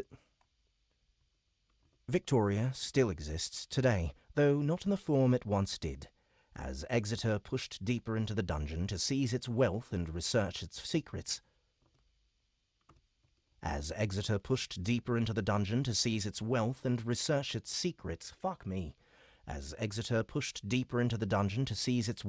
research its secrets. Victoria became a gateway city between the depths and the surface kingdom, a place of trade and travel. Although firmly placed within the first stratum, Victoria is considered the first true metropolis beneath the ground, though many others would follow. Empires, kingdoms, and nations of all sorts would rush to seize land in the dungeon, establishing cities of their own. Even powerful merchant collectives or independent mercenary companies were able to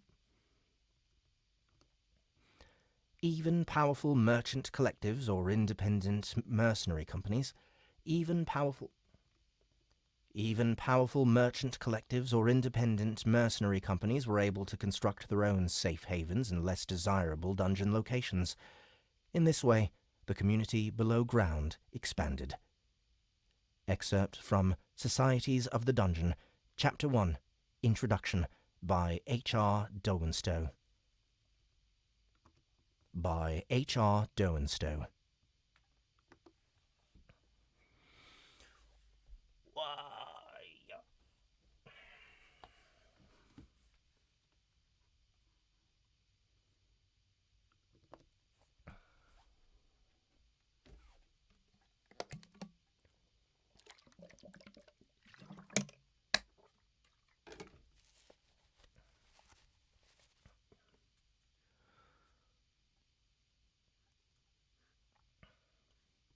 I keep a suspicious eye on Advent as we march to the council chamber, the teasing flicker in my vestibule having now conspicuously vanished. They're trying to pull something over on me here, and I will not allow it. To think, the council that I raised and taught from mere hatchlings to the powerful and advanced monsters that they are today would try and sneak something past me. The whole idea is absurd! The whole idea is absurd. It will not be allowed to stand. By the time we reach the chamber and settle in, Advent is almost shaking after receiving my withering, omnidirectional glare for 10 minutes straight.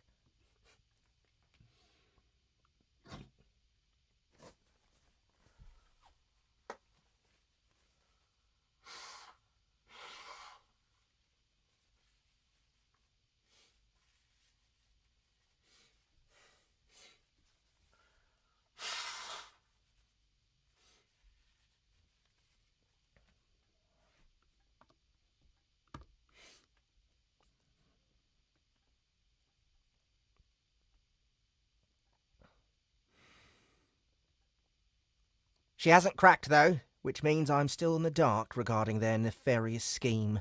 It's unfortunate that the survival of the colony... It's unfortunate that the survival of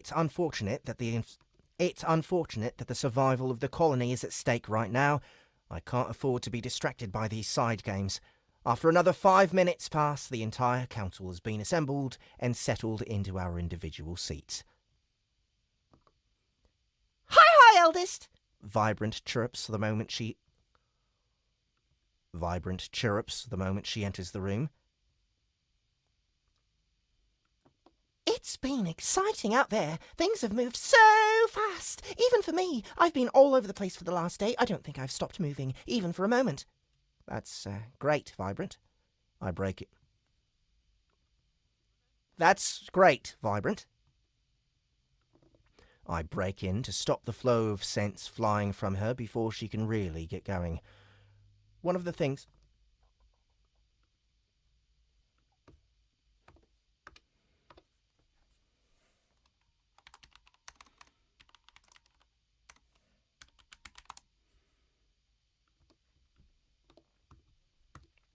One of the things I've noticed about pheromone-based communication is that at no point is the person speaking required to pause to take a breath.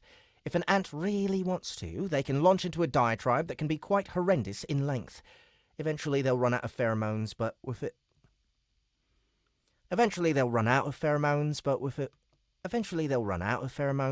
few mutations. Eventually they'll run out of pheromones, but with a few mutations they can last a heck of a long time. So, what exactly did we learn? I ask, moving to head off potential monologues from Vibrant. Quite a lot, Burke responds smoothly. Our scouts managed to infiltrate the outskirts undetected and gather quite a chunk of actionable intelligence.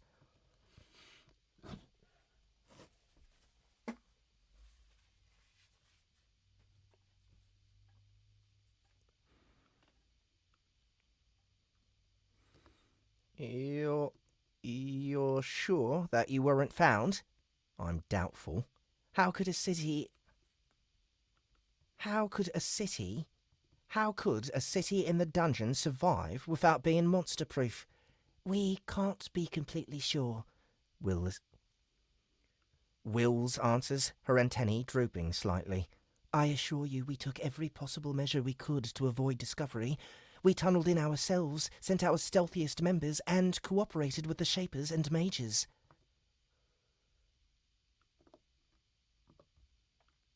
That's right. Bella waved a leg to draw attention to herself.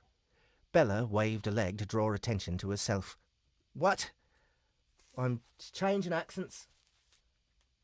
Bella waved a leg to draw attention to herself. We sent the pets in to see what they could see. We even made them fight each other to look believable. The tunnel approaches are watched carefully, that's for sure. The second we crossed a line, bam! A bunch of humans jumped on the pets and annihilated them. That's a little worrying.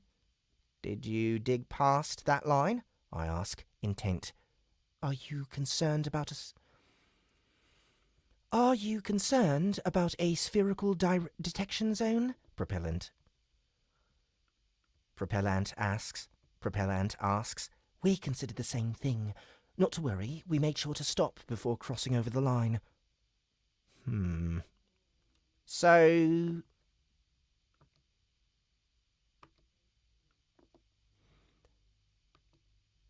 So how much did we actually learn?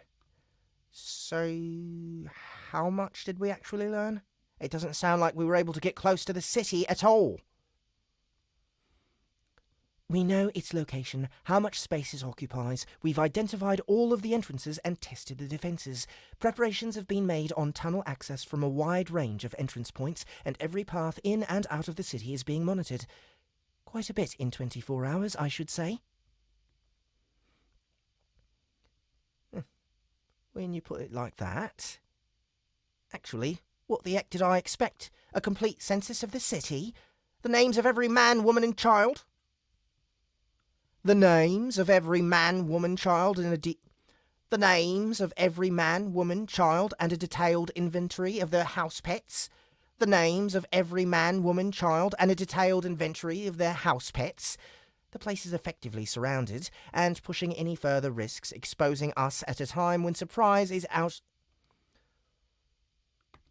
The place is effectively surrounded, and pushing any further risks, exposing us at a time when surprise is our most powerful weapon. Hang on, there's a thought.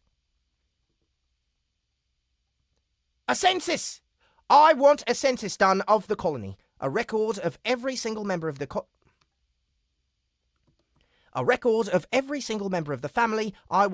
A record of every single member of the family. I want to know their caste, their age, the MP that their core can take in, their skill levels and mutations. I want the works. Someone get on that. Someone get on that.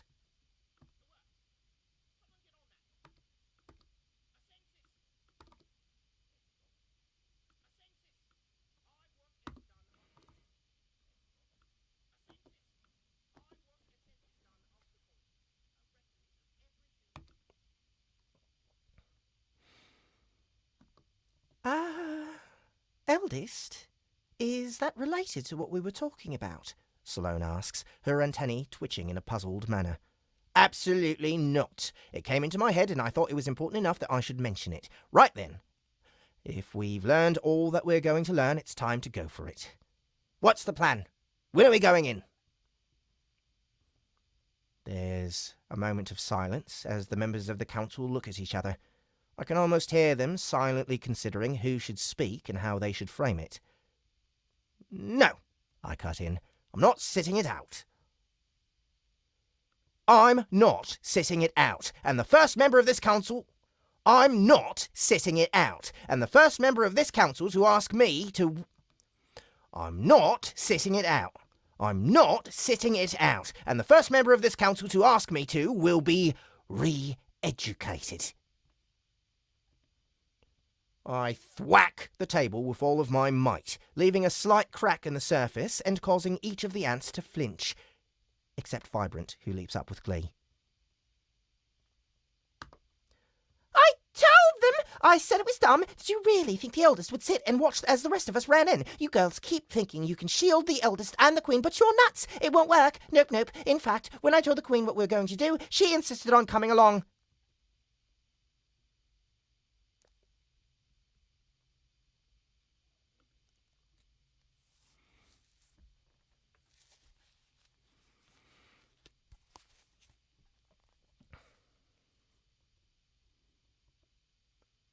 You did what?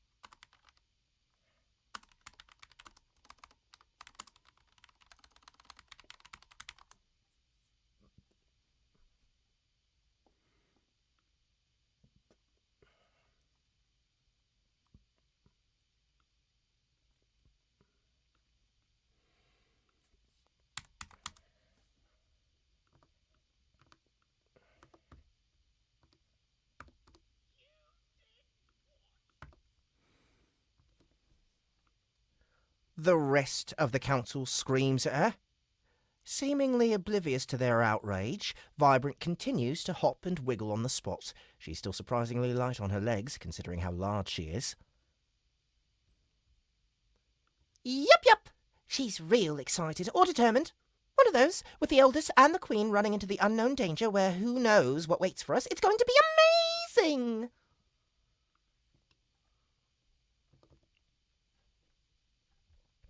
Sloane and Victor have collapsed on their chairs, legs dangling uselessly and eyes staring blankly into space. I can only imagine that all of their plans have gone up in smoke at this point. I think they're... I can only imagine that all of their plans have gone up in smoke at this point. I think they're reworking every strategy they had and building in as much protection for the Queen as they possibly can. I have to admit, I'm a little nervous myself, but by this stage, I've given up on trying to keep the Queen out of trouble. Mother is mother, after all. Mother is mother, after all. She's more than capable of taking care of herself. What's more dangerous is the possibility of these guys going off the rails and jeopardizing the mission in an attempt to keep her out of danger.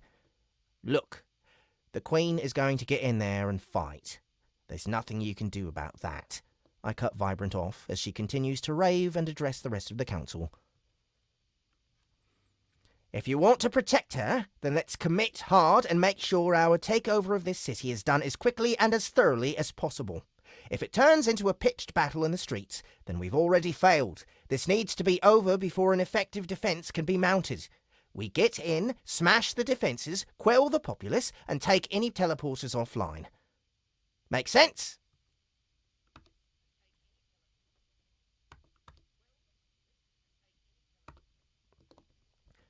Leroy puts up an antenna.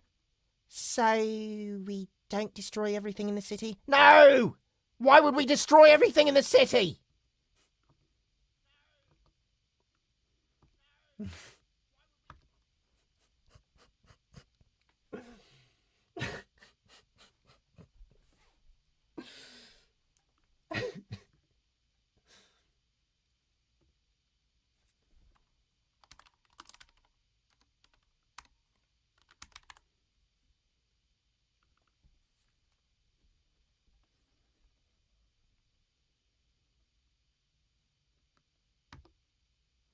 What are we going to do with a city full of people who hate us?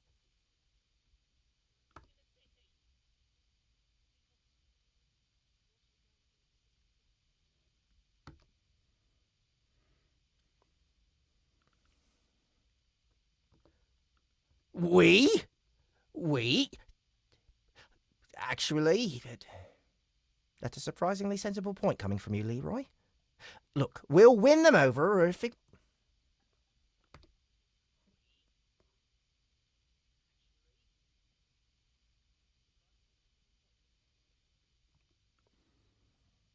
Look, we'll win them over. Look, we'll win them over. Or if we can't, we just walk away and leave them alone. As long as they don't have those teleportation gates, we don't have any beef with them.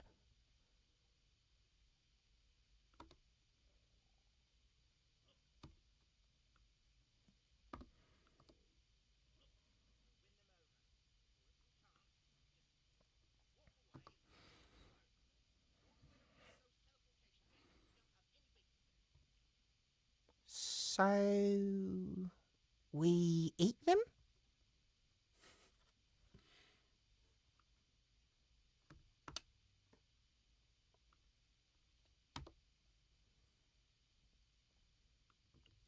Not that sort of beef! Not that sort of beef! Thwack!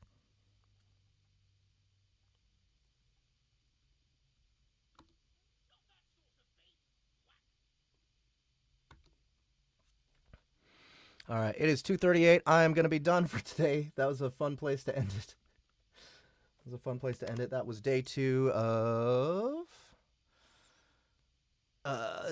of Chrysalis 5. So thank you guys so much for coming and hanging out. I'm back at it tomorrow morning, 10 a.m. So yeah, watch out for a notification. Subscribe to the channel if you haven't already. And yeah, you'll just watch out for when I come back on.